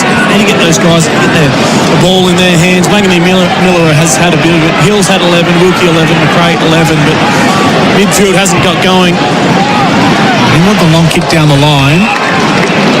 St Kilda, Stocker has it, left half back, will chip one short, and it's gone through the hands of Windhager. I'll get away with it, but that's a low percentage option. It's a 50-50 ball, 15-metre kick. They really have stopped their ball movement. They haven't been able to switch the ball. They haven't been able to get their run and gun game going whatsoever. Apart from that first 6 or 7 minutes, they look really good, but they look stagnant at the moment, and everything is just laboursome as they miss another target trying to switch the ball. Wilson's had a fumble. Bontempelli will swoop onto it. Handballs forward to Williams. What a great one from Bontempelli. He'll go back and make amends. Dives on top of the footy. Got clipped in the back of the head. And the umpire, acknowledges it. Yeah, he's been a bit sluggish to start this one, Marcus Bontempelli, after a long layoff. This will be disposal number 18. He's had 6 scoring involvements and kicked 2 goals, 1. So just labouring a bit at the moment, Bontempelli winds up on the left foot and goes inside 50. West was there, couldn't take the mark, and Caminiti will hammer it away. McRae tries and fails to trap it as it came out defensive 50. Kennedy made him work for it. In fact, it was Williams, and it'll be a ball up. About 55 out for the Western Bulldogs. Lead 56-28. 2.5 to play. Left half forward, beautifully crafted. English down to Richards, off a step, over the pack that was forming, bouncing dangerously towards goal. West made it uncomfortable, and did he do it legally? No. Saints fans wanted 50, wasn't even back on the full, but he'll be showing Maker to take the kick on the last line of defence. They made hard work of that too. Again, Caminiti's the spare behind the ball. To let that sail over your head and put your backs under pressure, just got to be able to judge that ball a little bit better in the air to win it back. Marshall just hacked the kick down the outer side. It skittles a fair few. It just doesn't sit right for Wanganeen Miller the first time, does the second. He's going to take a bounce. He's got Cleary bearing down. He burns him off. The 90-degree kick inboard, diving forward. Higgins spilt it. Then he goes and applies the tackle. Jones was good to get it back to Lobb off a standing start. He sent it out in a hurry. Didn't get the depth on the kick and turns it over to Wilson, who's probably about 75 from home. They could put a right half forward. Still a minute and a half to play. How good was the chase from Cleary? Didn't give up at all. Affected the kick from Wanganeen Miller. In it goes. Owens is 1 against 3 at full forward. It comes out to Bramble. No one can really take hold of it yet. The Saints still in the contest here. 90 seconds to go in the second term. If they can pinch run the Saints, it'll be valuable. But Jones coming out of defence. It's a shoddy old kick. Took a finger en route through to English. Sinclair makes them pay. No, it'll go back down the throat of Liam Jones, who marks it. Deep full back. It was touched off the boot, was it? Yes, it'll be a ball up. Ball up adjacent to the goal square. Sharman and English will do the ruck work. English goes up unopposed, paddles it out the side. Sharman was saying to the umpire, throw it up before English gets there. McRae to Collard. It was smothered. Davidson over to Richards, and the Dogs keep themselves clear of defence. Well, there's a shepherd in the contest. 2 dogs are down. Hines comes away with it, and then he threw Sanders under the bus. He's got a handball in a real hurry. Oh, Bontempelli sent Wilson one way, sent the handball the other to Williams. Just got to wait here. He does. He needed some cavalry. It came in the form of Johannesson, who bounced it to Sanders, who's going to give it back to Johannesson. He's just going to retreat. Defensive side, outer side to Lobb, and they'll just slow things down. It's taken on a more scrappy. Yeah, shut it down now. This will be the end half. We've only 3 seconds to go. So I think, well, their Dogs just to hold that up, saw the spares down the line and shut the quarter down.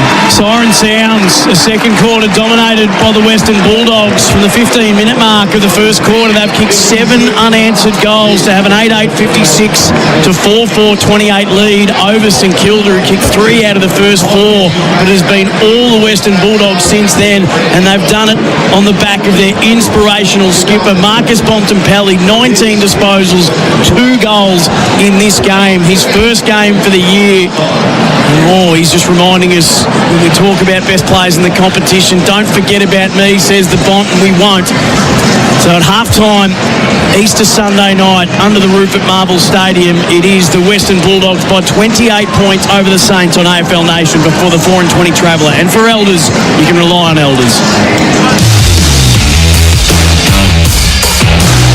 That quarter on AFL Nation was for Mate Internet and Mobile. Save $180 over 6 months with Mate Internet. Use promo code MATE30 at checkout. This is one of Australia's most remote oil rigs. It's taller than a 10-storey building and gets pounded by tropical storms and 12-metre waves. Sounds dramatic, but it's not. We're Pertec, and we supply the hoses and hydraulics for this rig. We know they can perform in extreme conditions. No drama. Pertec. Drama resistant since 1980. At Azito, we know for you it's about leaving your mark. With over 100 tools for your home and garden, all powered by one battery to make it happen. Swing by your local Bunnings and add a brushless jet blower to your set. 36 volts of blowing power, powered by 2 18-volt batteries, all from only $1.99. Because when it comes to getting things done, do it yourself. Do it with Azito. Do you? With over 25 years' experience in end-of-fight technology, DLF Seeds are Australia's leading experts. AR37 End-of-Fight boosts pasture production and persistence by reducing insect pressure, increasing your farm's return on investment, and giving you a competitive edge. AR37 powers the varieties you know and love, like Mohaka AR37, Reason AR37, and Base AR37. For high-quality stock feed, more milk in the vat, and less stress, you can count on DLF Seeds. For certainty through science, sow DLF Seeds. dlfseeds.com.au. On May 9th, we're going blue for Do It for Dolly Day. Blue on the farm. Blue at the beach. Blue in the bush. Blue to spark conversations about bullying and remind every young person they're not alone. Blue to raise awareness for today and funds for tomorrow. So let's come together to go blue to end bullying. Register at doitfordollyday.org.au. With over 1 billion vehicles on the road worldwide, finding one of yours can be tricky. But with vehicle tracking systems by Radius Telematics, they'll not only find your vehicle, but they'll also tell you where it's been, where it's going, and how long it's taken, including location and speeding alerts, even driving behaviour, plus so much more. Speak to Michael and the team about dashcam and asset tracking technology that'll help keep your business's valuable assets safe and secure. For more, visit radius.com today. It's never been more important to buy Australian than right now. Our local manufacturers and growers produce world-class products known for their quality, safety and reliability, all while generating local jobs, supporting our communities and helping Australian families now and into the future. So look for the trusted green and gold kangaroo logo. Buy Australian now. Visit australianmade.com.au. Nowhere better to meet my mates in the local club and watch all the best sporting action live. The cheers and the jeers, banter, and your shout if you Win or lose, goals or tries, baskets or sixes, or first across the finish line. It's always on with an awesome vibe. A great way to go, Blues! Come on, let's go! There's no losers with such a huge lineup of live sport on the big screen at your local club where sport belongs. This weekend, don't just take a punt, bet with confidence thanks to Tipper. They're flipping tipping on its head. There's no gimmicks and no subscriptions. For just $1, you can flip a tip from expert tipsters on demand. And if that tip doesn't profit, you'll get your buck back. Get $5 free credit when you create an account. Tipper, the tipping marketplace. Download the Tipper app. That's TIPR. Chances are you're about to lose. For free and confidential support, visit gamblinghelponline.org.au. You're listening to AFL Nation. Head to fntsportspromo.com.au for your chance to win $2,000 for your local sports club with 4 and 20 and Coles. And looking for an agent you can rely on? Trust the team at Elders Real Estate. Sinclair does all right, paddles it away to Wilson, and ball does come out. McNeil still alive here for the Dogs. They're at 40 metres out straight in front. It's going the wrong way. Here's Bontempelli from 50. It's a high one. It's a long one. The Box is back. Gordon from 50, directly in front, and it finds its way through. He's got two as well, and he's looming as a very, very dangerous presence inside forward 50. Macca's, I'm loving it moments. A Minecraft movie meal has arrived at Macca's.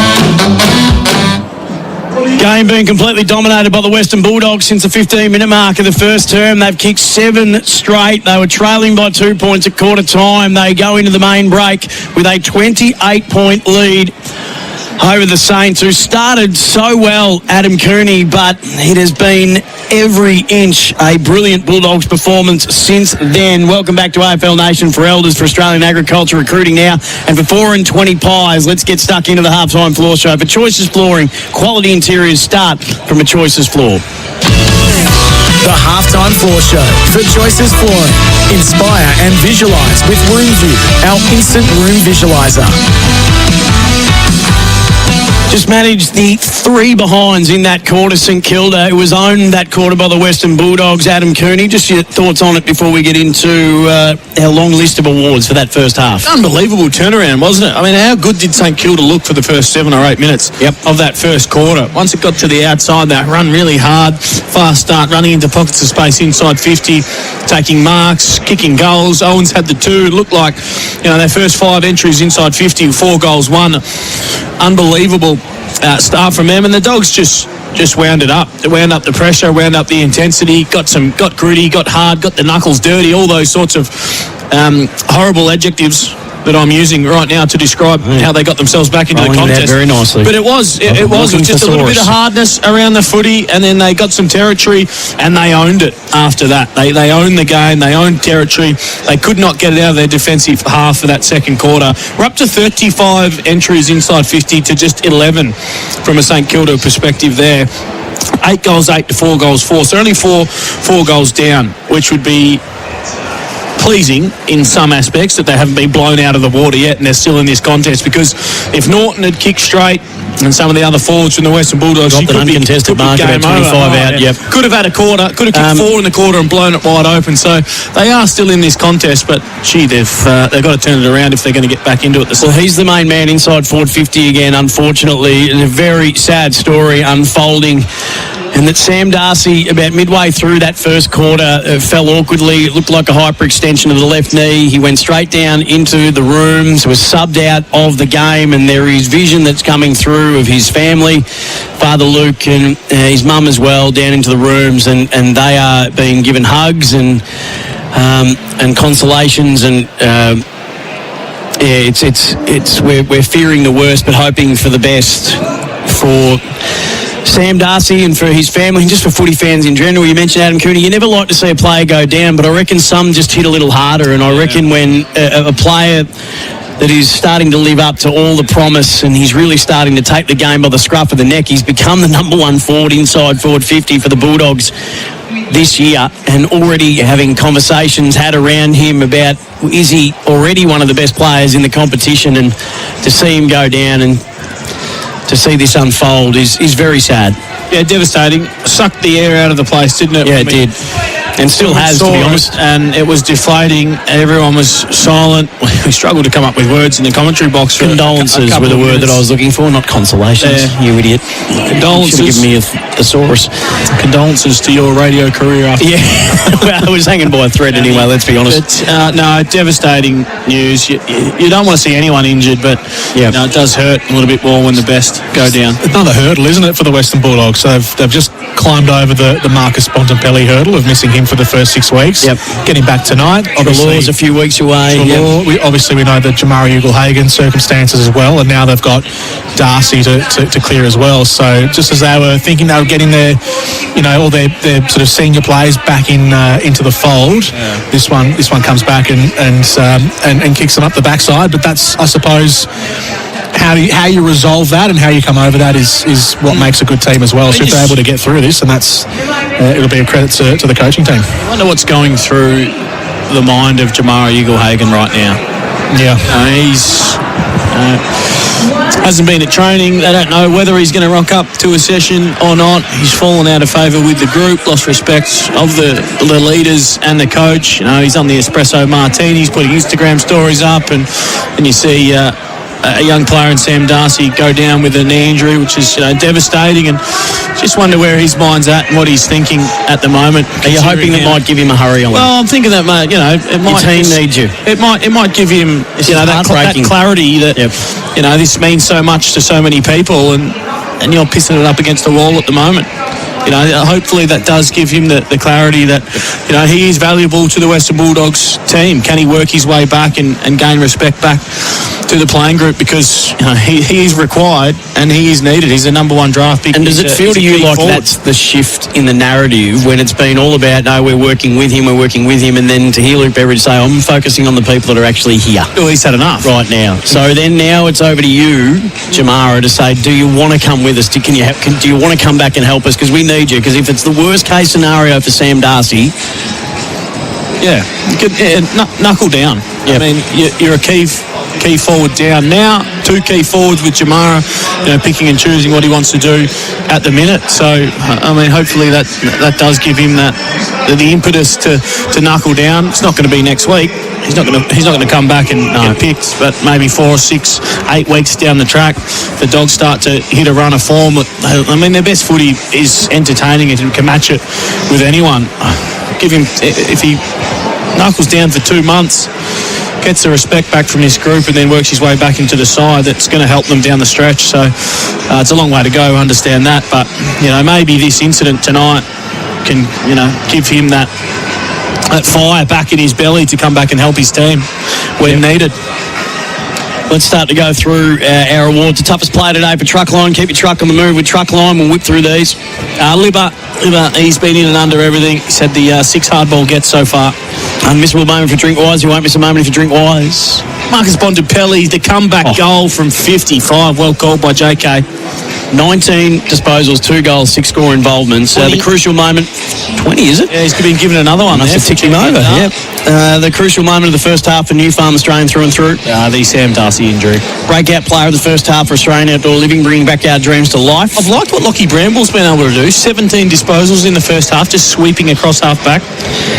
Around the grounds, Chemist Warehouse, get discounted prescriptions and save more money at Chemist Warehouse. It was a 12-point win. No, it wasn't. It was, what was it? It was an 8-point win. I said it was 10 before.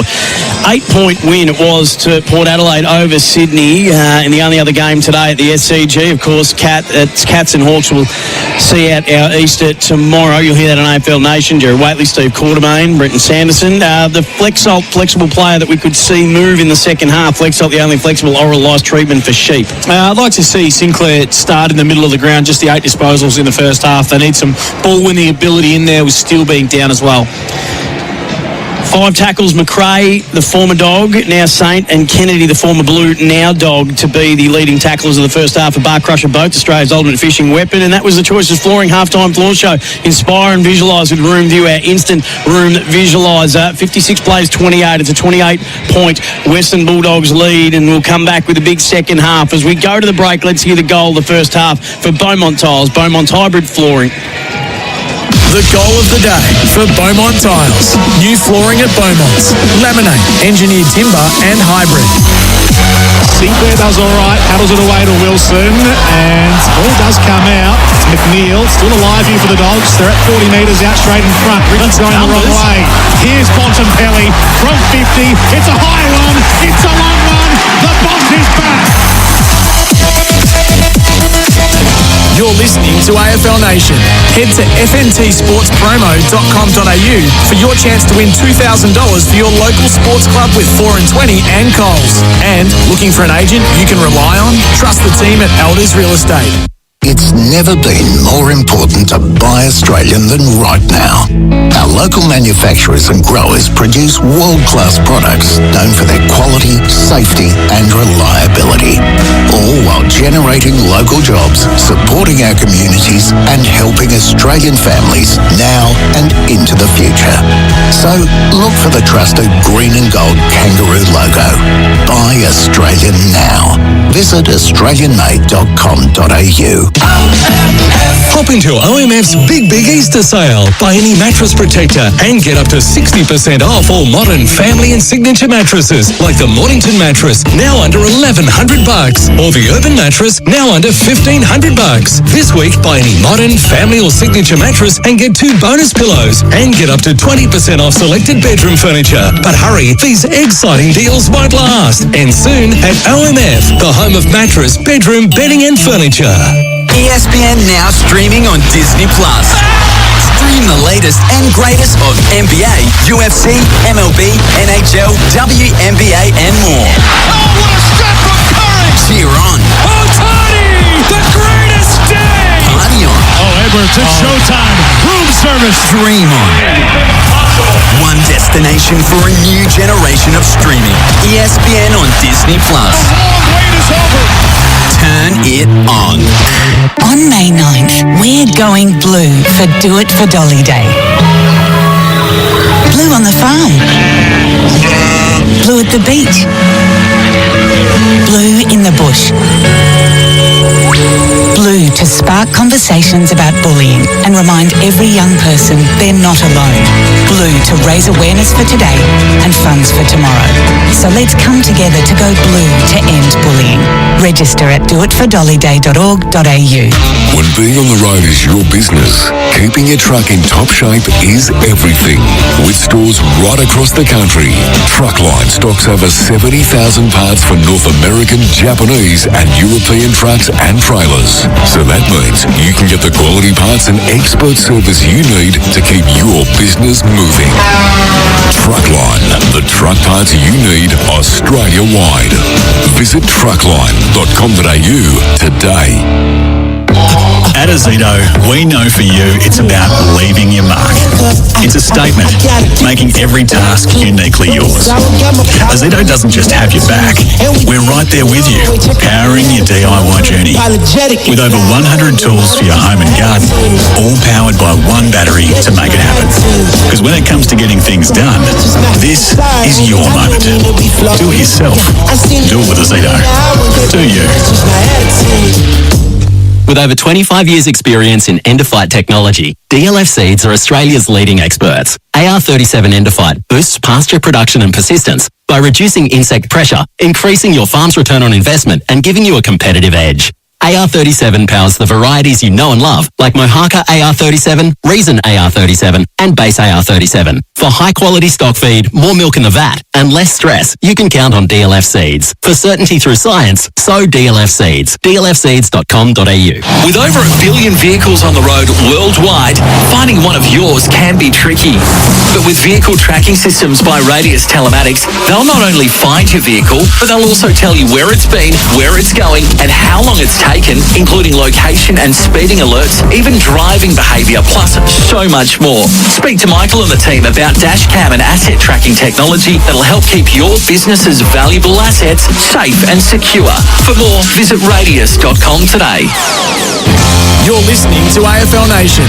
Head to fntsportspromo.com.au for your chance to win $2,000 for your local sports club with 4 and 20 and Coles. And looking for an agent you can rely on? Trust the team at Elders Real Estate. AFL Nation here from Marvel Stadium. The two teams are back out there again. We are just moments away from the start of the second half. It's the Western Bulldogs, 8-8-56 to St Kilda, 4-4-28. The Dogs scored 5-3 to 3 behinds in the second term. The Saints haven't scored a goal since the midway point of the first quarter. So, The task is all St Kilda's here in the second half. Obviously, the Dogs have actually scored the last 7 goals in a row, even back to the late stages of the first quarter. AFL Nation here this Sunday afternoon. This is the second last game of this Easter weekend. Of course, tomorrow we will take you to the MCG for the Cats against the Hawks for the traditional Easter Monday clash. If you're just joining us here this evening, the news from the first term is that Sam Darcy has injured his left knee, a pretty severe hyperextension from the first quarter in a marking contest. He's been subbed out. He was subbed out at quarter time. We are about to get underway here. It's a 28-point lead for the Western Bulldogs as we get the third term underway. Marshall and English in the ruck, and Zach Jones has been subbed on here to start proceedings for St Kilda in the second half. He kicks it up towards centre half forward. Owens misses the footy as he ran past it. Liberatore cleans up. Williams finds Dale, and now to Lob around left half back, who off a step kicks the Dogs up towards the wing, and Jones 3 bites of the cherry and holds it. Good start from Jones. The sub, Liam Henry, the man who's been subbed out of the game, just a 1 disposal in the first half. So Henry's return to footy is just 1 half long as they go inside 50 against St Kilda. Jones went high, couldn't take the mark, and the Dogs' defence combined again to clear up. Williams kicks the Dogs up to the wing. It's Wilkie who's there, and Jones is run out of play by Riley West. A boundary throw-in. So no score to start proceedings. We're 40 seconds into the second half here on AFL Nation for Deutz Far Tractors. Saints amassed 25 fewer inside 50s than the Dogs in the match. This is their lowest first half differential since round 18 2017, in which they registered 23 fewer than the Swans. So it is becoming an ugly night for the Saints, but there's plenty of time for them to turn it around. Ball back into play. Bontempelli couldn't claim it. Wayne Miller could. McRae was a slick dish over the shoulder to Garcia. Getting creative was Marshall to go along the ground by hand, and Sinclair just pounds it inside forward 50. It got an awkward bounce going straight up high. And then the Dogs at the fall of the ball. Sanders sees it to Bailey Dale, and he steadies at the left half back to Bailey Williams. 8-8-56, 4-4-28 for Deutz Far Tractors. What do the Saints need to do to turn it around in this third term, Adam Cooney from EGT? Well, I've just got an update from Tom Morris on X. Initial medical assessment. Sam Darcy has suffered an ACL injury. The club fears the worst and will have scans. That is devastating. Dogs have worked at the left half forward. Saints able to repel. Bradley Hill bounces down the broadcast wing. The kick is to every advantage of the intended target, and Sharman took it second bite. He goes on, gave it out to his left-hand side, and Mason Wood, beautiful vision in the square all alone. Higgins gets his second from half a metre out. They get the first of the third quarter, the Saints. They cut the margin to 22 points for Deutz Far Tractors. Goalless in the second term. That's their first goal since the 15-minute mark of the first term. Adam Cooney, and he was a certainty from there. Jack Higgins for DLFC, dinner to forages for farmers, delivering certainty through science. Boys just said no. Just gave up halfway through. Didn't want a bar of it. Apologies to the great team at DLFC. They activated the sub at half time. Zach Jones into the game. He's already had the 3 disposals. He's tripled the disposal count in the first half from Liam Henry. So they've pulled that trigger, worked early. Manganese Miller in there with Zach Jones. So they've pulled a few levers. Is that tactical or medical? I would say tactical, but I'm not 100% certain. So that ends a 7-goal run for the Western Bulldogs, which spanned over the late first and all of the second quarter. And Higgins gets his second of the day. The Western Bulldogs, though, out of the centre square, will go inside 50. English towards Norton, but Wilkie beats him. Flew over Norton's head and favoured Wilkie all the way. It was a poor kick from English. Norton had made the lead, made position, got a couple of metres on Wilkie, and English just popped it over his head. Easy pickings for Cal Wilkie. Wilson sends an odd ball up towards the centre wing. Richards was pushed off the kick, so he had an air swing. Hill and Higgins are in there, fighting tough. It's not coming out, so the umpire would ball it up on the outer side. The crowd not happy, but Higgins came in and actually just bumped Richards off the ball. Didn't lay a tackle. That's why the umpire didn't call it, holding the footy. The city side wing thrown up. Kennedy to Fraser. Loops the handball over his left shoulder to Sanders, who was facing away. Wants to retreat via hand to Dale at right half back. His kick hugs the boundary line. And He's found Hines, who's taken the mark on the outer side. I reckon they might have copped an old-fashioned one from Ross at half-time because there's been a noticeable shift in intensity from the Saints here in this third quarter. Hines up towards half-forward. Caminiti stands there for the Saints and Burns with a handball, and he was shoved out of play. The umpire says, let's throw it in. It's around half-forward here for the Western Bulldogs. They lead 56-34 on the Deutz Far Tractors scoreboard. Definitely a throw from Burns on the replay from Makita XGT 40V Max. There's a real sense of sadness that's set upon Marble Stadium. It's undeniable. The news about Sam Darcy, the worst feared, according to Tom Morris. Marcus Bontempelli spins out of one tackle, rifled the handball forward to Richards. Richards paid it forward to Sanders, had one finger saluting in the air the moment the ball left the right shoe from 35 to the right of directly in front. They get their first of the second half. Sanders kicks his 7th goal for the season. They reset the course. 9-8-62 the Western Bulldogs. 5-4-34 the Deutz Far Warrior Rain from 170 to 350 horsepower. It's Deutz Far Evolved. Visit deutzfar.com.au. Adam Cooney for MEGT. And it's that man again, their inspirational leader, Marcus Bontempelli. Libba doing the hard things in tight. Just doesn't fumble. So clean. Gives them an opportunity. That forward handball out to Richards. Cut back inside. And as soon as the Colonel's grandson got it, one-step kick, finger in the air. Time for some fried chicken. Let the punters decide whether my 90210 reference or your reference is the funnier of the two. Or neither. Given our major sponsors, Macca's, I reckon Hutchie will be rather that we go with mine. Well, if his last name was Ronald, I would have gone with Macca's. It's a Sharman here at right half forward. So the Saints a quick clearance. Sharman a bit indecisive here. He's been given plenty of time. Man on the mark is standing on the 50 and he's now deciding he'll go back and maybe test his range here. Cooper Sharman under the lid. A couple of goes at it. He's pushed both of them right so far. Has he learnt his lesson? Yep, 0 goals, 2 for Sharman tonight. And get close to the man on the mark. Gives it a good hit on the right boot. Guess where he's kicked that one, JK? Out to the right. Coop. Third behind for Cooper Sharman tonight. The Saints got a 5-5-35. The Dogs 9-8-62. AFL Nation for the 4-20 sausage roll. No sausage roll there for Cooper Sharman. I need some spiritual help, do you think, Sam? Yeah, Mr. Healer. Now, 2 players rose up to claim that mark, and Richards wanted man in front. The umpire said, no, I'll give it to the man coming from behind in Caminiti. Caminiti's turned it straight over. Went inboard laterally, and he's given it straight to Josh Dolan. His first goal coming on as a sub last week. There's a 50-metre penalty has been given through the middle. JJ's just going to take full advantage of that. He runs to the arc of 50. Jason Johannesson, get around him, and they do.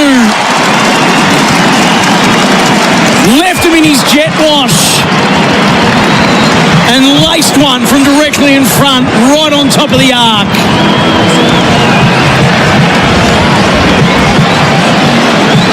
Second game for the year. First goal in season 2025. They've got 10 for the game.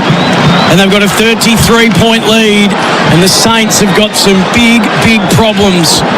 And they're starting, Adam Cooney, right at the source. They are being dominated in clearance and just about in every other stat that you might want to throw up. But that's been where the Dogs have turned this around since the fast start from the Saints in that first quarter. About the wind-up from JJ coming off half-back. GPS would have nearly blown up. He was at full tilt. Umpire called 50 metres. The play went dead, but he was the survivor in that one. Yes, he just took it on, took a bounce, took the advantage and pounded it home from 55. First goal since round 20 of 2023. Jason Johannesson against the Giants. And I'll go back inside 50 again, the Western Bulldogs. Quick clearance towards Norton and Bontempelli together, but between the two of them was Ari Showmaker. And stopped it. It'll be a ball up around the left forward pocket here for the Western Bulldogs. Ball thrown up. It's about 30 metres out. Showmaker's in there again. Handball's out to his right. Steele gives it to Wilkie, whose kick off the side of the boot goes into the crowd on the full. Free kick. Not sure that was touched. Oh, they say that was touched. Yeah, the umpire called touch off the boot. I don't think it was. Wilkie tried to claim it. It's like the reverse of what happens when a player kicks a goal. So a boundary throw in instead, left half forward at the 50 for the Dogs. McRae at the bottom of the ruck contest, can't control it. At the bottom of the pack, Wood tries to squeeze a kick out. Davidson gets there instead. English swings a handball out to the side for Sanders, and now it's Liberatore trying to find an avenue forward. Kick smothered by Garcia. Rolls back over the boundary line in that same pocket again. Left side of the 50 for the Western Bulldogs, 68-35. We've played 10 minutes here in the third quarter for New Tech Automation for Manufacturing. 9 goals to 1 since the 15-minute mark of the first term. And they kicked the first to start this third quarter, the Saints, and the Dogs just have dropped the hammer since then. The listless performance at the moment. They need to find a bit of fight here, the Saints. Snap back between the legs from Wood. The kick from Schoenmaker was smothered. They do exit defensive 50, bottom left-hand point of the square, though. Johannesson got it to Libba, curls the kick around the body. They wanted the mark paid, and the mark will be paid to the second gamer. Cooper Hines rose up amongst a fair pack of players. He's looking for his first goal in AFL footy. Came on as the sub, unfortunately. Sam Darcy went down. Got some audio that we'll bring you in just a moment from Matty Egan from the Western Bulldogs. Cooper Hines picked 20 in last year's draft, from 25 out directly in front of it, shaved the post. I reckon that's their fourth of this game for the Western Bulldogs. 10-9-69. They continue to push ahead of the Saints. 5-5-35. 34-point lead on the scoreboard for Deutz Far Tractors, and we've played 11 minutes, third term, New Tech clock. Saints in defensive 50. Sinclair gives the handball away to Webster, who comes cruising across right to left, the defensive 50. Kicks it out to the flank, and the mark has been held by Caminiti. There's some pressure from Cooper Hines as well. Held it well, though. Now Caminiti on the right boot. Hoists a long one down the line. Went through the hands of Liam Jones. Bailey Dale foraging down at ground level. Windhager emerges with it, gives it to Garcia. Little change of direction, beats Johannesson, kicks inside 50. Owens gets rid of Karmas, then falls over himself. Ball is loose near the goal square. Owens back up and just can't bring the ball under his control. It trickles away from him agonisingly and into the pocket over the boundary line for a throw in. Karmas did well one-on-one just to bring the ball to ground, and then Bailey Williams just worked so hard back to be that extra to support and get the ball out in front of Owens. Good work rate, Bailey Williams. Ball spins back into play. It'll land 25 out. Karmas palmed it down, foraging forward, hands and knees was Garcia. Couldn't find it. Sanders did. His opposite number Steele was putting pressure on him. Got it back to Johannesson, who just tumbles it out of defensive 50. Chopped off by Owens, who got it to Wood, and Wood just puts it to a dangerous place. 25 out, off hands. Crumbs were there for Hall. Fed out a handball. Collard tried to slap it to Hill, a little bit too cute. Richards intervenes. Tumbles a handball. Walking the tightrope, hemmed in left back pocket. Just pounded out of there by Bramble, who got it from Bailey Williams. At the back of the stoppage, Burns. Now to Windhager, bottom right-hand point of the square. Fraser partially smothered it. Windhager latched onto it again. Didn't get full purchase on the kick. Tumbled it inside. Hall overran the handball that came to him from Sharman. Got it up, though, from Owens. Garcia. Left foot drifting across the face. A minor score. It's all a bit laborious. It's all looking a little difficult for St Kilda at the minute. 10-9-69. The Western Bulldogs 5-6-36 are the Saints. That's on the scoreboard for Deutz Far Tractors. 33-point lead it is for the Western Bulldogs. 13 and a half played, third term. It's a bit better, though, the last couple of minutes. Keeping the ball in their forward half, blocking the entries, getting their repeat entries inside 50. Dogs but a nice kick inside from Cleary, which will get him out of trouble. And Liberatore will kick over the line, up the wing to Sanders, who handballs to Richards. Runs across the centre square, gives it to Jones, who's made a long way forward. Goes inside 50 to Norton in the pocket. Kick was too heavy for him. Davidson was there as well, and Stocker collects it out the back for the Saints and flings himself over the behind line to rush the minor score. Alan Kearney, why would Sam Davidson come across the line of Aaron Norton leading out, had a one-on-one, and Davidson jumped up in front of him? Yeah, well, I mean, he was running back with the flight of the footy, but he had a little look and saw Norton coming back the other way. He's better off just staying at the front of that contest. Nearly killed himself in the process. And his big key forward. That's not what they need after Sam Darcy going down and Jamara being out of their side. Is Aaron Norton running into a teammate and getting injured. Well, we've all been very impressed by Sam Davidson, mature age recruit, pick 51 in last year's draft, a year to go. Put the doctor in front of his name, but it was a strange decision. A bit sore too, Sam Davidson, after that, holding back to the wing position. Yeah, that's where the ball's going to be thrown up, just inside the Dogs' attacking half, about 10 metres below the bottom edge of the square. Owens, Karmas, Fraser ran past it, bounced favourably for Mason Wood, who swivels and kicks in one motion, lob through three, up, off hands, Collard to Higgins on the burst, bounces inside forward 50, look to his left, maybe put it out in front of a player surging towards goal. Darcy Wilson somehow, body went over the behind line, ball stayed in, stepped around one, snapped it through, but they will review. Sure review. Umpire's call is a goal. Please check to see where the ball crossed the behind line. Higgins was 25 out, maybe 30 on a 45 angle. I think he tried to put it into a path for Wilson.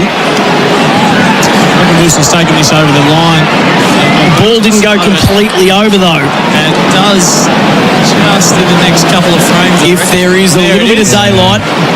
So Wilson, whose body went out, and I thought he kept the ball in. It would have been one of the goals of the year. At this angle, we can see the ball has crossed the back of the behind line. Decision on scoreboards. That's the night so far, isn't it? So nutshell for the Saints. Higgins had a vacant goal square. Why didn't Higgins just kick the goal himself? Don't know. I was trying to figure that out as I was calling it, which is probably why I did such a bad job of that, because I was a bit befuddled myself as to why the number one goal scorer has already kicked two, just wouldn't have threaded that comfortably. Could have put the foot down. From 30 on the run. Kept running in for another 10 metres as well. Just strange decision. Anyway, it's a 33-point lead to the Western Bulldogs. 5-7-37. Saints are going to come inside here again. They will. It's a long kick from Wilson. Sets it up to the goal square. Sharman's out the back. Can't take the mark, and it crosses the behind line again. This time there was no question about it, so another minor score. Bailey Dale will play on quickly out of full back. Takes it bounce. There's a player pursuing him. He just gets the kick away. Diving after him was Collard, but the Dogs maintain possession. Now they'll work the corridor. Jones to Fraser. Comes flying through. Spreads it out to the left for McNeil at half forward. He beats his man. Sends it inside 50. Norton running laterally across the forward 50, coming towards McNeil at half forward, takes the mark, beating Wilkie to the footy, and he'll go back and line up for goal number 3 tonight, Aaron Norton. That's a masterclass in ball movement. From the last line, taking the ball off the angles, cutting back inside. Handball receives. Fraser has been good in this game. He's had the 4 disposals in the third term alone. Cutting back. Gee, that slick movement. McNeil spotting up Norton. Can he go back and finish?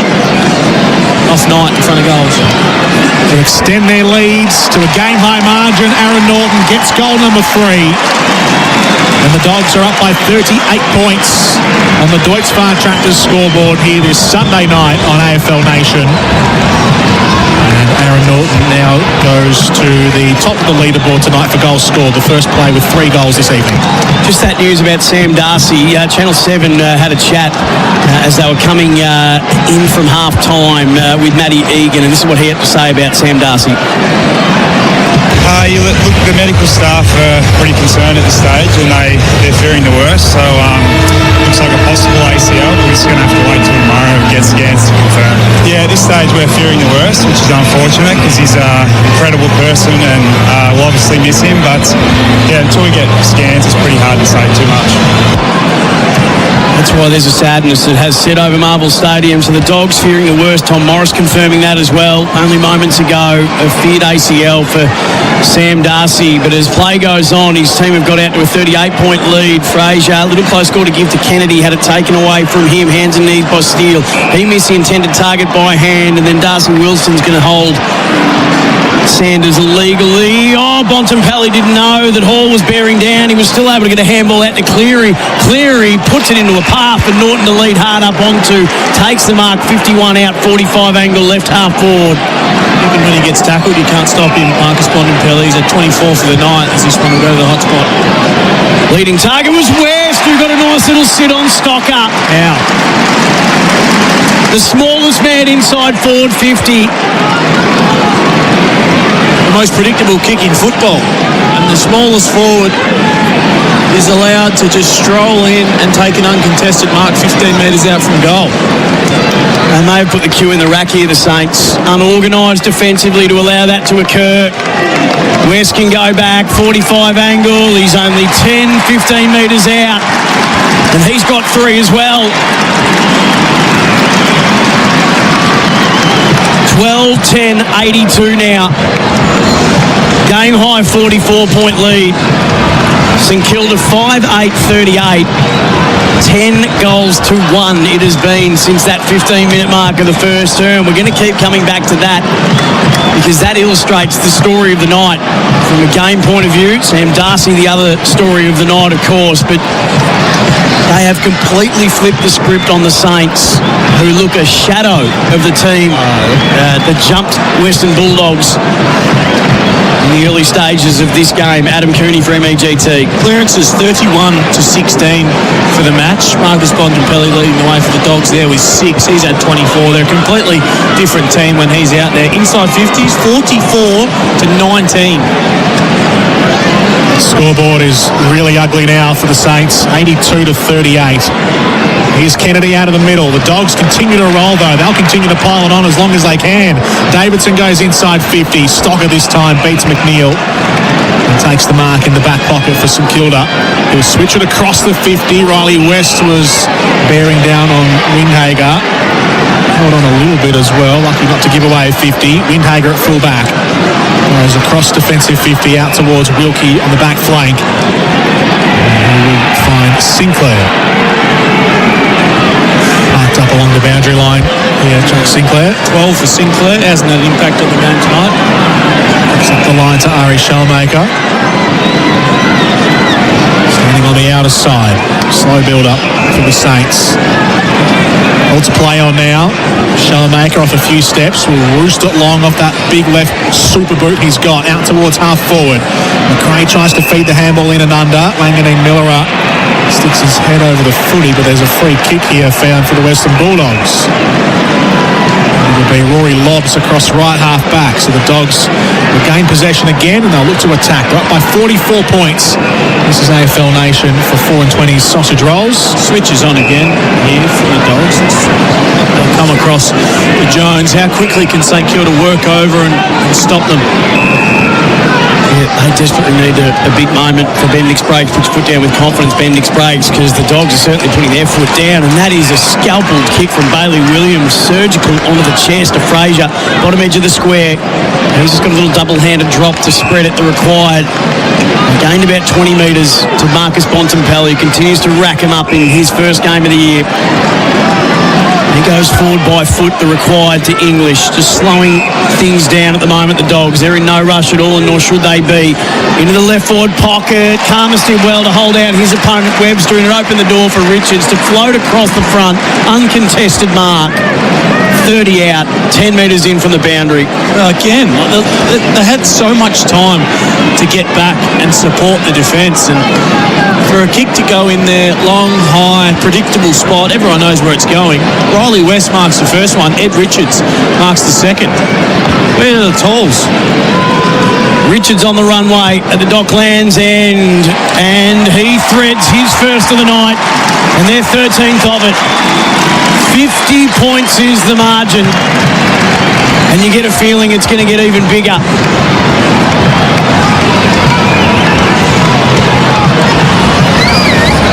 believe we've still got another quarter of this to go, Coons. Yeah, Feels like end of game moments. They look out on their feet, the Saints, and they're not even defending the ground at the moment. The fast play, they're getting done, ball movement, taking it off the line, even slow play then. Just chip their way forward. Great kick inside from Williams. Fraser goes back out to Bontempelli, chips forward to English.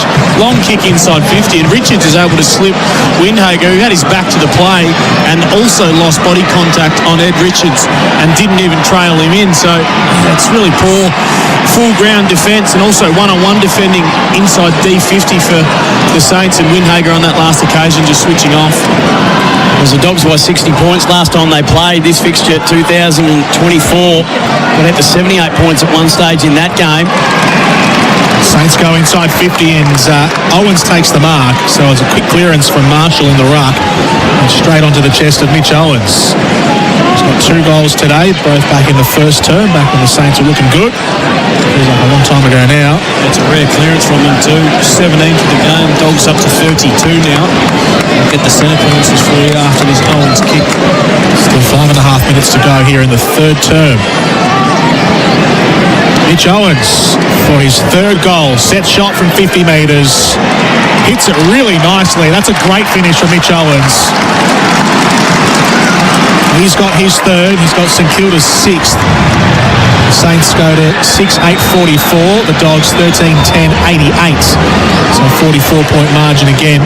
On the Deutz-Fahr Tractors scoreboard, the Deutz-Fahr Warrior range from 170 to 350 horsepower. It's Deutz-Fahr Evolved. Visit deutzfahr.com.au. They're just the 6 centre clearances for the match. The Saints 14 to the Dogs, so it's smacked everywhere around the field, in particular around the centre bounce, plus 15 in total clearances. Last time they played, it was Norton who got the 3 Brownlow votes with an equal career best 6 goals. Treloar got the 2. Bontempelli got the 1. Norton and Dale both got 9 coaches' votes. Aaron Norton has 3 in the game, so too does Riley West. 44-point lead to the Western Bulldogs. Marshall got a little palm to it. Richards couldn't get it off the ground. Throwing a shoe at it. Liberatore held by Windhager and just inside their attacking half for the time being. The Dogs. Oh, face Falcon. Came up off Fraser into the mush of somebody. There's a lot of players around that ball. Couldn't quite see who it was. The replay will show us the Makita XGT 40V Max. Play on was the call. The free kick in the middle. Sinclair's going to send it to right half forward. Running with the flight. Let it bounce over his shoulder. McRae and his former premiership teammate in Libba gives him a little hug as they see the ball over the boundary for a boundary, throwing it right half forward for St Kilda. He was desperate not to let Jack McRae get another disposal, then Libba chasing as if his life depended on it. Want to let his old premiership teammate get another one. Andrew throw in, English wins the tap, but it's to the favour of Windhager, who kicks it inside 50, only a few metres. Dale was there at half-back, and the Dogs have the numbers. Here's Cleary, did really well to beat a couple with his footwork and feed the handball to Williams. The rifles a kick to English up on the wing. Liberatore came flying past. There's enough space in the forward 50 to Karmas to work into. He's taken the mark at left half forward. He's 50 metres out. Doesn't look confident, so he'll kick sideways instead and better the angle to Richards, who runs off the line of the mark and heaves it up towards full forward. Coming across Marshall, punches it with a big clenched right fist and rushes the behind.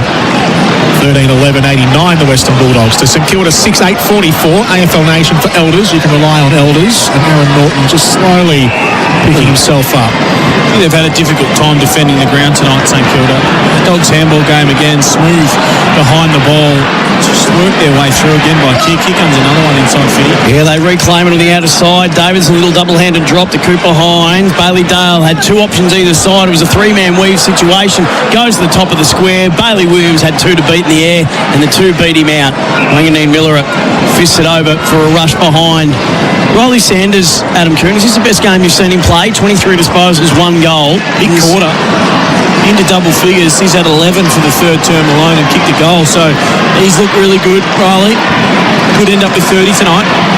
46-point lead it is to the Western Bulldogs for Deutz-Fahr Tractors. And we've played 28 minutes in this third term. New Tech Bad kick from the Saints coming out of defensive 50. On the ball. Hugo Garcia is working hard for it. On the ball. Stripped to the footy. Toiling away. Been doing it all day. You know you're in the commentary box, not the hour. Well, that was my comment. It was on the ball. The Saints, the Saints finally link up, and then Higgins lets them down with the bad handball. Liam Jones comes in. Higgins. Green maggot. You're going to yell out Chewy on your boot too? A couple of these players, their mums wear army boots, I reckon. The old saying from back in the day. 40 years ago, 50 years ago. I'm not sure what that means. I was partial to yell out seek.com when I was in the crowd. Are they still sponsored by OPSN? Well, there you go. That was a good sponsorship. that was quite humorous. The Dogs mopped up across half-back, and the kick from Dale goes up to the 50. Kennedy's taken a nice mark 3 deep. Takes the grab around 45 metres at right half forward. You've had Kennedy, you've had West and Richards all take leading marks inside forward 50 in recent entries. It's been horrible. And there's another one. Haley Dale just left by himself on the paint of 50. It's short again to Kennedy, who chips it inside to Sanders, who takes a mark inside 50. And every single St Kilda player is inside defensive 50. And they've just allowed 3 marks. That's amazing. And they're all standing there looking at each other, hands on hips. But it's not ideal. I don't think Ross will be pleased. He's just having a sip of Gatorade at the moment. His head's been in the palm of his hands on numerous occasions. Riley Sanders has a goal in this term already. Right half forward. We'll start a step on the approach. 45-metre kick.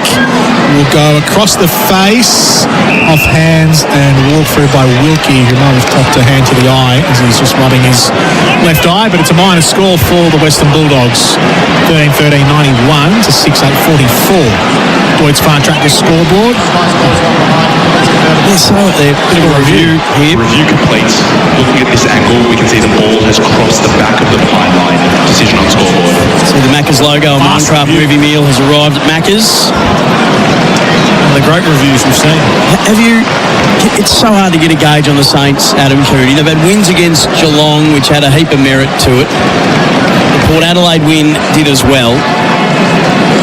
And then the loss to Adelaide just last week to the Giants. They're turning it over, coming out of defensive 50 again. Sanders is the one that pounces onto the loose pill, runs into the tackle of Wilkie and is penalised for it. So they get away with one there, St Kilda. Wilkie just pushes the kick wide, left half back. Hill's called to play on. He's trying to weave around West, who just possessed him in the tackle. West goes after him again and does it for a second time. The Sons of the West, and it's Riley who's rifling the kick to a rolling Norton right forward pocket. They get to him en masse, and so they should. Brilliant play. Never gave up on it. Could have got the hold of the ball decision with the original tackle. Wasn't given. Umpire called play on. Went back again. Stripped him. And the kick was sublime to Norton. Shooting for his 4th. Man on the mark's only 15 metres out. He plays on to the left. And he bellies it across the face and out of bounds on the full. He could have had a career best night tonight, Aaron Norton. He's got the 3, but I reckon he's got the mark directly in front, hit the post from directly in front. And then on that occasion there, and they're risking it again coming out of defence. The Saints are going to get away with it though. Take on the corridor, final few moments of the third quarter. Wilson feeds the handball forward to Garcia, who just darts away from Liberatore. It was a good kick and a good build-up, and the siren sounds to end it early. But it's the Western Bulldogs who have completely dominated proceedings here tonight at Marvel Stadium. They lead by 47 points. 13-13-91 the Western Bulldogs to St Kilda 6-8-44. So the Saints scored 2 goals in that term. The Bulldogs scored 5 goals. They've scored 5 goals in each of the second and third quarters, the Dogs. Here on AFL Nation, here for 4 and 20 sausage rolls, and for Elders, you can rely on Elders. 1 quarter to go this Easter Sunday night. It's the Dogs and the Saints from Marvel Stadium. Final term up next.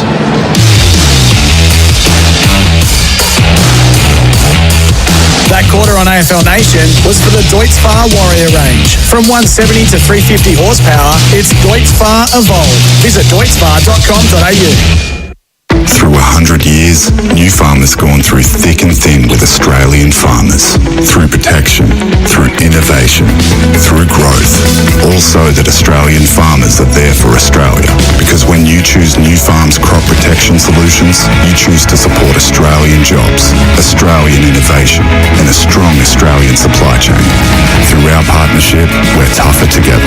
Visit newfarm.com.au. New Farm, Australian through and through. With over 1 billion vehicles on the road worldwide, finding one of yours can be tricky. But with vehicle tracking systems by Radius Telematics, they'll not only find your vehicle, but they'll also tell you where it's been, where it's going, and how long it's taken, including location and speeding alerts, even driving behaviour, plus so much more. Speak to Michael and the team about dashcam and asset tracking technology that'll help keep your business's valuable assets safe and secure. For more, visit radius.com today. Don't miss the world's best netballers every Saturday and Sunday in Suncorp Super Netball. Can the Adelaide Thunderbirds achieve greatness with a three-peat, or will the Melbourne Vixens take the next step to premiership glory? The pressure will be on with the Firebirds, Fever and Swifts' new look shooting ends in the spotlight. Who is up for the challenge? Tickets are on sale now, or watch every game live and on demand on KO Sports, Foxtel, and for the first time, Binge.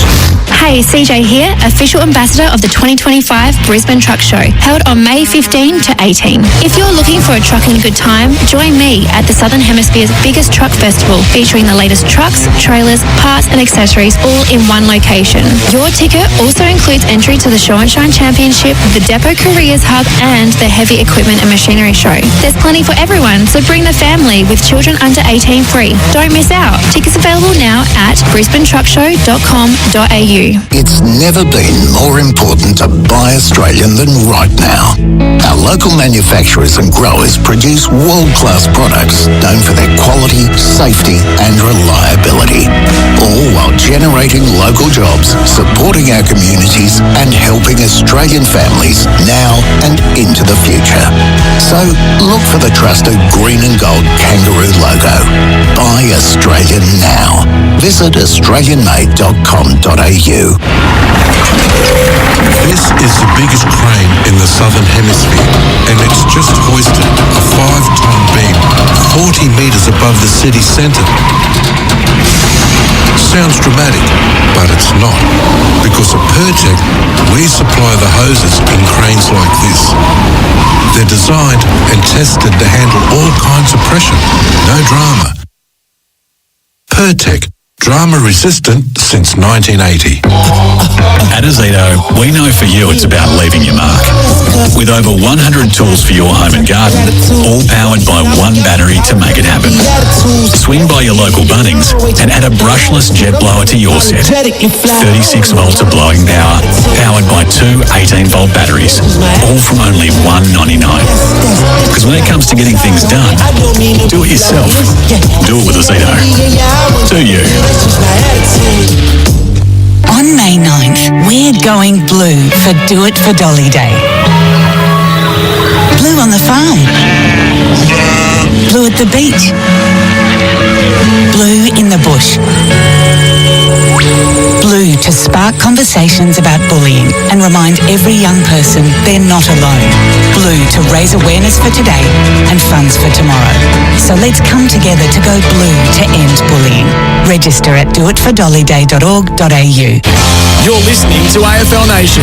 Head to fntsportspromo.com.au for your chance to win $2,000 for your local sports club with 4 and 20 and Coles. And looking for an agent you can rely on? Trust the team at Elders Real Estate. Saints able to repel. Bradley Hill bounces down the broadcast wing. The kick is to every advantage of the intended target, and Sharman took it second bite. Goes on, gave it out to his left-hand side, and Mason Wood, beautiful vision in the square all alone. Higgins gets his second from half a metre out. They get the first of the third quarter, the Saints.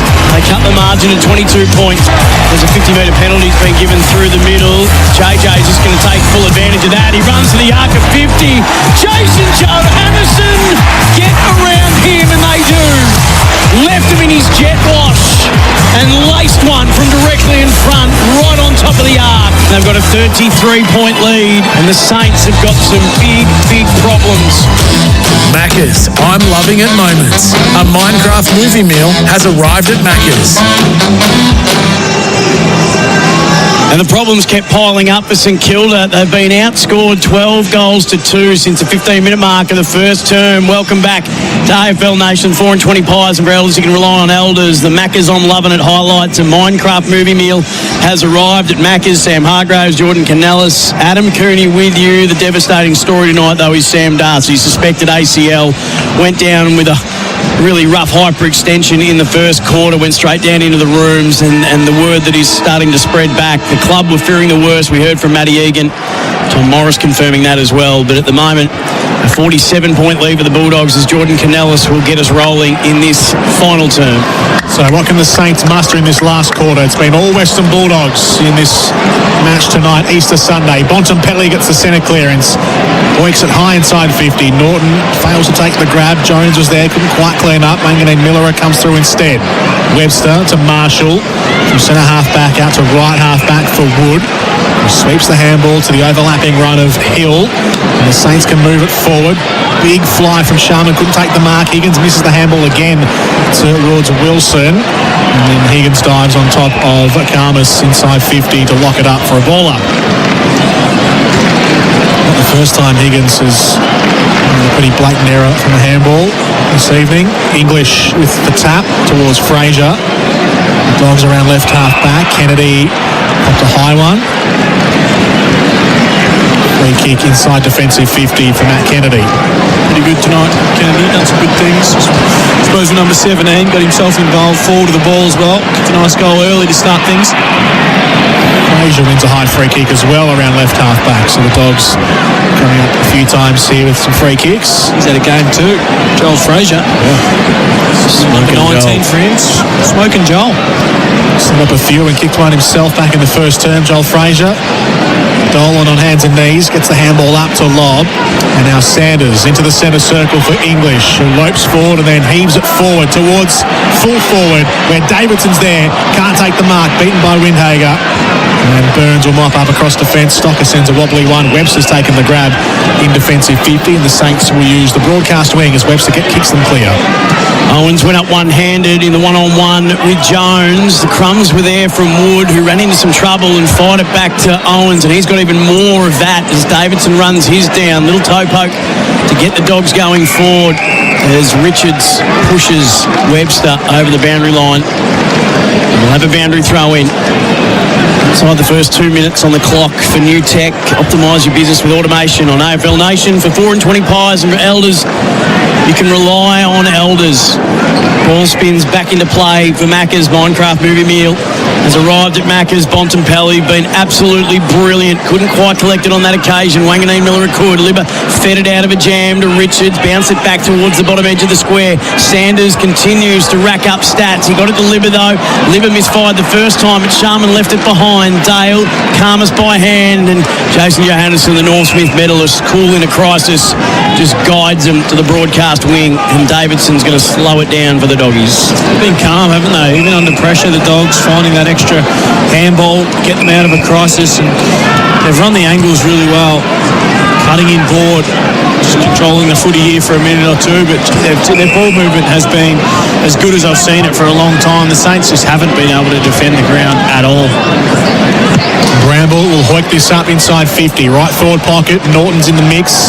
Goes through the pack. Doesn't take the mark. Doesn't get anywhere near it. Sanders is there. Richards left foot kick towards the teeth of goal. Bounces into the base of the post. Another poster.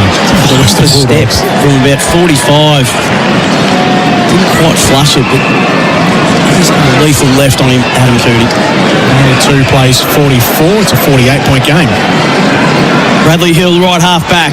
Nothing really on offer up ahead, so he's just going to run as far as he can around Libba and get as much distance into the kick as possible. Laura G. Jones is lucky to be paid that mark that a few thought that he didn't hold long enough.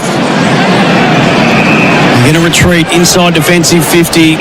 Goes all the way back to Bramble. 35 out from his defensive goal. Stepped off his line, so called to play on.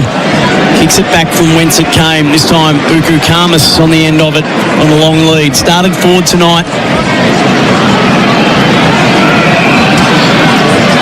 Called to go now.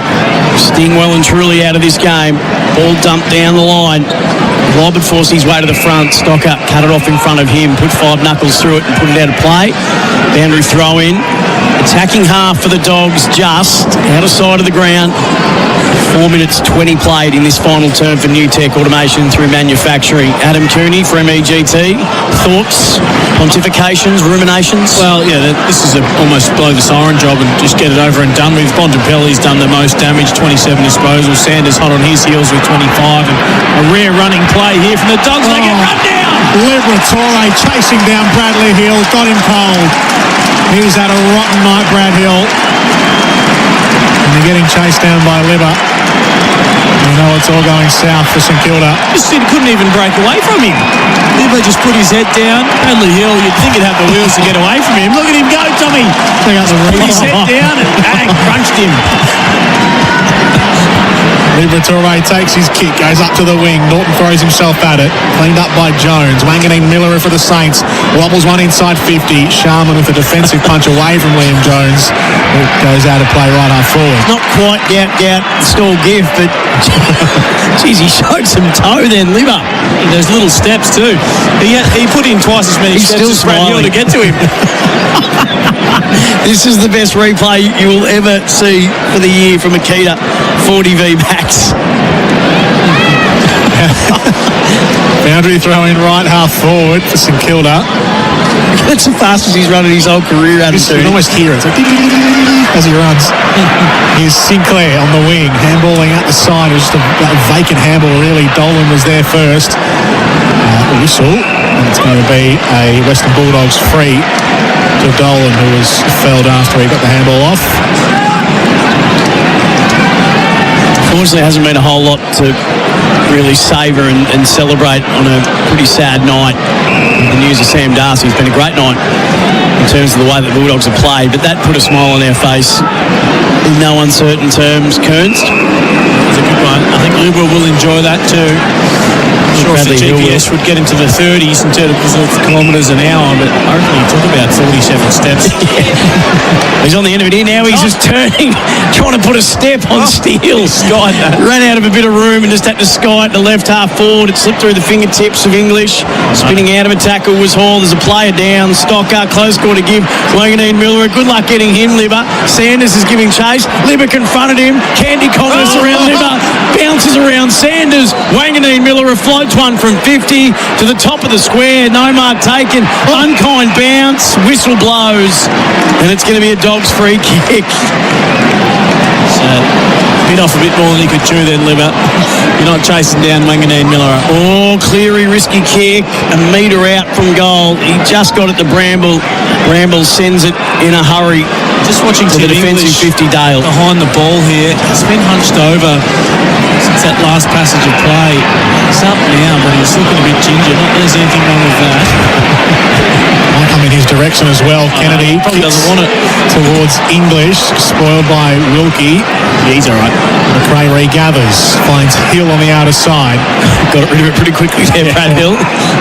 Tabs a short kick to Steele, gives it back to Bradley Hill, who moses up the wing and then kicks over right half forward towards Higgins in the pocket, reaches up high, did well but not well enough to try and get it on the second bite, and a dumping tackle, says the umpire.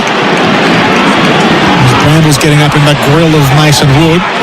It's going to be a free kick here to Jack Higgins. It was extremely aggressive, was it? The use of the word mosey too from you, JK. I enjoyed that. Replay here. Yeah, both arms pinned, and it was a dumping tackle. Yeah. That's the one they don't like seeing.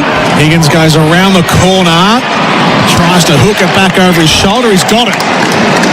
He has got his third goal, Jack Higgins, and pops up again with another little haul of a couple. He's kicked this season 2, 4, 3, 3, 2, and now 3 tonight. So he's always good for a couple, and he's got his 17th goal of the season. English off the ground.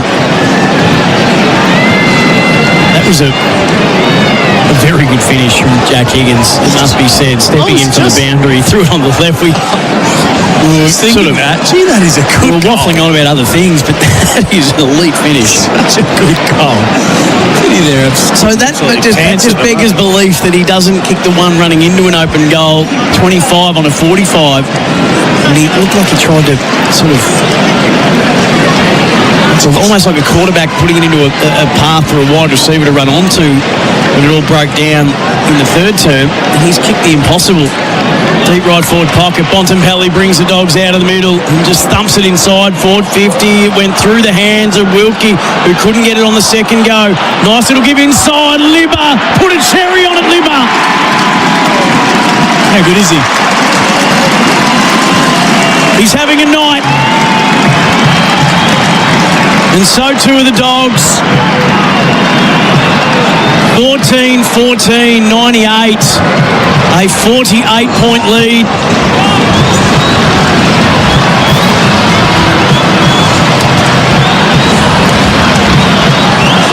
Sometimes it just goes your way if he's not chasing down Bradley Hill.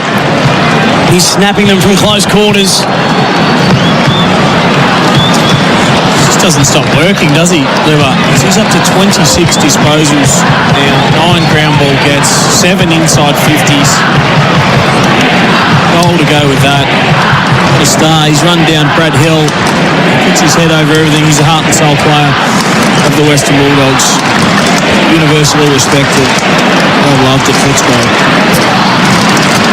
So back up to that 48-point margin. In the centre circle, Richards not going anywhere off the tap, so we'll have another bounce right in the middle of Marvel Stadium again.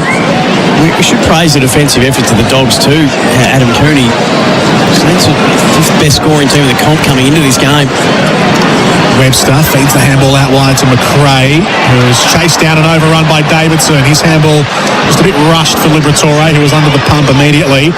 Garcia's handball for the Saints, almost picked off by Riley West, who continues to fight in and under Riley West. Exceptional. His handball let him down. Stocker was there instead. His kick let him down. Johannesson's there for the Dogs. With a back and forth. Still just too desperate, aren't they? Even in that passage of play, there was a bit of a fight around the footy, even numbers. Riley West just wanted it the most. Dragged it out. JJ in good spot to win the ball back. Broadcast side, Cleary. Go long out towards right half forward. Lob's been put in the forward 50 here for the last term. Norton picks it up as a ping from a tight angle. Goes to the pocket, and Wilkie there climbs up over everybody and pulls it down over the behind line for a rush score. The Dogs go up to 99, 14-15, 99 to the Saints 7-8-50 as we've ticked past 12 minutes of the last term here on AFL Nation. For Tyre Power, Toyo 25% off. He's had a busy night, Wilkie. It's been the Saints' best. I'm sure he wouldn't be too pleased with that because he's had plenty of opportunity to get himself involved with the 54 entries inside 50 that the Dogs have had. Just at 26 from St Kilda. So Max Hall was on the end of the pass from Sinclair. Only problem was he took the mark when he was out of bounds. So out of bounds on the full. Buko Karmas goes to 35 out from the Dogs' goals. Clean take coming towards goal from Fraser, who just flicks it onto the boot and finds its way through. That's his second for Smokin' Joe. And the Dogs ton up on an Easter Sunday night.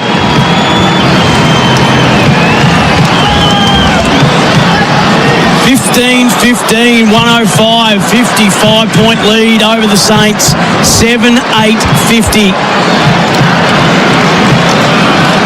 His first goal was under no pressure in the first quarter. And that one was under very little as well, Adam Cooney. When the ball hit the deck, he just wanted it more. Well, that's been the story of the night. Fraser's played a variety of positions this evening. Had a great night. He's used it well. Found plenty of the ball. 20 disposals, 2 goals. He's played inside. He's played at half back. Setting up here as the highest forward, around 50 at the moment. So versatile. They've found one there, the Dogs. First time he's kicked multiple goals in a game, Joel Fraser. A redo in the middle after that. an article about him during the week. 35,511 by the one on Easter Sunday night. He spoke about the pride he has in playing for the Western Bulldogs, and he wants to honour that privilege every time he steps out. It was a great read. Doing a good job at the moment. Saints go out to right half forward. Collard gathers, gives it to Garcia, kicks smothered by Riley West, who's putting in the hard yards late in the game, and he goes after the second attempt as well. He's fallen on top of the footy and, gives away the free kick. Hatched it. So Garcia's free kick at right half forward. It's really a long one.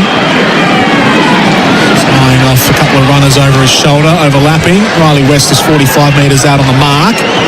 Hugo Garcia. Roll around and open up the angle. Left foot strike to the teeth of goal. Goes right to the line. Batted back into play.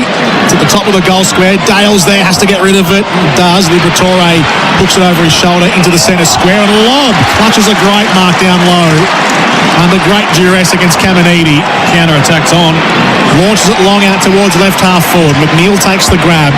Waiting for Troops to get back inside 50. He'll kick sideways first to Williams, who then cushions the kick forward to Richards, who takes the grab on the flank. And from their goal line to left half forward in the blink of an eye. That's what they've been doing all night. And Richards will go back for his second goal. As Liberatore comes off and Bontempelli comes on for the applause of the Dogs fans down beneath.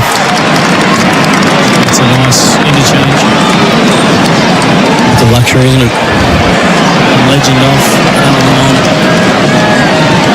Ed Richards from left half forward. Tightish angle. Keeps it low. Hugs the boundary. Will go to the goal square, and it's been pushed through for a rush behind for the Western Bulldogs. They go to 16-106 to 7-9-50. Sorry, 15-16-106 to 7-9-50. It's a 56-point ball game. Well earned rest for Libba all night, haven't they? The ease in which they've been able to move the ball from defence to attack the Dogs. It's been Dean Miller bouncing down the broadcast wing. He's got 4 possessions in this chain. He's handballed to Zach Jones, threw him well and truly under the bus, and he has been brought down and pinged. Cleary. I thought Miller was going to go on a run there. Wanganeen Miller was going to go on a run there, but the Dogs will win it back. It's just a very un-St Kilda-like performance. Just haven't been able to stop the Dogs' kicking game or handball game. It's been all at sea. They've looked confused. They've been pierced all over the ground. Ronnie Sanders would be, if not already, on a career best night for disposals. This is number 26. He got it from Bontempelli at right half forward. The kick goes to the hot spot, 25 metres out. Webster's gave it straight to Norton, who from 10 metres out on a 45 angle snapped it skinny. Might have shaved the post. And it's a minor score. What might have been for Aaron Norton. He's kicked 3 goals, 3 now. And did drop a mark uncontested, about 25 out directly in front, but he's had an impact on this, and the scoreboard has the Dogs 57 points ahead of the Saints, and they might go further ahead as Williams puts them back inside. Turned over stone cold to Williams, who goes towards Bontempelli. Cleaning up is Wilson, though, for St Kilda. Jones gets slung around by Richards and still releases to Wanganeen Miller. Takes a bounce and breezes past Dale. His handball found McRae, who fumbled momentarily. Had time enough to regather. Heaves a high one towards half forward. O'Donnell's underneath it. Couldn't gather. Collard hands over his shoulder towards Garcia. Back to Collard. Off a few steps. It's a high one. He's hit the belly of the footy and it goes across the face. 1 bounce and out of play. And it is personal best night for Riley Sanders. His previous was 24. Who's going to get done from you? 30 here, Riley. He's on 29 at the moment, leading the way with Marcus Bontempelli. He's probably going to get the votes tonight. 29 disposals and 2 goals. Libba hot on his heels with 28.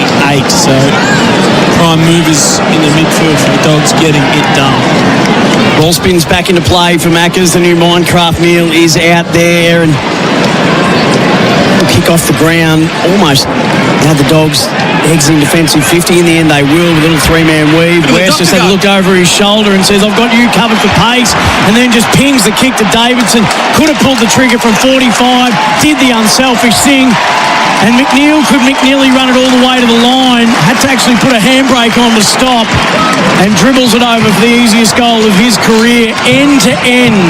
They went coast to coast like butter on toast, the Dogs, and they've had the Saints on toast since the 15-minute mark of the first quarter, when they started to get on a run. And they have left them in the rear view a long, long way back. 16, 17, 1, 1, 3. That's 113 to 7, 8, 50. They have destroyed St Kilda. It's been emphatic, hasn't it? Even then, like the forwards dragging the defenders up the ground. A step back inside from Bailey Dale out of defence, opens it up, and then the handball chain. Forward handballs, 1, 2, 3, bang, get it in the hands of Riley West as a high forward working up the ground. And then they got them all goal side. She was off to the races. There'll be another clearance here for the Western Bulldogs. Fraser cruises away with a bounce, delivers a right foot strike towards half forward, and West. He's been good too, Riley, hasn't he ever? Marks at 50 out. He'll go to the pocket. It's favouring Wilkie all the way. What a great kick from West. Wilkie marks uncontested. Let you down. He's kicked the 3 tonight though, Riley West. Pressure has been exceptional.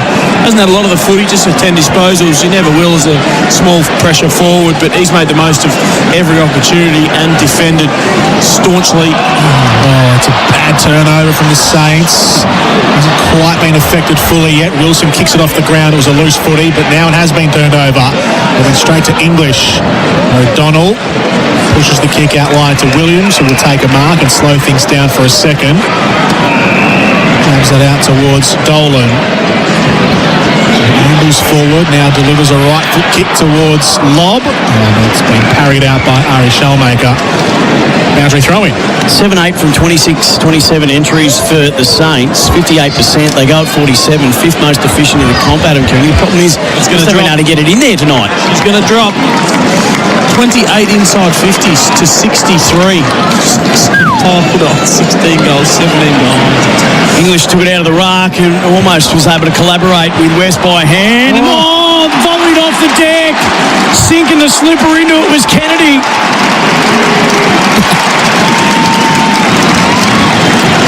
He's got 2 and a whole lot to smile about, because that's just party trick stuff from Matty Kennedy. We have a look at the replay.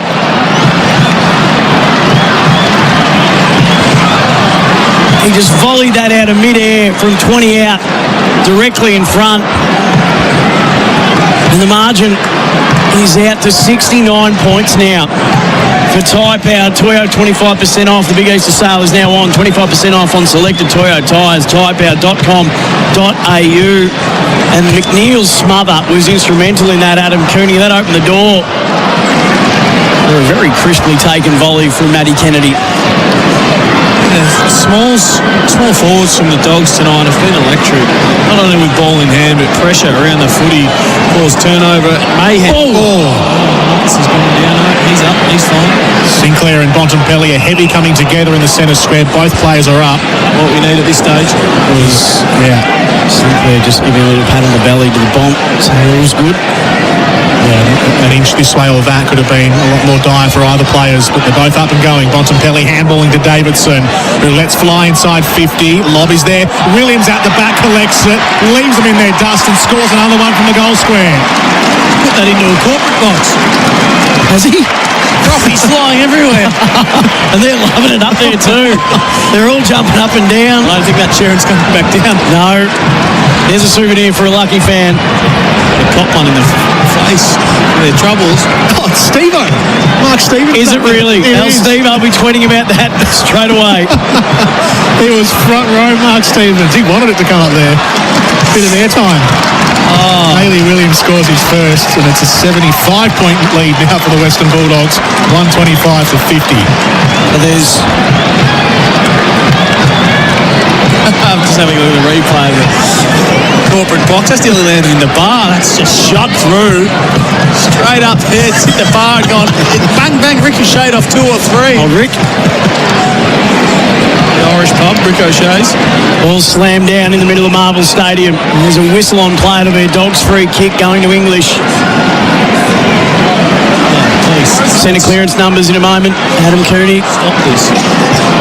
English drives the Dogs deep inside forward 50 again. Lob's gone forward. Caminiti just outpoints him on that occasion. Swooping in Sinclair. He's going to send it down the line and just get them a little reprieve. English got a nice little hip ride but couldn't bring it to ground. Now Sharman comes away from the stoppage. Looping handball over the top to Wilson. Wilson can run to 50. Vacant goal square. And he skids it through.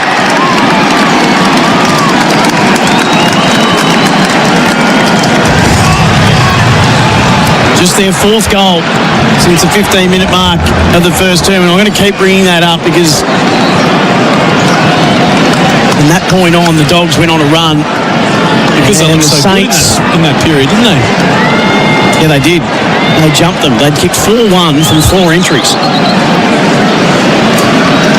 Now, it's an ugly scoreline for them. 18-17, 125. 8-56, 69-point advantage in favour of the Dogs. Centre clearance numbers 18-6 for the match. Now, what were they for North Melbourne and Carlton? Not sure, but total clearance is 43 to the Dogs, just 44 for the Dogs, 20 for the Saints. Still 5 minutes to go here in this last quarter, so more party time for the Dogs. Here comes Richards flying out of the circle. Left foot kick is caressed inside 50 towards Lobb, who gets out the back, gets it on the behind line, couldn't really squeeze it around the corner, so handballs backwards towards Norton, and it ricochets over for a boundary throw-in. Centre clearances were 20-10 for Carlton and North Melbourne. 19-6 at the moment.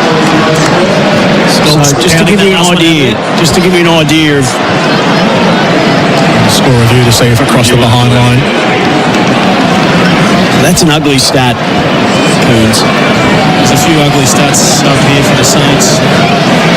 To see the amount of times the Dogs have gone. Review complete. Looking at this angle, we can see the ball does not cross the back of the scoring line. Decision on scoreboard. Be a throw in. How many times the Dogs have gone from defensive 50, inside 50, coast to coast for the match. It's been unbelievable the way that they've moved the ball, and the Saints have just had no answers. Boundary throw-in to come here from the left forward pocket for the Western Bulldogs. English knocks it down towards Richards. Wilkie steps inside instead. Jones handballs back to Schoenmaker, who lets rip and sees it away from defensive 50. O'Donnell does well to take a good mark in the pack. 2 bites of it. That's 65 off a step. Williams took his eye off the footy, dropped it cold. Stocker's got him all latched up. O'Donnell comes in again. Ball is free. Collard sweeps around, kicks it up the boundary line, takes a few bounces and sits up for Dale. And punches a handball to his left for Jones, and they'll bring it back centrally to Johannesson at centre half back. Let's take a few bounces and meander his way through the centre square, and then pull out Mosey again. I was looking forward to that. It was a definite Mosey. And it was a meander. True. Like a meander. Haley Dale on the wing. So just seeing off the last couple of minutes here, the Western Bulldogs. It's been a great night for them on the scoreboard. This will be their first proper big win of the season, not only margin-wise, but this quality of opposition too. Their only other wins have been North Melbourne and Carlton, who hadn't been much chop at the time that they faced them. Here's Collard for St Kilda through right half forward, swings it up towards the goal square. Sharman almost couldn't mark it. Johannesson sweeps across and finds Fraser in the back pocket. Sanders, a couple of goals to his name tonight across centre half back, and the Dogs will try and reload again and add a bit more pain to the scoreboard. Here's Buku Khamis. That's what that sound is from the Dogs fans. They love Buku Khamis at the kennel. They've worked it to the outer side. O'Donnell. There'll be percentage outside the 8 from this, the Dogs. They've got the Giants Saturday night in Canberra. Left half forward, Norton goes to ground trying to take the mark. Nothing doing over the boundary line. Brisbane on Saturday night here at Marvel for the Saints. I just saw a bit of scoop cam there. Yeah. It's the O'Donnell Cup, isn't it? Scoots on ISO cam here. Yep. It looks like I said, Dogs are down by 20 goals. Hole-in-ones in one round of golf. One of them was an albatross. It's extraordinary stuff, to be honest. Boundary throw in left half forward for the Dogs. Riley West has had a very good night and a big influence on this. Cleary just couldn't repeat the dose by hand. So the Saints will come away to Burns, bottom edge of the square. Still in their defensive side to Schoenmaker, who bounces on an angle. Nothing really on offer up ahead. Davidson corrals him. Schoenmakers just sends it inside forward 50. Owen's second man up. He's going to get the crumbs from his own spoil, but confronted by Cleary. It was a good tackle. And now to Jones on the end of it from Windhager. Ran into a problem and put Steele into another one. And Kennedy's just going to swivel and kick in one motion to spiral. The Dogs out of defensive 50. It's going to come back though, Caminiti. Caminiti, short one, is cushioned towards centre half forward. It was a bit too wide for Windhager. Fraser cleans up. Here's Sanders, who's zigzagging his way through the centre square. Now to Dolan. Chips over the top to Davidson, who's got it 60 out. Hands over to Fraser at centre half forward and then finds Rory Lobb, who takes the mark. 35 out, straight in front. Could have gone himself, Fraser, but they've been looking for Rory Lobb since they swung him forward. We just give Lobb a bit of a shout out too, because on the back of the bonds this week, I think that's the Good Friday appeal logo. Yes, yeah. It's not the worst that he's had over the last month, that's for sure. It's a pretty good one. It's a good cause, that one. Not sure about the Red Lobster, but I do like the Good Friday appeal. So Rory Lobb, all cameras on the back of his head as he approaches here. Right foot kick is out to the left. Right off the boot, was always tracking out that one. It was pretty skinny, just went to the wrong side. So behind. They did kick the game sealer a long time ago for Loctite, fast, strong and reliable adhesives that go beyond the bond. Schoenmaker gets real distance on that kick. He could be a weapon for them off half-back. Wood hunting a ball that he paddles to his own advantage. Didn't really put it to advantage by hand or haul. O'Donnell takes it away and then takes off and takes the Dogs to centre-half forward. Sanders is having a night. He takes the mark. 51 metres out. Davidson all alone, right forward pocket, screaming for it. He's just going to come lateral across the arc to Bramble. Thought about pulling the trigger from deep. In the end, nobody went at Davidson, who was there for an eternity before somebody went anywhere near him. Well, Wilkie was tempted to go up at him, but then decided that he was going to guard grass. And Davidson just stood there, and eventually Wilkie gets sucked in closer and closer to goal. Davidson just didn't have to move and got the uncontested mark, the doctor. So he's kicked 2 goals in 5 games, and he doesn't quite get the diagnosis correct on this one from 46 metres on a 45 angle. Just pushed it to the left-hand side, and it is a minor score, and there is the siren. And on an Easter Sunday night, the Dogs get every bit of chocolate available. They have destroyed the Saints by 70 points.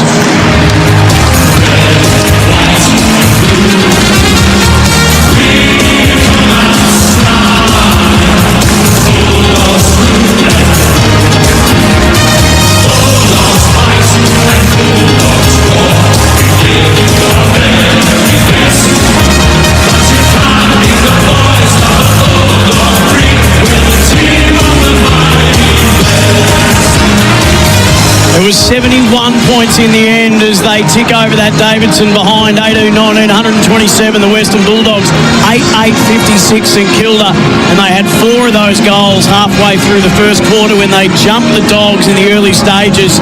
And when the Western Bulldogs got on a roll, they put them in the rear view and were never ever challenged from that point on. It was a demolition on a Sunday night under the roof at Marvel Stadium.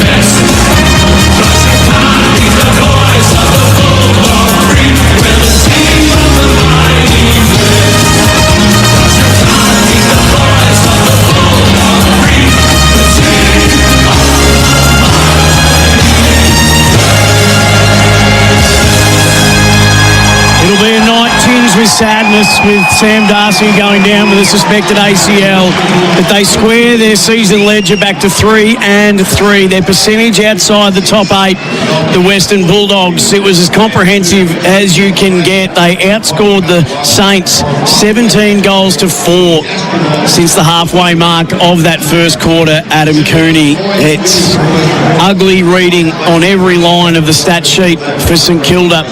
Your thoughts, please.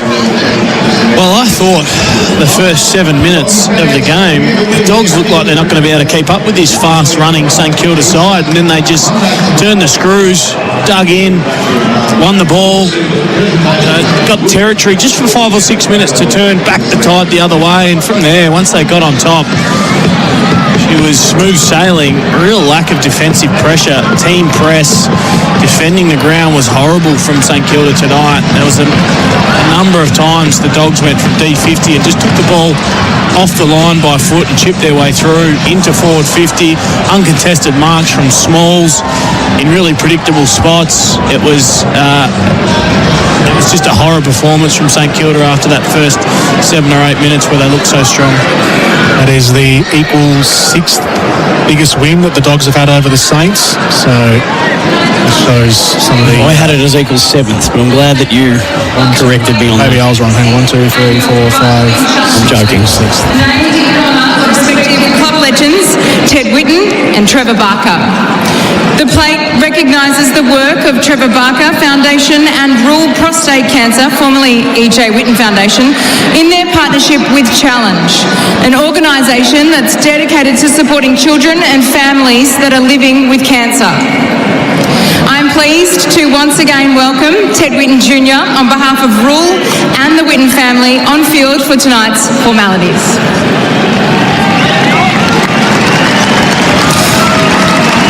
To accept the Barker Whitten Challenge plate from Ted Whitten Jr., I'd like to call forward Captain Marcus Bontempelli on behalf of the winning team, the Western Bulldogs.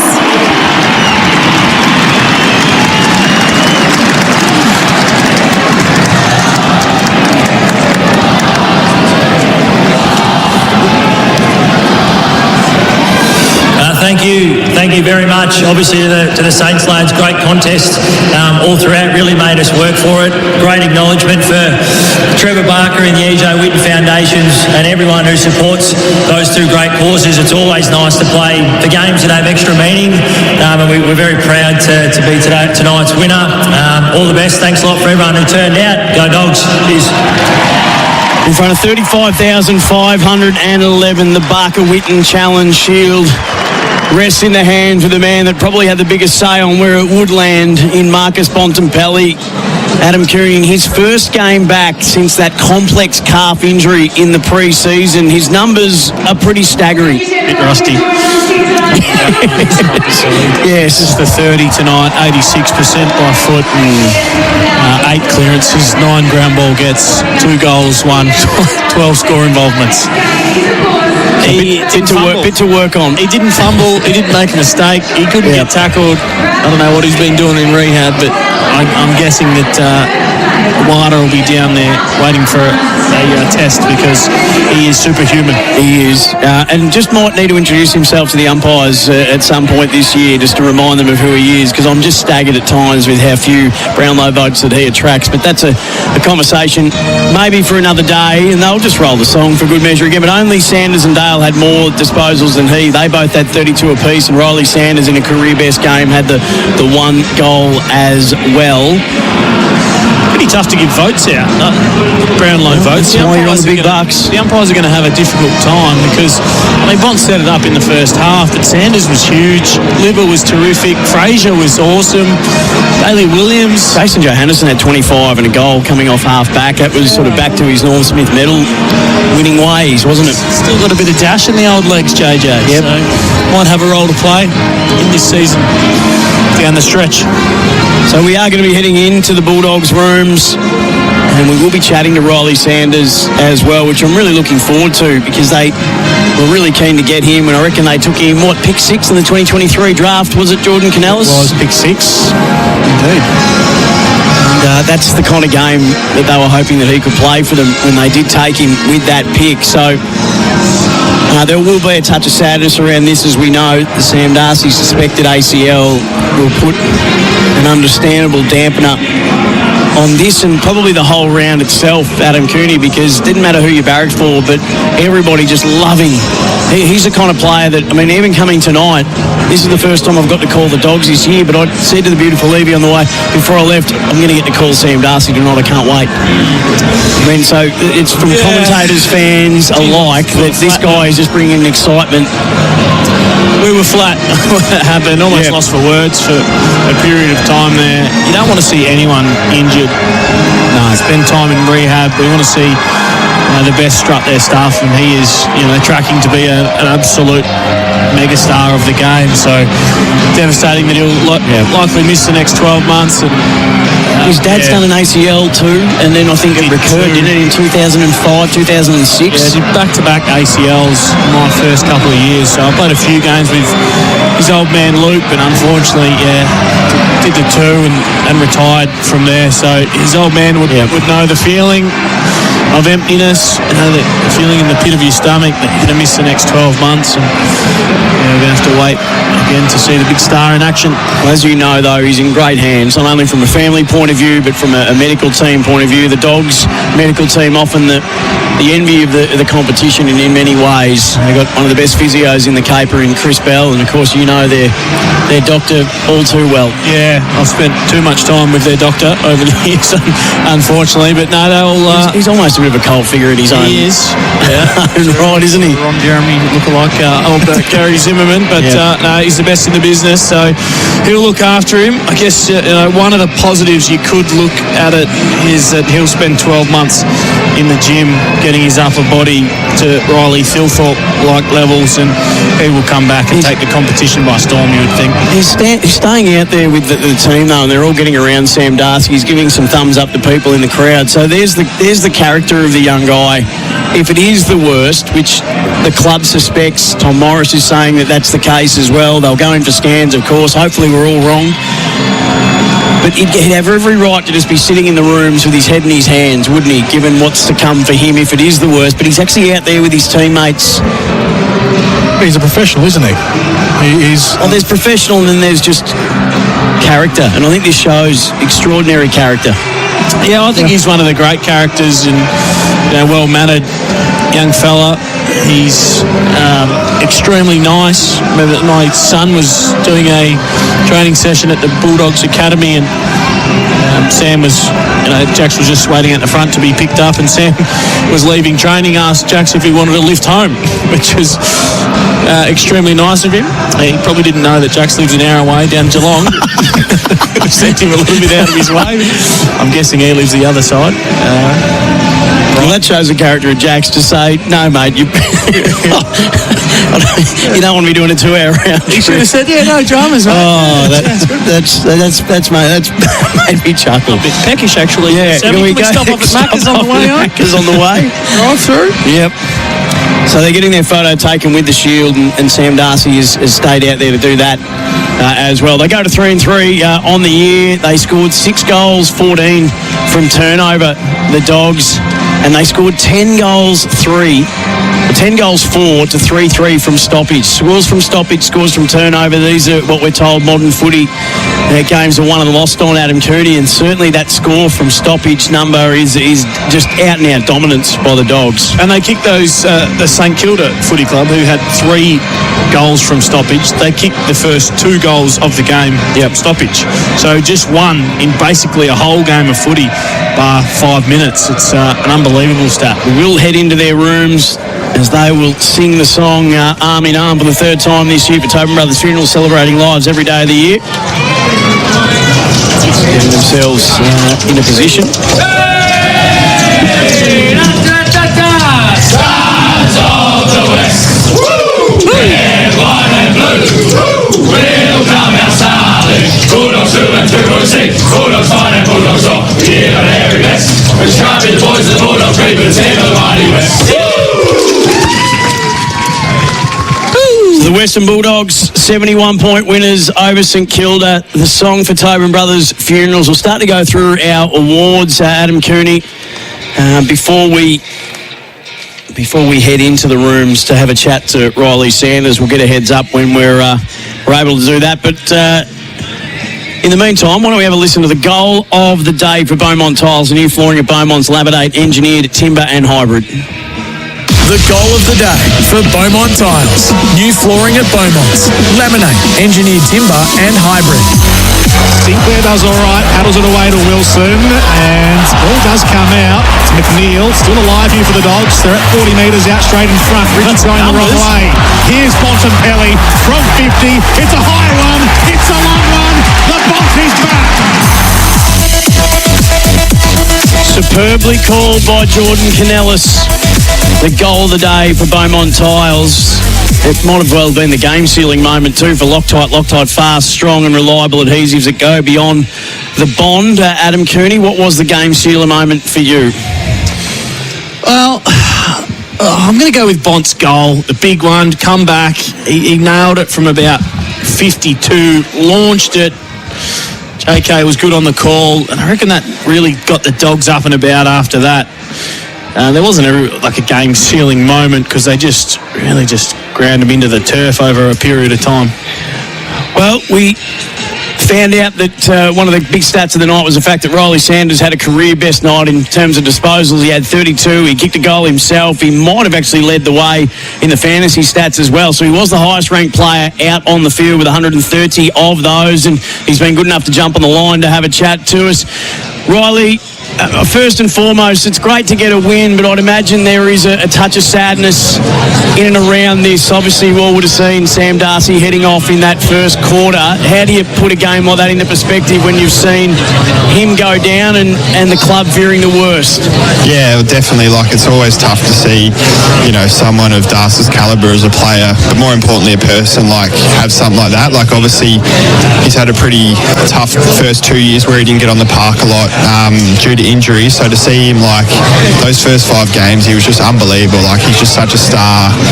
He does stuff that no one else does, and just fingers crossed that it's not too bad and he can definitely get back this year, but we'll miss him for sure. Riley, how are you feeling in the first 5 or 6 minutes? The Saints were hot, they got the game on their terms and they scored 4 goals to kick-start it. How did you turn that around after the first 5 or 6 minutes, because from there it was an onslaught? Yeah, definitely. It was an interesting one because Bev was big on us starting well because he knew the Saints were going to bring it from the start. So we copped a little bit of a spray at quarter time, which was definitely warranted, and I think it was a really good move by Bev to kind of get us going a bit. And then obviously from there we kind of were able to play our footy, play our style, be quite ruthless, and Westy, Libba, some of those tackles, they just lift you. As a young player like myself, if those boys are doing it, just drags you along and makes you want to work harder for the team. So I think once we controlled the controllables and just worried about our effort and intensity, then everything just flowed from there. Riley, what's been the key to your involvement this season in the team? So second season in, you've been looking pretty decent, you've been getting yourself involved in midfield, and obviously, as we mentioned before, had a career best night. Where do you feel in season number 2, still pretty fresh into the AFL scene, but your own development this season?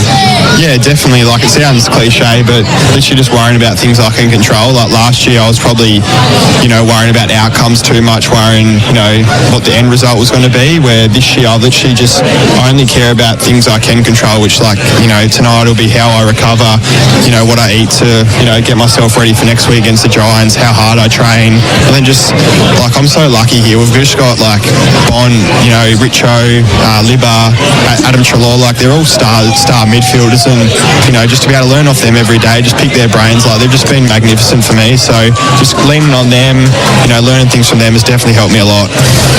Riley, do you think your side's better in the middle of the ground when Marcus Bontempelli's in there? Because he seems to be a pretty handy player for you. He might have a bright future.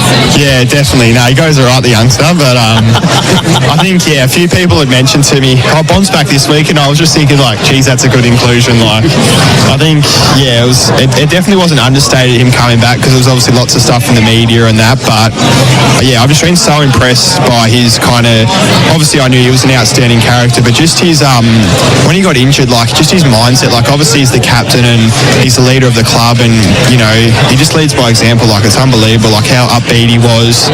He was always getting around me and the younger boys who were kind of filling in a few more midfield minutes while he was gone, and just pumping us up and telling us to be confident. Which it was good for probably myself and Joel Frazier to play some midfield while he was gone. And then now we're kind of going probably more to that wing for Joel and half forward for me while he's back. But it's just so good to have him back. Yeah. Well, he didn't miss a beat tonight, and he ran out the game really strongly. I mean, did you see him in rehab? Did you see the work that he's put in? Because, I mean, behind the scenes, it's a lonely place. Do a lot of swimming, bike boxing to get yourself fit, but you can't emulate, running a game of footy. He must have done a power of work to be able to get himself to this level of fitness to perform straight away. Yeah, well, when I first got drafted, he was probably him and Adam Treloar were the two, and like all of them have, but especially Bont, like he was kind of taking me under his wing and would just do 20 minutes of touch, at the end of the day or whatever. And the thing I've learned with Bont is he just does it so intently, and he does everything, with match intensity. So, whether it's 15 minutes or half an hour after training, it's always match intensity. So that's why, like, he's been able to come back and perform really strong tonight. Like, hit the scoreboard like he always does, and just being a super damaging player because he trains how he plays, and that's why when he gets out there, he just looks so comfortable and composed. Like, he's definitely probably the best trainer I've seen. So it's no wonder why he's probably, one of the best players in the comp. Yeah. And Riley, I reckon you'll find, and you might ask him this, when he's had the hairdo that he's currently sporting again, that's when he's been in career best form. I think they go hand in hand. The last of the Mohicans look that he's sporting now and his career best form. I reckon he'll be able to give you an answer to that. But if you were to put a highlight up to put on the review tape for this week, and I imagine this week's review is going to be a lot better than last week's, are you going with Libba's chase down tackle on Bradley Hill or Bont's first goal back? It's hard, isn't it? Because Bont's goal was brilliant, but I knew Libba's underratedly quick, and he showed it in that. Like, he's actually got really good toe.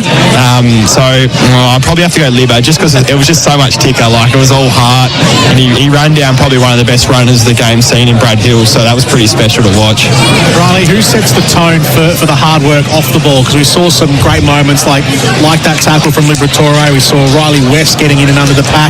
Even when the game was well and truly won in the last quarter, you guys were still working hard for every footy. Yeah, is there a player or a group of players that leads that sort of part of setting the tone there? Yeah, well, I think we've got plenty. We've got plenty of just kind of real hungry players, but I can't look past Libba. I'm honestly obviously I've only played a year and a bit, but I'm just in awe of how hard he works and just how selfless he is. He's all about the team, and obviously this year he's had an outstanding year, but just how hard he works and how hard he cracks in, and that tackle, players like him are, as a young player, you want to play for them, and you want to, obviously he's getting towards the back end of his career, so you want to succeed for players like him. So he's just a star. Yeah. Well, we're going to put up a first for the night as well. We might be the first commentary team to not ask a Western Bulldogs player about Jamari Ugle-Hagan tonight, Riley, and you can thank us for that, mate, but we want to thank you for giving us some of your time tonight. You've got back to 3-3. It was a career best night for you. Yes, there'll be a touch of sadness to it, but enjoy this win because it was a really good one, and good luck for the rest of the year for both you and the team. No, thanks a lot, boys. Good to chat to you. Riley Sanders, pick 6 in the 2023 draft. Our interview in the rooms for Temper. Sleep well, the player has won one of their magnificent pillows. That player being Riley Sanders of Burgundy, that one. All thanks to Temper. It's a great night's sleep, night after night after night. That is the difference. The difference is Temper. T-E-M-P-U-R. Good one. Thanks to Temper. Sleep well. He loves to put the spelling in there, spelling it, doesn't he? I used to think that we had to, and then I read the credit and went, no, he's just doing that. He's just, because he's such a nice guy, he's just putting the spelling in to help you out when you hit the Google machine and Google the very good people at Temper. Is there a little bit of go F yourself, San Diego? A little bit of Ron Burgundy. Let me look at the time. Straight we can get away with that. All right. Yeah, 10 p.m.